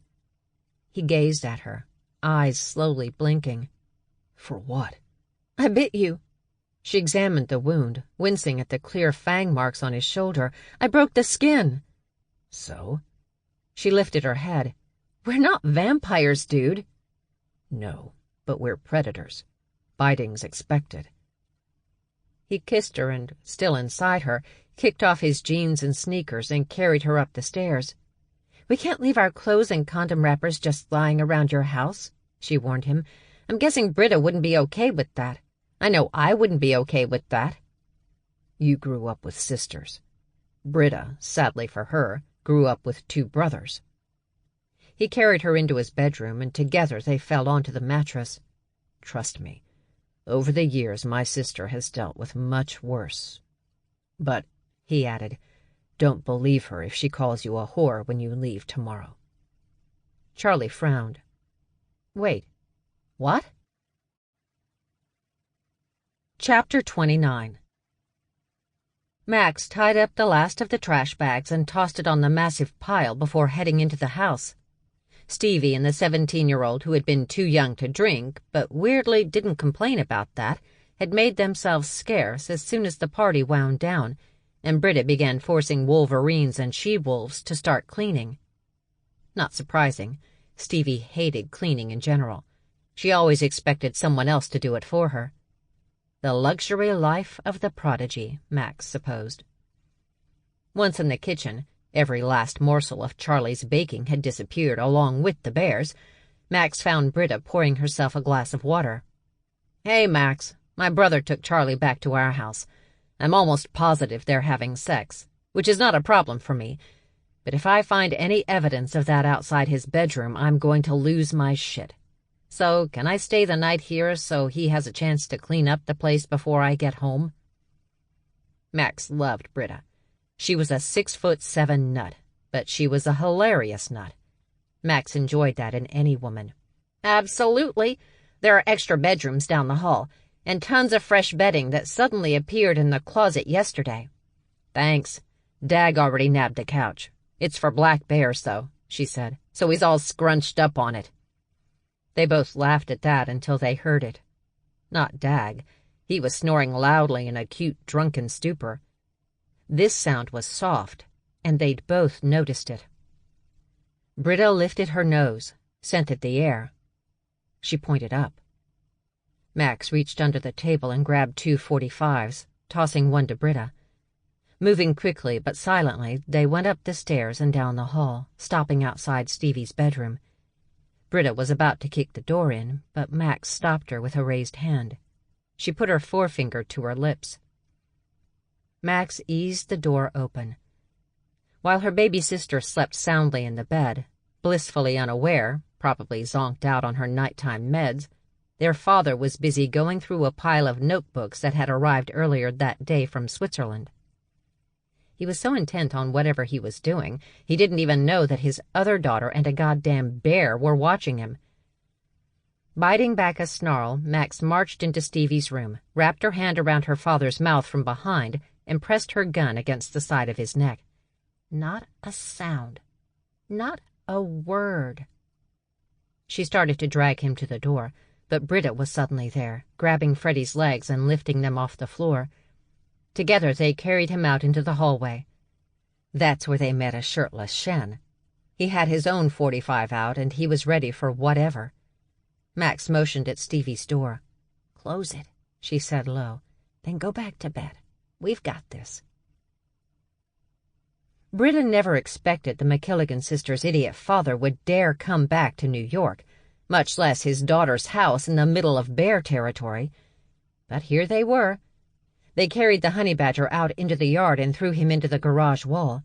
When he tried to get up, Britta rammed her foot against his shoulder, pinning him there. Max crouched next to Freddie MacKilligan. "What the fuck are you doing here?" "Nothing. I just needed a place to—" Max grabbed her father by the throat with one hand and squeezed. He began choking, slapping at her hand, trying to get her to release him. She did, just when he started to turn blue. While he coughed and took in big gulps of air, she asked again, "What the fuck are you doing here?" He gazed at his daughter with bloodshot eyes. "Go to hell." Calmly, Max let out a breath. "I will have this she-bear break your windpipe for me, and then I'll hold your nose closed until you suffocate. And we all know that I am the crazy MacKilligan to do it and not lose a moment of sleep. So are you really going to make me ask you again? Or are you just going to tell me? Because we both know you're not brave." Freddie looked up at Britta, and she balled up one fist, knowing her knuckles would crack. An irritating sound that drove her brothers crazy, but was so effective on others. Swallowing, Freddie looked at his daughter and said, "Please, please don't hurt." The damn badger suddenly slipped out from under Britta's foot, and with a surprising amount of that hidden strength badgers were known for, he tossed his daughter at Britta. Britta caught Max, but when she put her down on the ground, one of the worst fathers Britta had ever known was long gone. When they were back in the kitchen, coffee brewing and open jars of honey out on the table, Britta asked, "Are you going to tell Charlie?" "I don't hide anything from Charlie. I just delay. So let her have her night with Berg, and we'll tell her in the morning." "She's gonna be mad, huh?" "When it comes to my father, Charlie always ends up mad. Not because she's irrational, but because he's an asshole." "What do you think he really wanted?" "I have no idea. But the good news is, although it has to do with Stevie, it's not Stevie herself. Honestly, that's the first bit of good news we've gotten in a long time." Britta ran her finger over the rim of her still empty mug. "Are you guys going to run?" "No," Stevie said from the kitchen doorway. "Go back to bed, Stevie," Max said gently. "I'm up now." Stevie walked over to the double coffee maker, pulling off one of the carafes and coming back to the kitchen table. She filled up Britta's and Max's cups before getting her own from the cabinet and pouring coffee for herself. Once she put the carafe back, she asked, "When did we get a coffee maker?" "I think that's from Mrs. Fitzbear," Britta offered. "A thank you for the cinnamon buns." Stevie sat down at the table, across from her sister. "We're not running," Stevie told Max. "I'm tired of running. Besides," she added, "Charlie's happy here." She thought a moment. "I'm happy here." Another pause. "Kyle's happy here, and he's not happy anywhere." "You do know we can't adopt that kid, right?" Max asked. "Of course we can't. He already has a family that loves him. He just makes them insane, so they need a break from him. I'm happy to help." She peeked up at Max. "Do you want to run?" "Me?" Max grinned. "I'm a honey badger, bitch. I want to stand my ground and beat the fuck out of anybody who crosses my path. But if something happened to you..." "Nothing is going to happen to me. I've got you and Charlie." She leaned in a bit and, after glancing at Britta, she whispered, "And I'm surrounded by man-eating bears." "Says the man-eating tiger." Eyes narrowing on Britta, Stevie barked, "Stop freaking me out with that!" Chapter 30. Berg was quickly learning that the pleasure of waking up with the woman of his dreams asleep on his chest did not come without a price. He knew that the second his bedroom door slammed open and a honey badger came into the room to turn on the TV and announce, "We have a problem." Charlie didn't even lift her head from Berg's chest. "Dad?" Surprisingly, no. Max grabbed a remote from the top of the chest of drawers and began changing channels. Stevie ran in and jumped onto the end of the bed. "Wow, this is the biggest bed I've ever seen. How fun!" She looked back at them, grinning. "You two are so cute." "Here it is." Max stepped back from the TV, and Charlie sat up, not really bothering to cover her breasts. Berg wasn't sure if this was a sister thing. He and his siblings might be triplets, but with one girl and two males, they had definite boundaries. But when his own sister walked into the room, followed by Dag, Berg yanked the sheet up to cover her. When the MacKilligan sisters laughed, he had no idea how to respond. "Aw, he's shy," Max said. "Yeah," Stevie chimed in. "I'm easily panicked and terrified, but I'm not shy. And Charlie's definitely not shy." "My mother said that when I was a baby, I used to snatch off my diaper and wiggle my ass." "Maybe it's because you can't shift," Max guessed. "Instead of being covered in fur and hunting, you run around naked, wiggling your ass." Berg pressed the palm of his hand against his eyes and asked, "Didn't you want us to see something?" "Oh, yeah." Max glanced at the remote. "Oh, good. I can rewind." She rewound the local news story and stepped back so Berg and Charlie could easily see. "Police say the Ring of Life Jewelry Emporium was hit this morning between midnight and 4 a.m. Thieves opened a hole beneath the store and went into the vault, stealing millions of dollars worth of diamonds, gold, and other gems." Charlie gestured to the TV and yawned. "Did Dad do this?" "No, and we know this because Dad was in Stevie's bedroom last night when it was happening." Dag suddenly raised his hand, but before he could say anything, Stevie clarified with, "He was just snooping for something among my books." She shrugged. "Of all the horrible things there is to say about our father, what you're concerned about is, thankfully, not one of them." Nodding, Dag pulled his arm back and said, "I just needed to know before we kept going."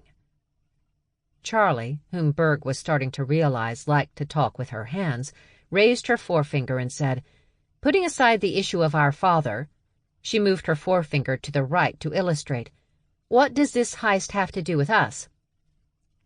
Max smirked. "Carrie's polar bear? It's his store, on 47th, the one he took her to yesterday." But her bachelorette party was last night, right? Which, again, we were not invited to, Stevie muttered. But all the cousins were, Max said.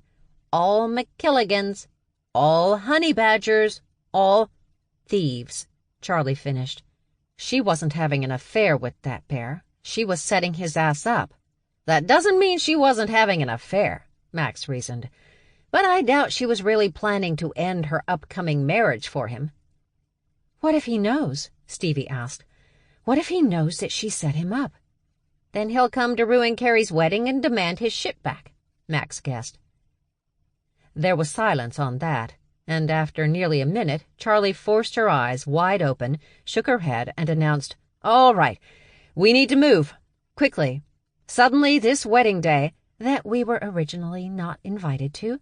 You need to let it go," Max admonished Stevie, "has gotten a new sense of urgency. Everybody know what they're doing?" she asked the room. When everyone nodded, "Good." Charlie threw off the sheet, and Britta and Dag quickly left the room. Max and Stevie followed, but with no real sense of urgency. "What about your father?" Berg asked Charlie. "What about him?" "What does he want?" "I have no idea.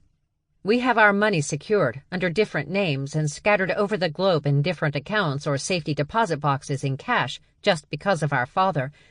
The only thing Stevie has that could possibly be important to him, or anyone, that Freddie could actually get to, is what she has in her head." "Do you think they were trying to take her because of something they think she has?" "It's possible. Who knows what my father told the Weras? What he's convinced himself Stevie has in her notebooks that he must get his hands on because it'll give him everything he's ever wanted." She pointed at her own head. "He's stupid." "Do you think he'll really show up today?" "An event with a lot of rich people drinking and showing off their expensive jewelry? And he's desperate and out of control? What do you think?" They arrived about an hour before the nuptials.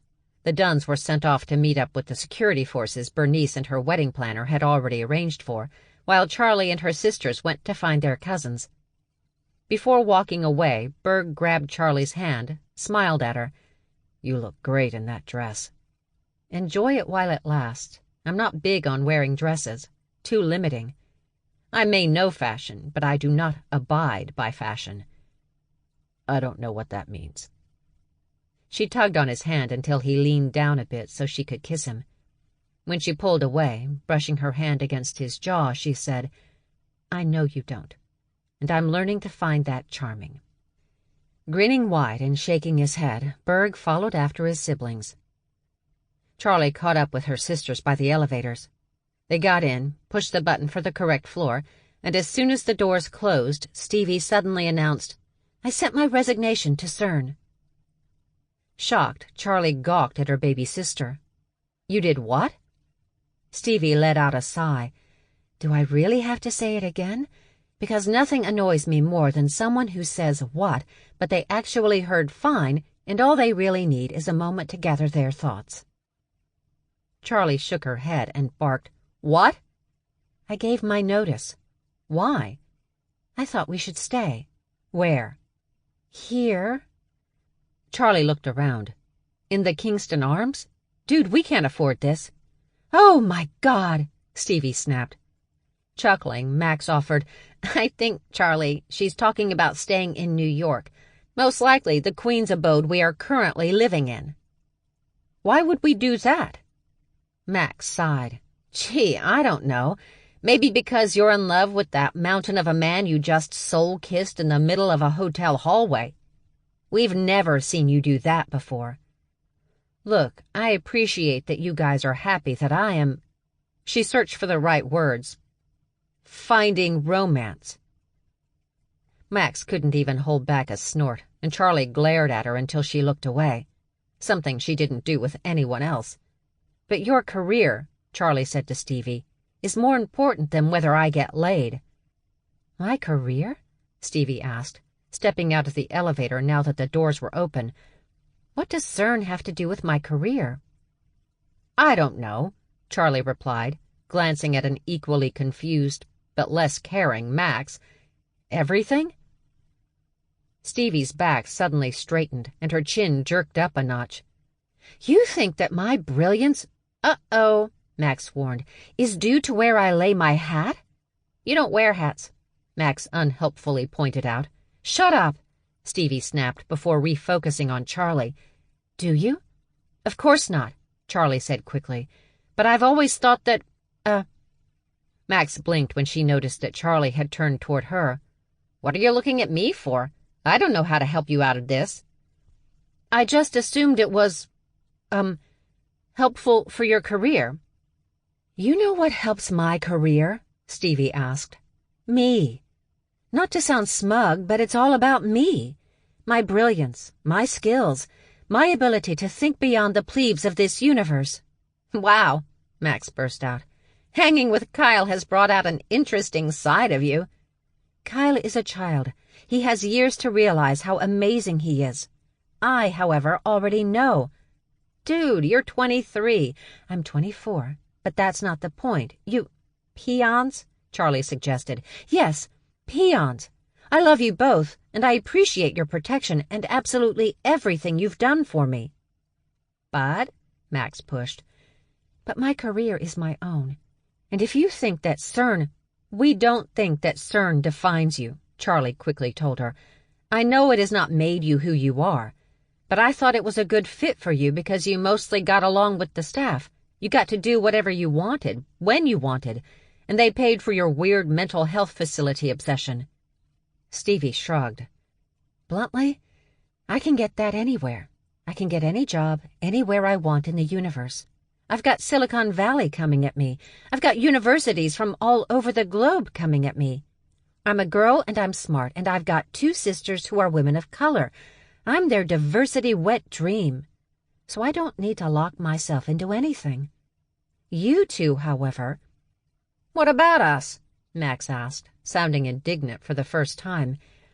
Not to be rude, but if either of you find a man, you need to hold that man. What the fuck does that mean? Max demanded. Yeah, Charlie chimed in. What the fuck does that mean? It's that you need me to explain that hurts.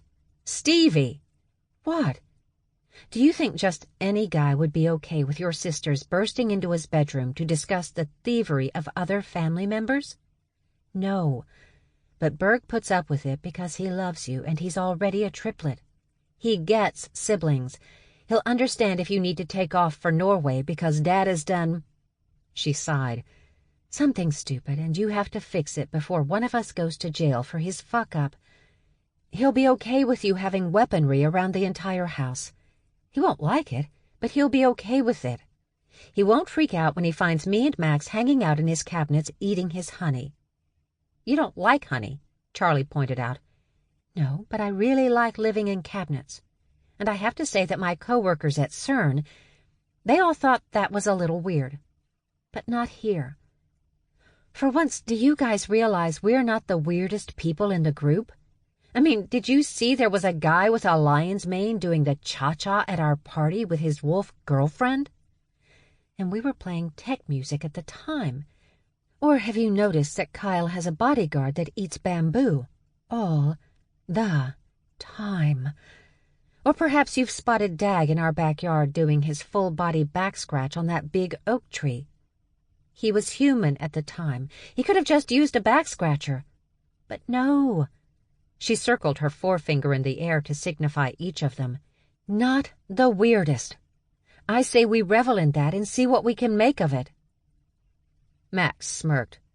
And you're okay staying on a street with nothing but, as you call them, man-eating bears? As long as Charlie keeps giving them baked goods, we should be fine. Charlie tossed her arms in the air. So now I'm beholden to bake all the time for demanding bears? You can't give wild animals food and then take it away. Stevie pointed a finger at Charlie and snarled through gritted teeth. So if that means you need to bake, bitch, bake.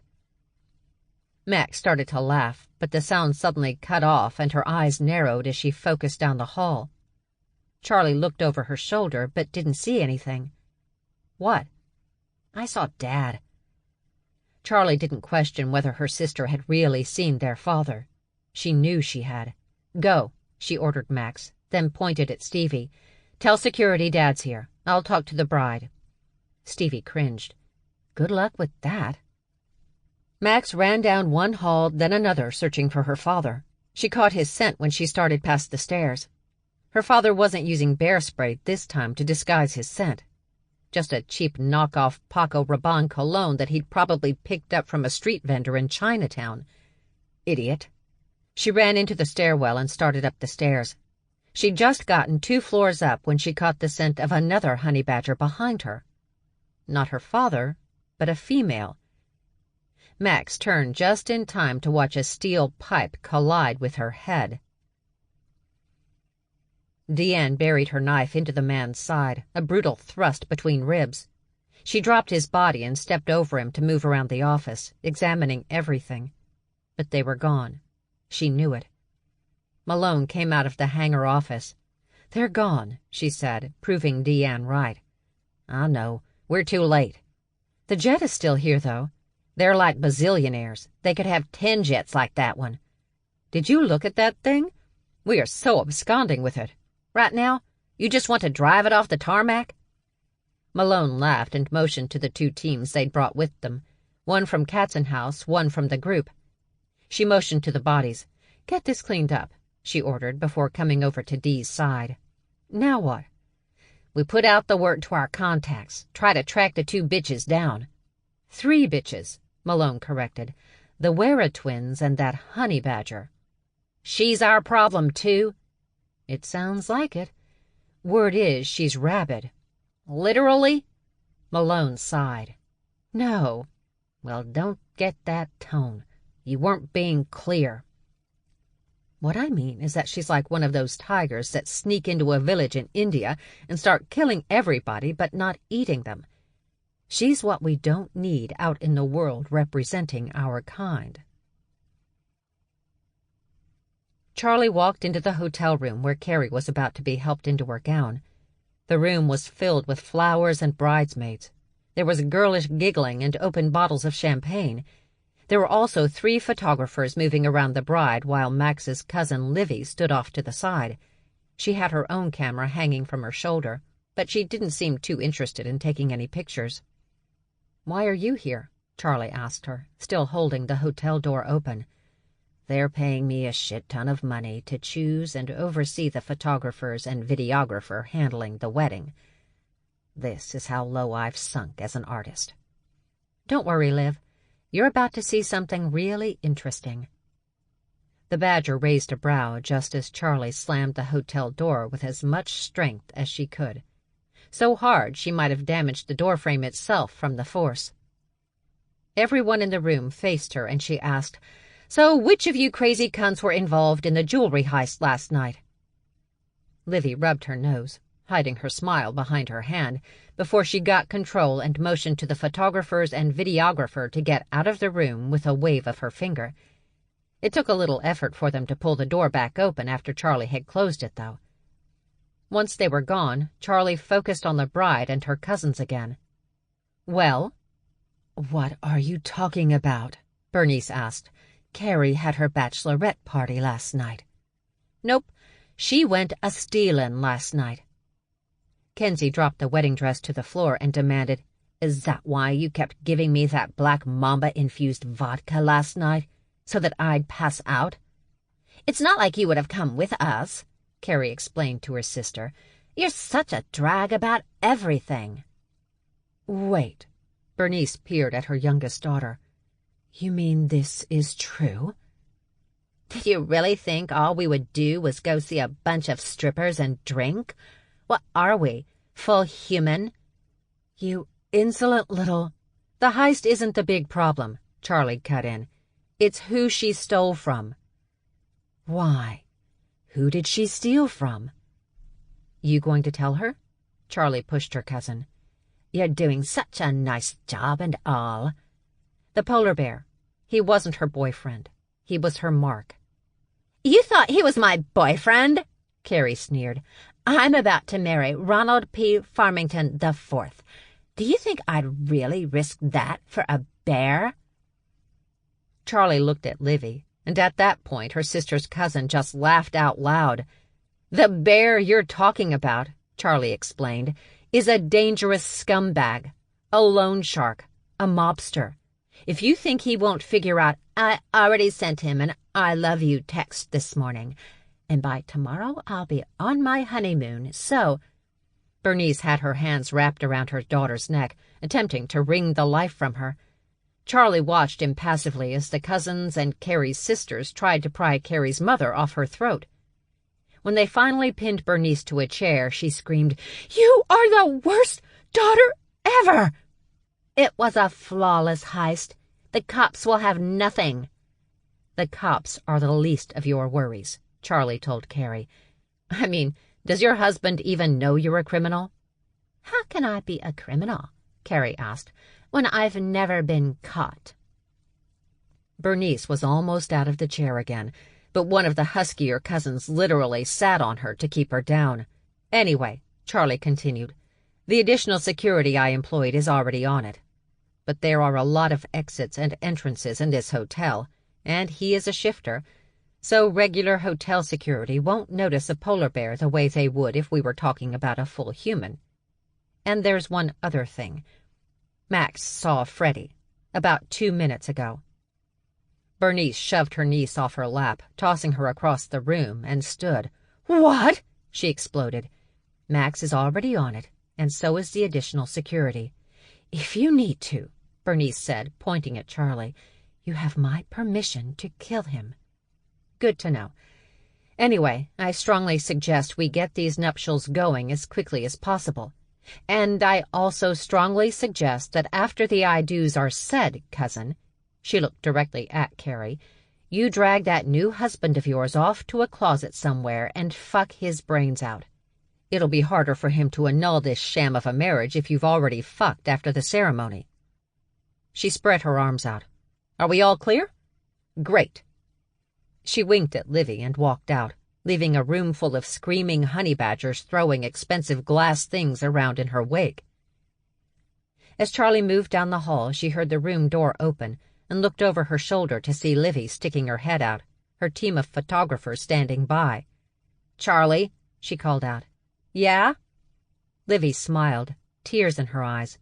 "I love you." Grinning, Charlie replied, "I know you do." Laughing, Livy motioned her team in. "Let's go, people. We have lifelong memories to photograph." Chapter 31. Max woke up as her body was dragged down some hallway. She opened her eyes to see pipes over her head. She was in the hotel basement, or at least that's what she was assuming. Hotels like this didn't have unattractive things such as plumbing on floors with guest rooms. That would be tacky. A full human male dragged her into a room. "Here," he said. Max didn't know, though, to whom he was speaking. She'd closed her eyes to maintain the illusion she was still out cold. "Where is our little friend?" She went to find the notebook. Ah, that's what they wanted from Stevie. One of the notebooks she obsessively wrote in. Max had no idea what her sister put into those books, but she'd always assumed if it wasn't music, it was probably some amazing Leonardo da Vinci-style prototype that would change the world. The Wera twins were the kind who could easily afford to make any of Stevie's ideas into reality with all the money and connections they had. Of course, for Max, there was another question. Was Freddie also trying to get Stevie's notebook for himself? Or was he still working for the twins? "Hello, niece," a female voice said above Max. "We know you are awake." Max opened her eyes and gazed up at one of the women she'd seen in the Vanity Fair article. "It's so nice to meet family, is it not?" she asked with an Italian accent. An accent Max normally found sexy, from a man trying to pick her up in a Rome bar, not on some broad holding a .45 aimed at Max's head. The mirror image of the woman standing over her stepped to Max's side. "So nice to meet family, although we must admit, you do not look like a MacKilligan, but your father assured us that you are."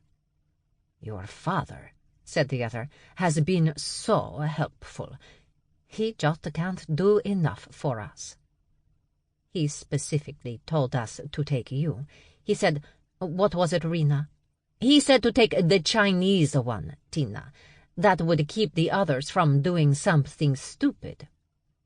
Wasn't that helpful? Actually, it wasn't helpful. Not to Max's enemies.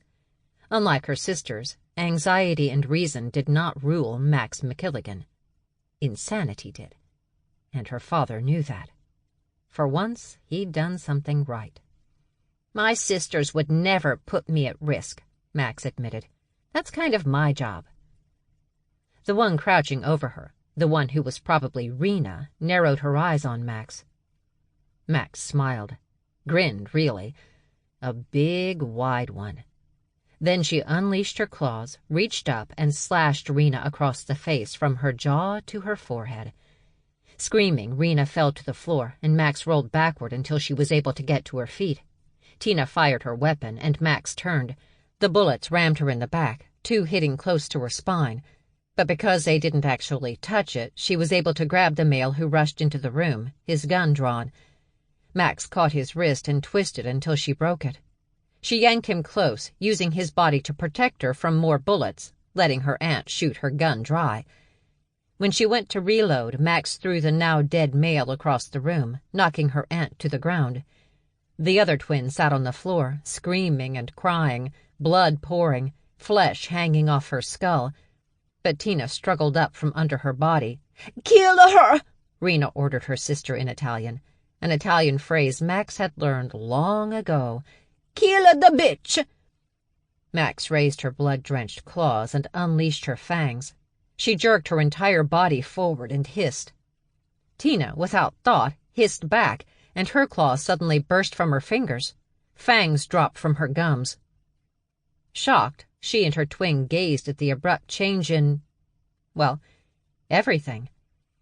Max grinned. "Welcome to the family, Auntie," she told the females before she charged Tina. She was almost on her when the door was kicked open and more armed men came in. Max ripped a line down the skirt of her gown and yanked a blade out of one of the holsters tied to her thigh. She threw it, and it slammed into the throat of the first man entering the room. He fell back into the men behind him, and Max punched Tina in the face before jumping up onto a nearby desk, ripping out the grate over an air duct and crawling inside. Bullets riddled the tiny shaft as Max crawled her way down to the first exit she could find. Charlie was standing near the room where the ceremony would take place. The wedding planner was asking everyone to take their seats because the ceremony was about to begin. The guests showing surprise that a wedding ceremony was about to take place on time. The music started and the full human groomsmen began to line up, waiting to make their way down the aisle. "You guys ready?" Charlie asked with a false smile. "Then let's go, let's go, let's go." "Is there a problem?" the groom asked her. "No, of course not. The bride is just excited to start her new life with you." With an annoyed snarl, the wedding planner pushed Charlie away from the groomsmen. "All right, gentlemen," the she-tiger said, a headset firmly in place, an iPad desperately clutched in her hand. "You remember what to do. And smile, everyone. Smile." As the men started to go, the she-tiger turned on Charlie. "What are you doing?" "Trying to get this thing moving.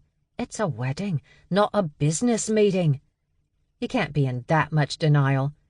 Charlie jerked to the side so she could see over the taller woman's shoulder. Her father had crept out of a room where the bridesmaids and groomsmen were allowed to store their stuff during the ceremony, and he now held Stevie's backpack. Even worse, when he saw his eldest daughter, he ran. He ran. "Get this thing moving," Charlie ordered the she-tiger before she lifted up the skirt of her gown and took off after her old man. Stevie came around the corner in time to hear "Here Comes the Bride" played, rather poorly in her opinion, by the string quartet. She waited until her cousin started off down the aisle to let out a relieved sigh. "Hey," Dutch said, coming up behind her in a perfectly tailored suit. Thankfully not a tux. "Everything going okay?" "Doubtful." Stevie faced him. "But Carrie's heading off down the aisle, so I think she's ahead of the—" "Oh, shit." "What?" Dutch looked over his shoulder, and he immediately begged, Please tell me they're not our problem.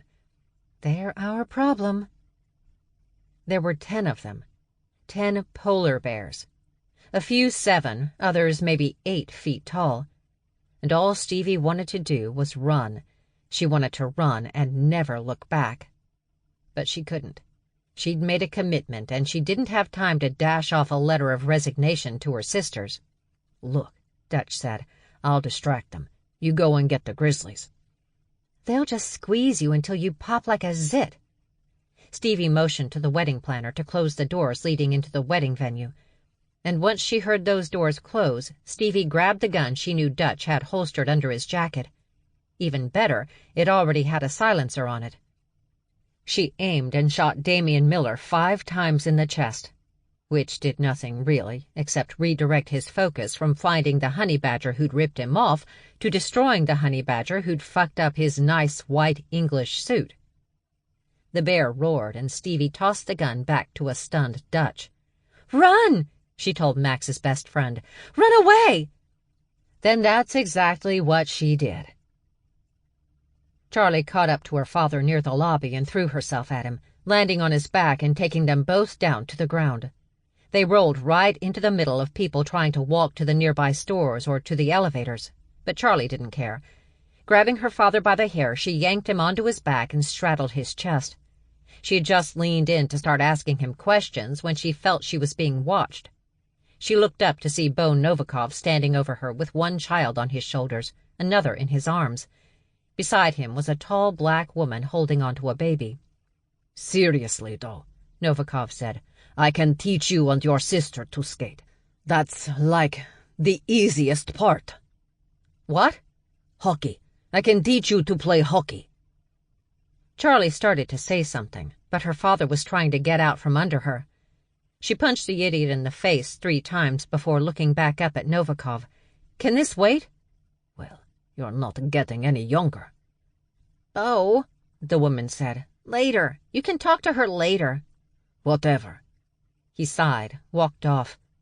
The woman smiled warmly, pressing her hand to her chest, and said, I don't care. Could you go?" Charlie barked. Looking hurt, the woman walked off, but Charlie wasn't too concerned. She had other issues at the moment. "Help!" her father suddenly yelled. "She's trying to kill me!" They both waited, but everyone kept moving except for a couple of teenagers who started filming on their phones. "Seriously, Dad," Charlie told him, "if you're going to try that move, you really need to pick another city." Max was crawling through the air ducts, moving fast, but sadly not really knowing where she was going. Exactly. Still, she didn't expect the bottom to go out from under her. Literally. The hatch opened and Max fell to the floor.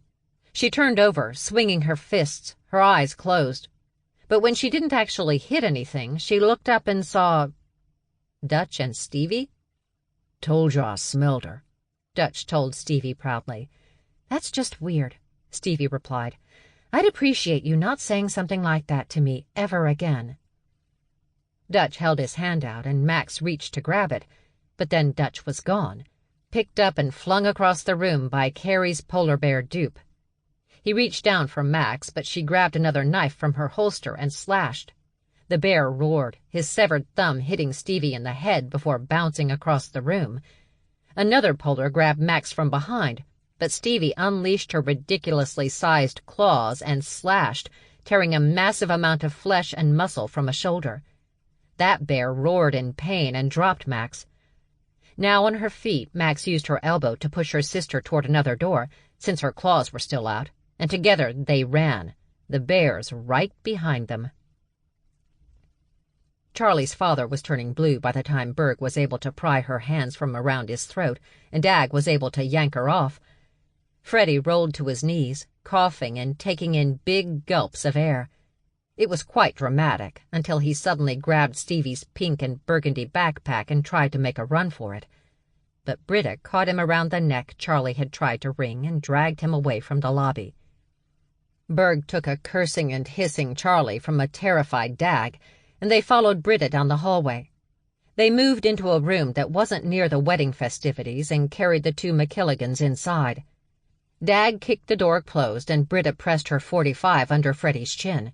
And before he could speak a word, she said, "Keep in mind, old man, I am not your child. I do not like you, and no one in your family will miss you." Charlie fought her way out of Berg's arms and adjusted her dress. "You should have let me kill him," she said to Berg without looking at him.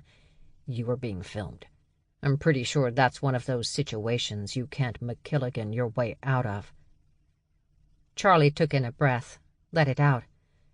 "You're right. Thank you." She pointed at her father. "Why did you take Stevie's backpack?" Her father gave a shrug and false smile. "No reason." Charlie's fingers curled into fists, and after a few seconds she said, "Dag, rip off his arm." Dag started across the room like he was going to do it, and Britta even forced Freddie to extend a limb. When his brother grabbed hold of it and looked like he was going to start pulling while his sister held the other half of Freddie, the badger screamed out, "Okay, okay." Charlie cocked her head. "Well?" "I needed one of the notebooks." "Tell me you're not trying to sell secrets to the North Koreans again." Britta's eyes widened. "Again?" "He never actually did," Charlie explained. "It's just that, She shook her head. "I'm sorry. It's too stupid a story." "It's nothing like that. I just, When Freddie hesitated too long, Charlie informed her father, "If you think that I won't tear strips of your flesh off just to see you cry, let alone get information that will protect my baby sister, you are sadly mistaken. So if I were you, Dad, I'd start talking." But even after that, he still hesitated. Berg pushed Charlie to the side, got at the head of the long, heavy wood conference table, raised his fist in the air, and brought it down. Once. The entire table caved inward, folding like a thin sheet of cardboard. Berg lowered his head a little so that he was sure Freddie MacKilligan could see his grizzly hump. Then he said, "Talk." "It's account numbers," the badger quickly replied. "Account numbers 4? Charlie pushed. "Every member of the MacKilligan family in Scotland and in the States." Aghast, Charlie demanded, "How the fuck did you get that?" Freddie's gaze bounced around the room, examining them all before he told his daughter, "You don't have to worry. I don't have yours and your sister's, since you won't give me that information. Spoiled brats that you are." "Seriously?" Britta snapped, pissed for the MacKilligan sisters. "They're my daughters. They wouldn't exist if it wasn't for me." Charlie started to go for her father, but Berg caught her arm and pulled her back. "Just finish," he ordered Freddie. "Anyway, I sold Will's info to the wearers to prove what I had." "Uh-huh. And?" Charlie pushed. "But then Will got so mad about it." "Shocking," Charlie dryly replied. "He owes me!" her father yelled. "Fucking cheap ass!" "Can we just keep going, please?" "So I wasn't going to sell the book to the wearers since Will was all bitchy about it. But then they—" "Then they?" He cleared his throat. "Then they got me drunk one night, and I must have told them where it was, or how they could get it." "How could they get it?" "Well, I know your sister likes to write in those composition notebooks. So I just bought one, put the info in there, and then slipped it into the middle of the stack she already had in her backpack. I figured she'd never notice." Without moving, without blinking, Charlie asked her father, "And when was this?" He shrugged. "I don't know. A month ago, maybe." You let your daughter walk around for a month with a target on her back?" "I wouldn't put it that way."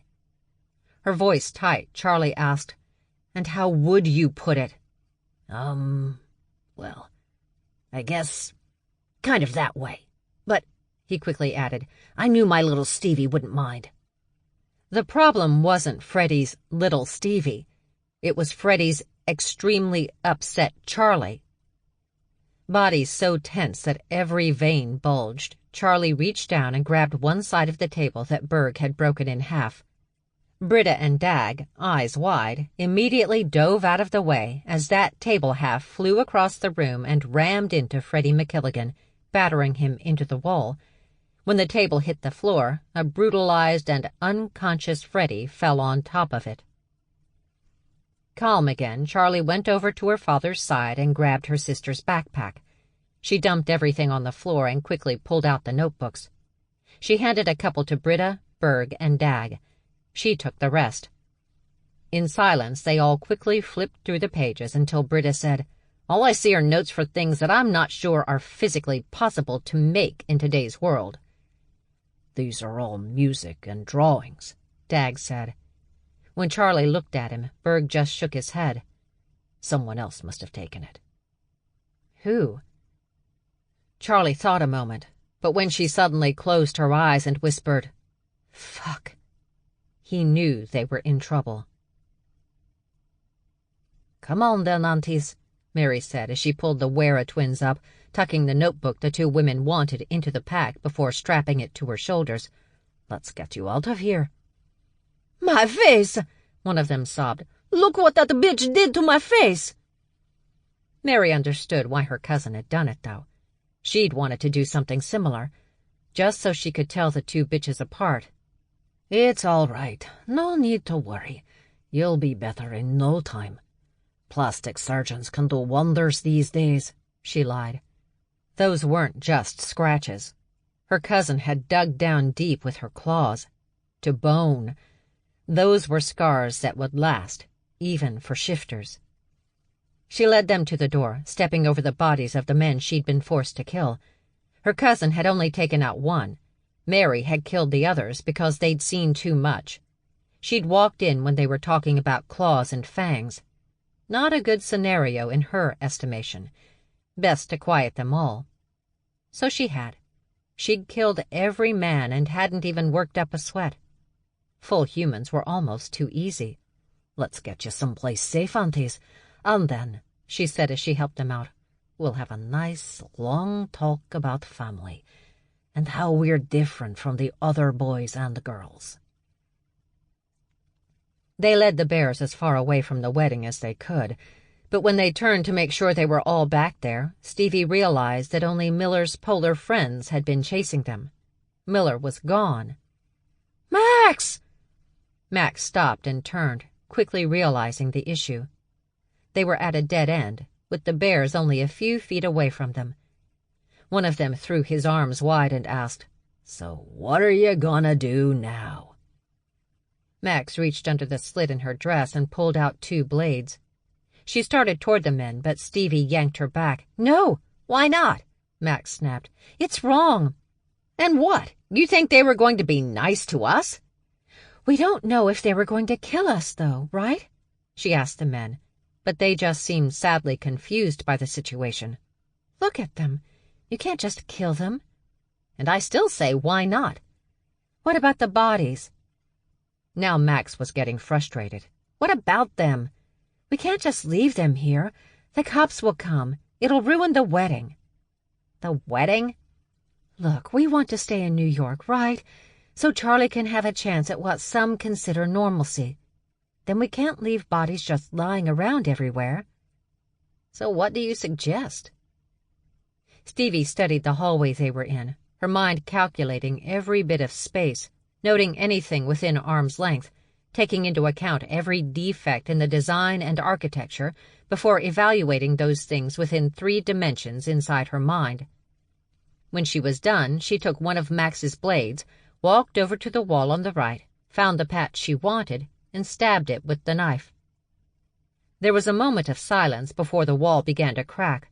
The crack spread fast, crawling up the wall to the ceiling. The bears were staring up as the crack moved by, a second before nearly 5 feet of ceiling gave way and fell on them. Stevie pulled Max's knife out of the wall and handed it back to her. Then she smiled. "Show off," Max muttered before she ran around the bears, who were groaning and trying to dig their way out of the rubble. Barb Malone stood behind the tapestry that separated the prep area from the actual ceremony. Everything was going perfectly. She could see her staff on her tablet as they rushed to get those last-minute details finished in the grand ballroom for the reception. She'd been reluctant to move away from her paper and pen days, but high-tech was her friend. an extra set of hands that she'd never really had before. Glorious.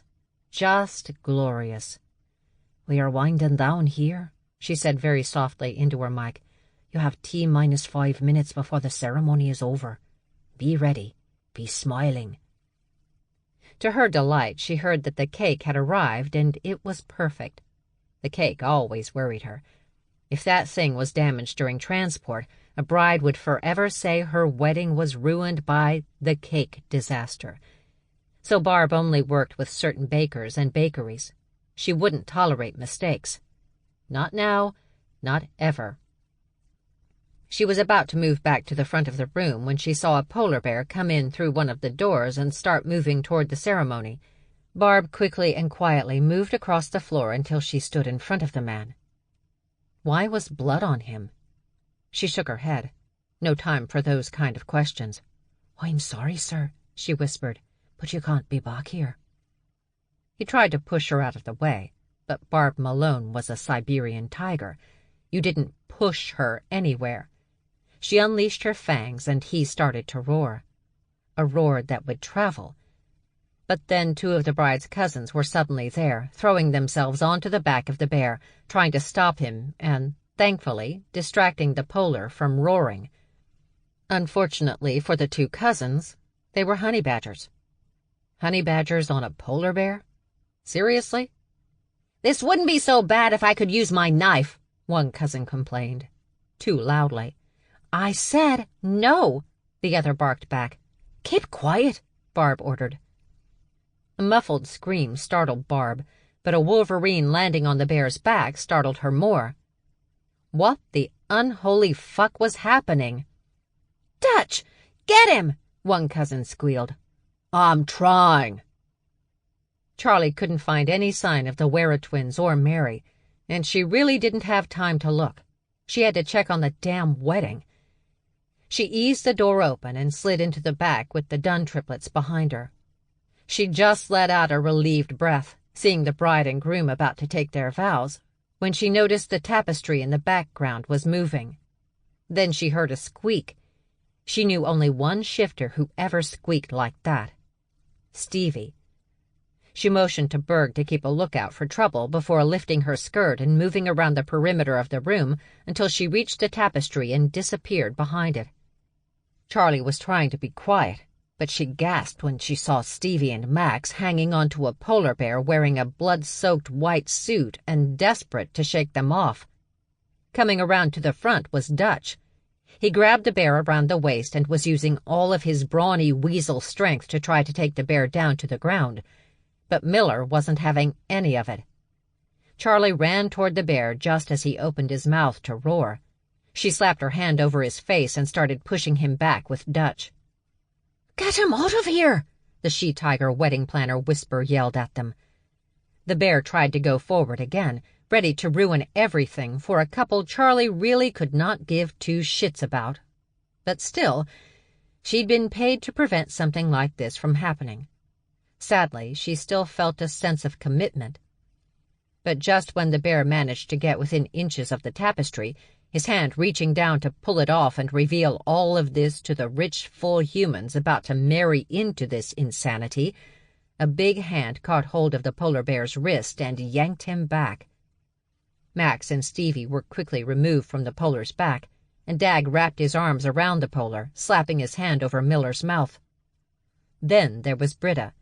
Standing in front of the polar, smirking, she reached down and grabbed Miller's balls. Then she twisted. His high-pitched squeal, despite Dag's hand over his mouth, still made every shifter in the place wince, but the full humans probably hadn't heard a thing. "Let's go," Britta ordered, and as one, the Dunns lifted the polar up and carried him out. Just as the door closed behind them, Charlie heard applause and cheers, and knew that the bride and groom were now wife and husband. Grinning, she looked at her sisters, and together they all did their own little awkward celebratory dances. Charlie knew it wasn't pretty, but she also didn't care. Chapter 32. Their table at the reception ended up being all the way in the back, by the kitchen doors. But Charlie still didn't care. How could she when she was just relieved the worst of it was over? Carrie, for once, had taken someone's advice other than her own and had nailed her husband almost immediately after the ceremony. A good thing, because 4 hours later, after the toasts had been made, the dinner served, and the cake cut, Damian Miller had shown up again with his thumb reattached. Shifter surgeons could do amazing work, and his rage unhampered by all the pain meds he was on. He slurred his way through accusations of whoring and thievery, but he was such a mess that Ronald Farmington and the Farmington family didn't believe a word of it. Eventually, the intruder passed out, and he was dragged from the room by the wedding planner's security detail. Charlie doubted it was over. Multi-millions had been stolen from that bear, but her involvement in all of it sure was. She looked out over the dance floor and watched Max and Dutch tango from one corner to the other. Charlie winced at the bandages easily visible on her sister due to the cut of her dress. Shot in the back, and Max refused to go home to get some rest. Even worse, she'd let Dutch, of all people, yank out the bullets before the area was cleaned and bandages taped over the wounds. Charlie sighed and focused on the slice of honey cake a waiter had placed in front of her. Berg came back to the table, and lifting Charlie up, sat in her chair and then put her on his lap. "Is this a thing we do?" she asked. "It is now." He gave her a short but warm hug. She liked it. "You all right?" he asked. "I'm fine. Did you see them?" "Nope. If the twins and your cousin were here, they're gone. I did touch base with Rick Van Holtz. He said that Malone and Smith are on their way to Italy, trying to find them." "According to Max, they know what they are now. This kind of changes everything." "How? It's not like it's going to make them meaner." She shrugged. "You have a point."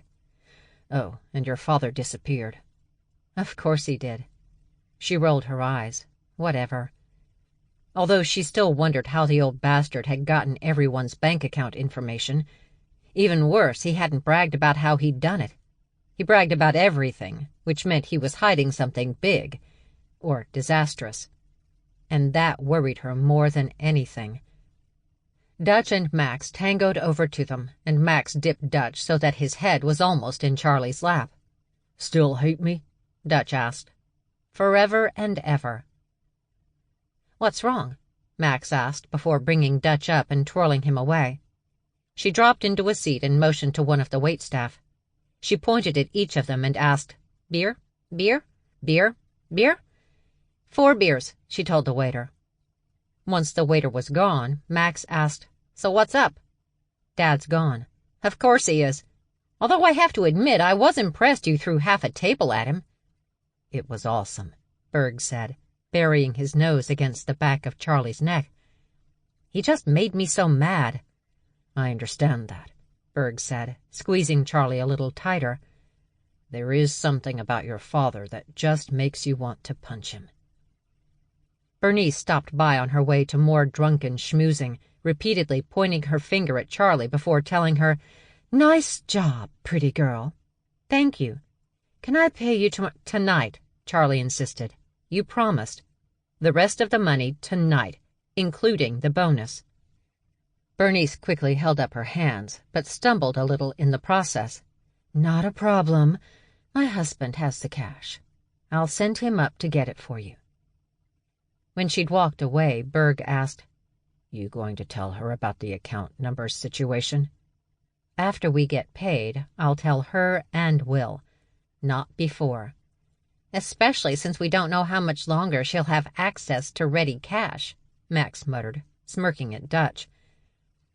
Stevie came back to the table and dropped into a chair. Dutch motioned to his lap, and she kicked off her shoes and placed her feet there. Dutch was smart enough, though, not to actually rub her feet. That she hated. Stevie looked around the room and admitted, "I'm so bored here." She leaned in a bit and whispered, "Our party last night was so much better." "It really was," Max agreed. "Of course, we had zebra legs." Charlie laughed, and Stevie held up her phone. So I got a call from the CERN director. I think he cried a little. "You're making the world of science very sad," Charlie told her sister. I'm not giving up science. I am science. "I really don't think you should be hanging around that Kyle kid," Max warned. "You need a job, though," Charlie said, pointing at Stevie. "Somewhere, somehow. I don't give a shit. But you cannot just sit around the house doing nothing.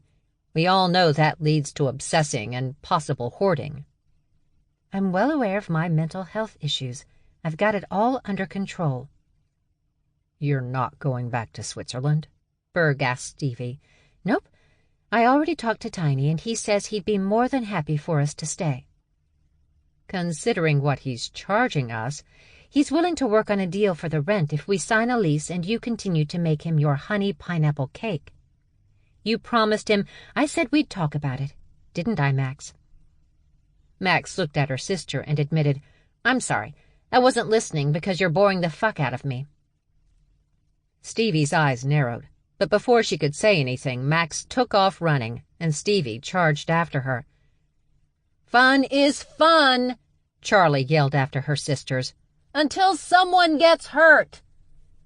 Charlie cringed when Max slipped in her heels and flipped herself over one of the open bars and into the liquor bottles, sending glass crashing to the floor and knocking the bartender out cold. Dutch pushed his chair back. "I'll deal with it," he said before Charlie could start yelling at everyone. Embarrassed, she couldn't even look at Berg. He was probably checking for one of the 7 exits she'd noticed and marked in her head in case of emergency. Not that she'd blamed the man. Berg tried to calm his mind, because he knew if Stevie wasn't leaving New York, then Charlie wouldn't leave, which meant she would stay. In New York. With him. "Don't get too excited," he warned himself. He didn't want to scare Charlie off. "Don't say anything that will spook her. Just keep calm and—" "Are you going to say anything?" she suddenly barked at him, making Berg jump. "Say anything about what?" She gestured across the room, and that's when he noticed Max was covered in cuts and apparently liquor. She was also laughing hysterically along with Dutch while a tisk-tisking Stevie was trying to help the bartender, and the wedding planner was ordering the waitstaff into action and yelling at the Badgers who'd caused a scene. "What am I looking at?" he asked, confused. "You didn't notice all that?" "Notice all what?" She turned to the side, her butt still on his lap, so she could look him in the face. "You're not embarrassed?" "By what?" "By what I affectionately call my family. I mean, look at them over there." Max had gotten poor Stevie into a headlock, which was doing nothing but pissing Stevie off. But all Berg could do was shrug. "My sister grabbed the nuts of a polar bear and twisted until he squealed like an otter caught in a hunting trap. You haven't even met my parents yet." Berg suddenly looked off and said, "Oh, God, you'll have to meet my parents." "So?" "They're going to embarrass me, and Dag, and Britta. Oh, Britta, she's not going to be happy." "Berg?" "Yes?" "Have your parents ever sold you into indentured servitude?" "No." "Then I don't think you have to worry about me judging them." "And you're staying?" The question was out of his mouth before he could stop it. He hadn't meant to ask her so directly. "Stevie wants to stay. I don't know what Max is doing, but that's nothing new." "But you're staying?" "I have to.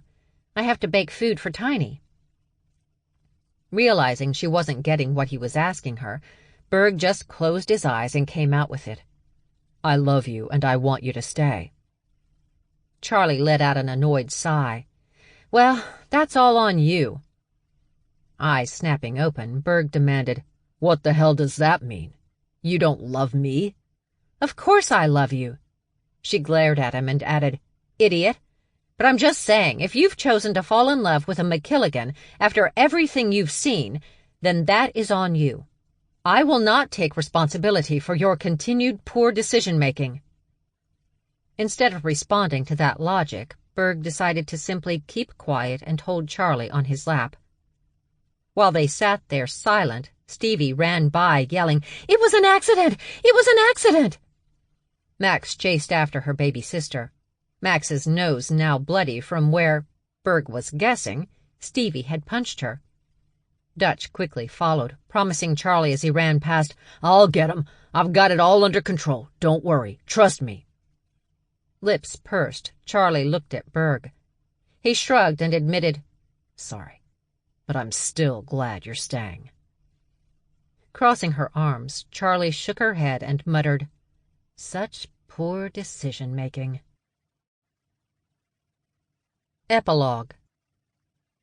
Deanne walked into the apartment, dropping her duffel bag by the door. "Is that you?" Rick called from one of the back rooms. "Yeah." "I'll be out in a minute." "Take your time," she called back, heading toward the kitchen. Deanne really hoped there was some of that angel food cake sitting in the refrigerator. She needed it after that useless waste of a trip to Italy. The Wera twins and that Mary MacKilligan were long gone. Not only that, but she'd spent several days trapped with Selim Malone in a foreign country. The fact that she hadn't killed that feline should get Deanne a reward, but it wouldn't.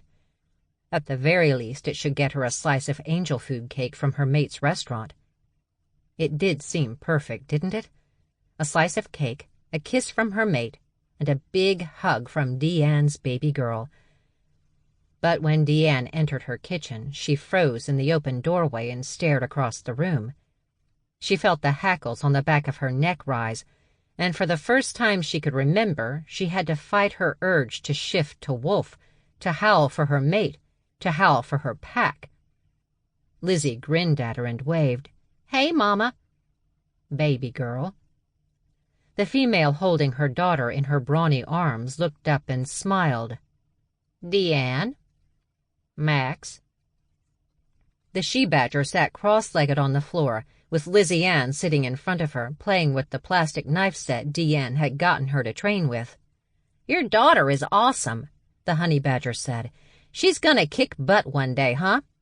"Yes," Lizzie cheered, giggling when Max hugged her tight, those brown eyes coldly locked on Deanne's face as she snuggled Deanne's only child close. Deanne's fingers twitched, ready to grab hold of the blade her daddy had given her all those years ago, just so she could rip out the badger's guts and show them to her before she died. Now, the badger cautioned. "None of that's necessary. I'm just here to talk." "About?" "Family." "You mean the Wera twins?" "I do. And of course Mary MacKilligan. My cousin is dangerous for all of us, I'm afraid. Still, I'm used to working alone. But I was thinking I'll have a better chance of hunting those lovely ladies down with the help of you and your people. Don't you think that's true?" "So you want to work for us?" "No, work with. Because if you think the Weras are going to back off now, you don't know the MacKilligans. And that's what they are, you know. No matter what country they were raised in, how rich they are, in their souls, in their blood, they are MacKilligans. And I'm pretty sure there's going to be a war." "And you think you can stop this war?" "No, but I am hoping to mitigate damages. Something you and your fancy teams won't be able to do without me and my sisters, I'm afraid. Because the problem is the Wera twins now know what they are, and Mary will show them what they can do, how far they can really go when they no longer have the boundaries of being full human to think about. They are just learning what their claws can do." She stretched her arms out, unleashed her claws. Her grin wide, Lizzie slid her fingers along those claws, fascinated and eager to get her own. "My concern," Deanne admitted, "is that this might be more personal for you and your sisters than is good for any of us." "Don't you worry about my sisters. They're the only reason I'm as loving and caring as I am." Max glanced down at Lizzie, who was still exploring the badger's claws. "They're the only reason I'm willing to work with people I don't necessarily like. Because family is everything, Deanne. And that was the Wera's mistake. They've messed with the wrong family." Deanne understood. The Badgers didn't have a pack or pride. All they had was family, or those they considered family. The MacKilligan girls weren't close to their blood relations, but half-sisters or not, they were as close as three sisters could be, and Max was going to make the Waras and Mary MacKilligan pay for what they'd done, for trying to use that bond against them. Still, having her pup in the arms of a honey badger, Deanne fought her urge to just start the killin', as her daddy liked to say, and instead replied, "I think we can work something out." "Good." Max hugged Lizzie again. "I am so in love with this kid."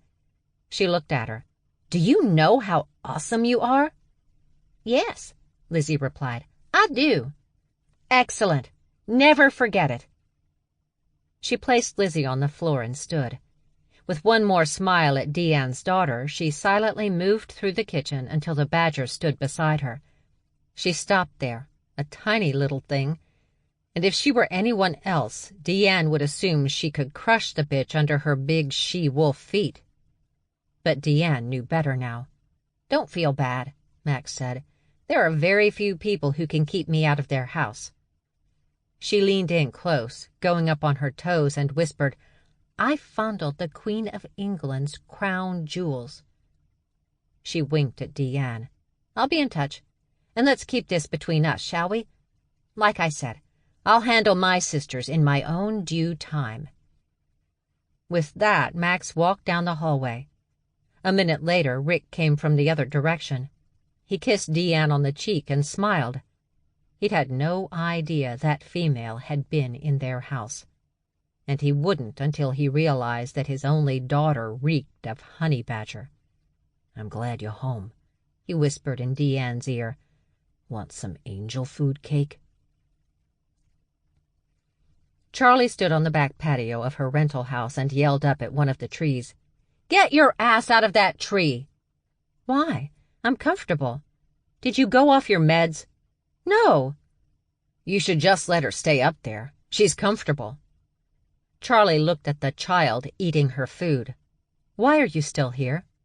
"I live here now." "You do?" "I pay rent." She faced Kyle.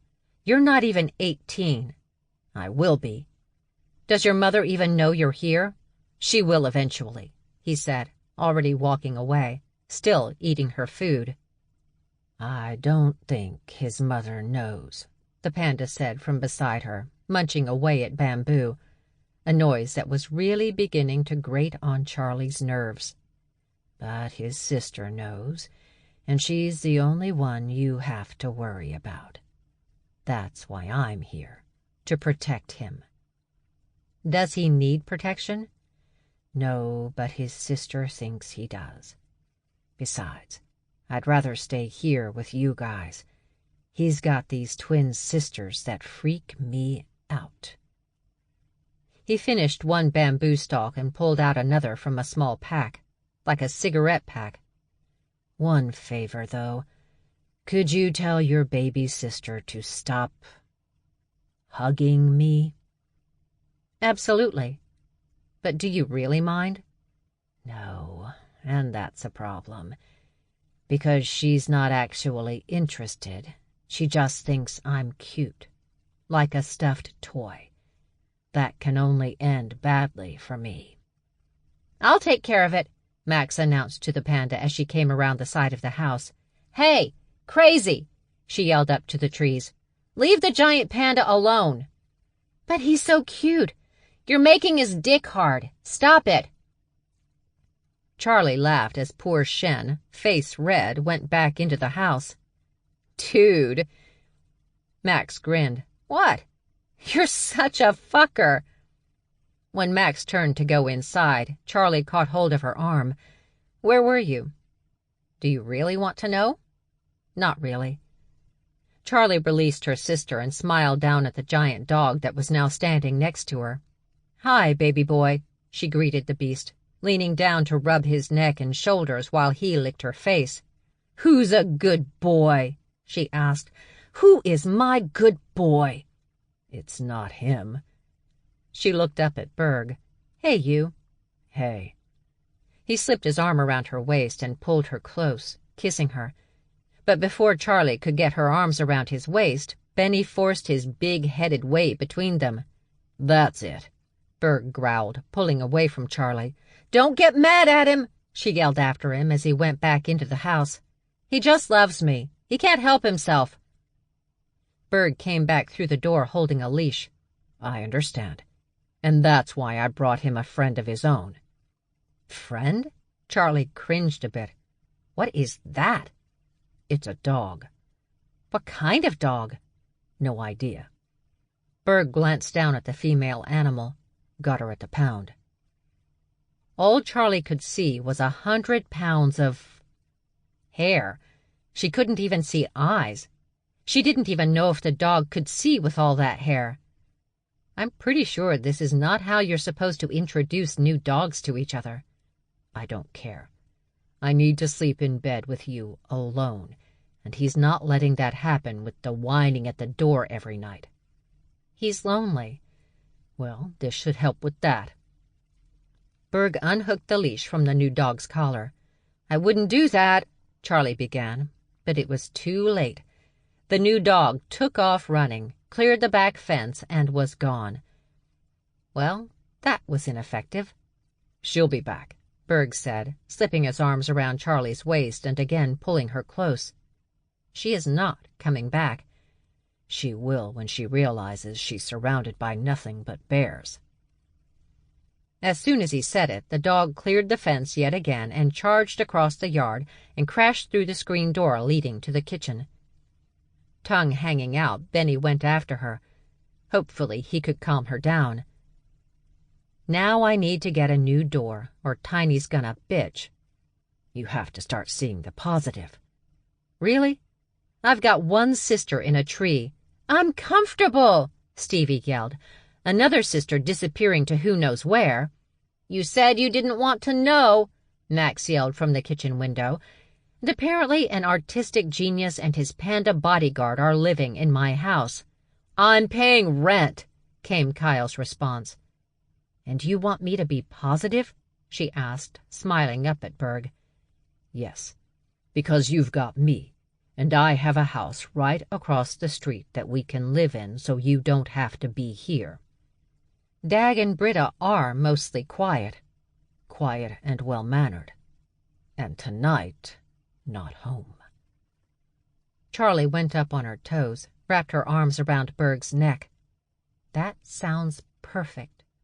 "What about us?" Stevie demanded. "You're in a tree." "I'm in a tree, but I'm hungry."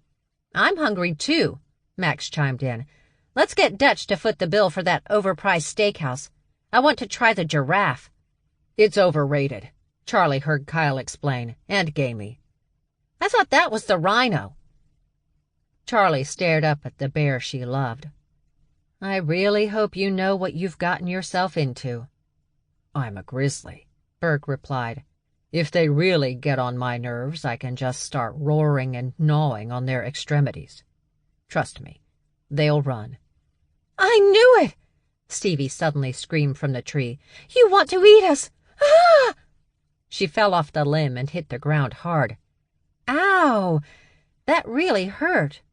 "Or we could move," Berg suggested, lifting Charlie up so she could put her legs around his waist and he could carry her back toward his house and their bed. "I hear Siberia's nice." "Unfortunately," she admitted, "MacKilligans aren't allowed in Siberia. There was an incident." "With the bears?" "Oh, no." She placed her head on his shoulder, snuggling close before admitting, "Not with the bears. With everybody." This concludes Hot and Badgered by Shelly Laurenston. Narrated by Traci Odom. Copyright 2018 by Shelly Laurenston. This unabridged audiobook is published by arrangement with Shelly Laurenston, care of the Ethan Ellenberg Literary Agency, and was produced in the year 2018 by Tantor Media, Incorporated, a division of Recorded Books, which holds the copyright thereto. Please visit Tantor.com for more information on our growing library of unabridged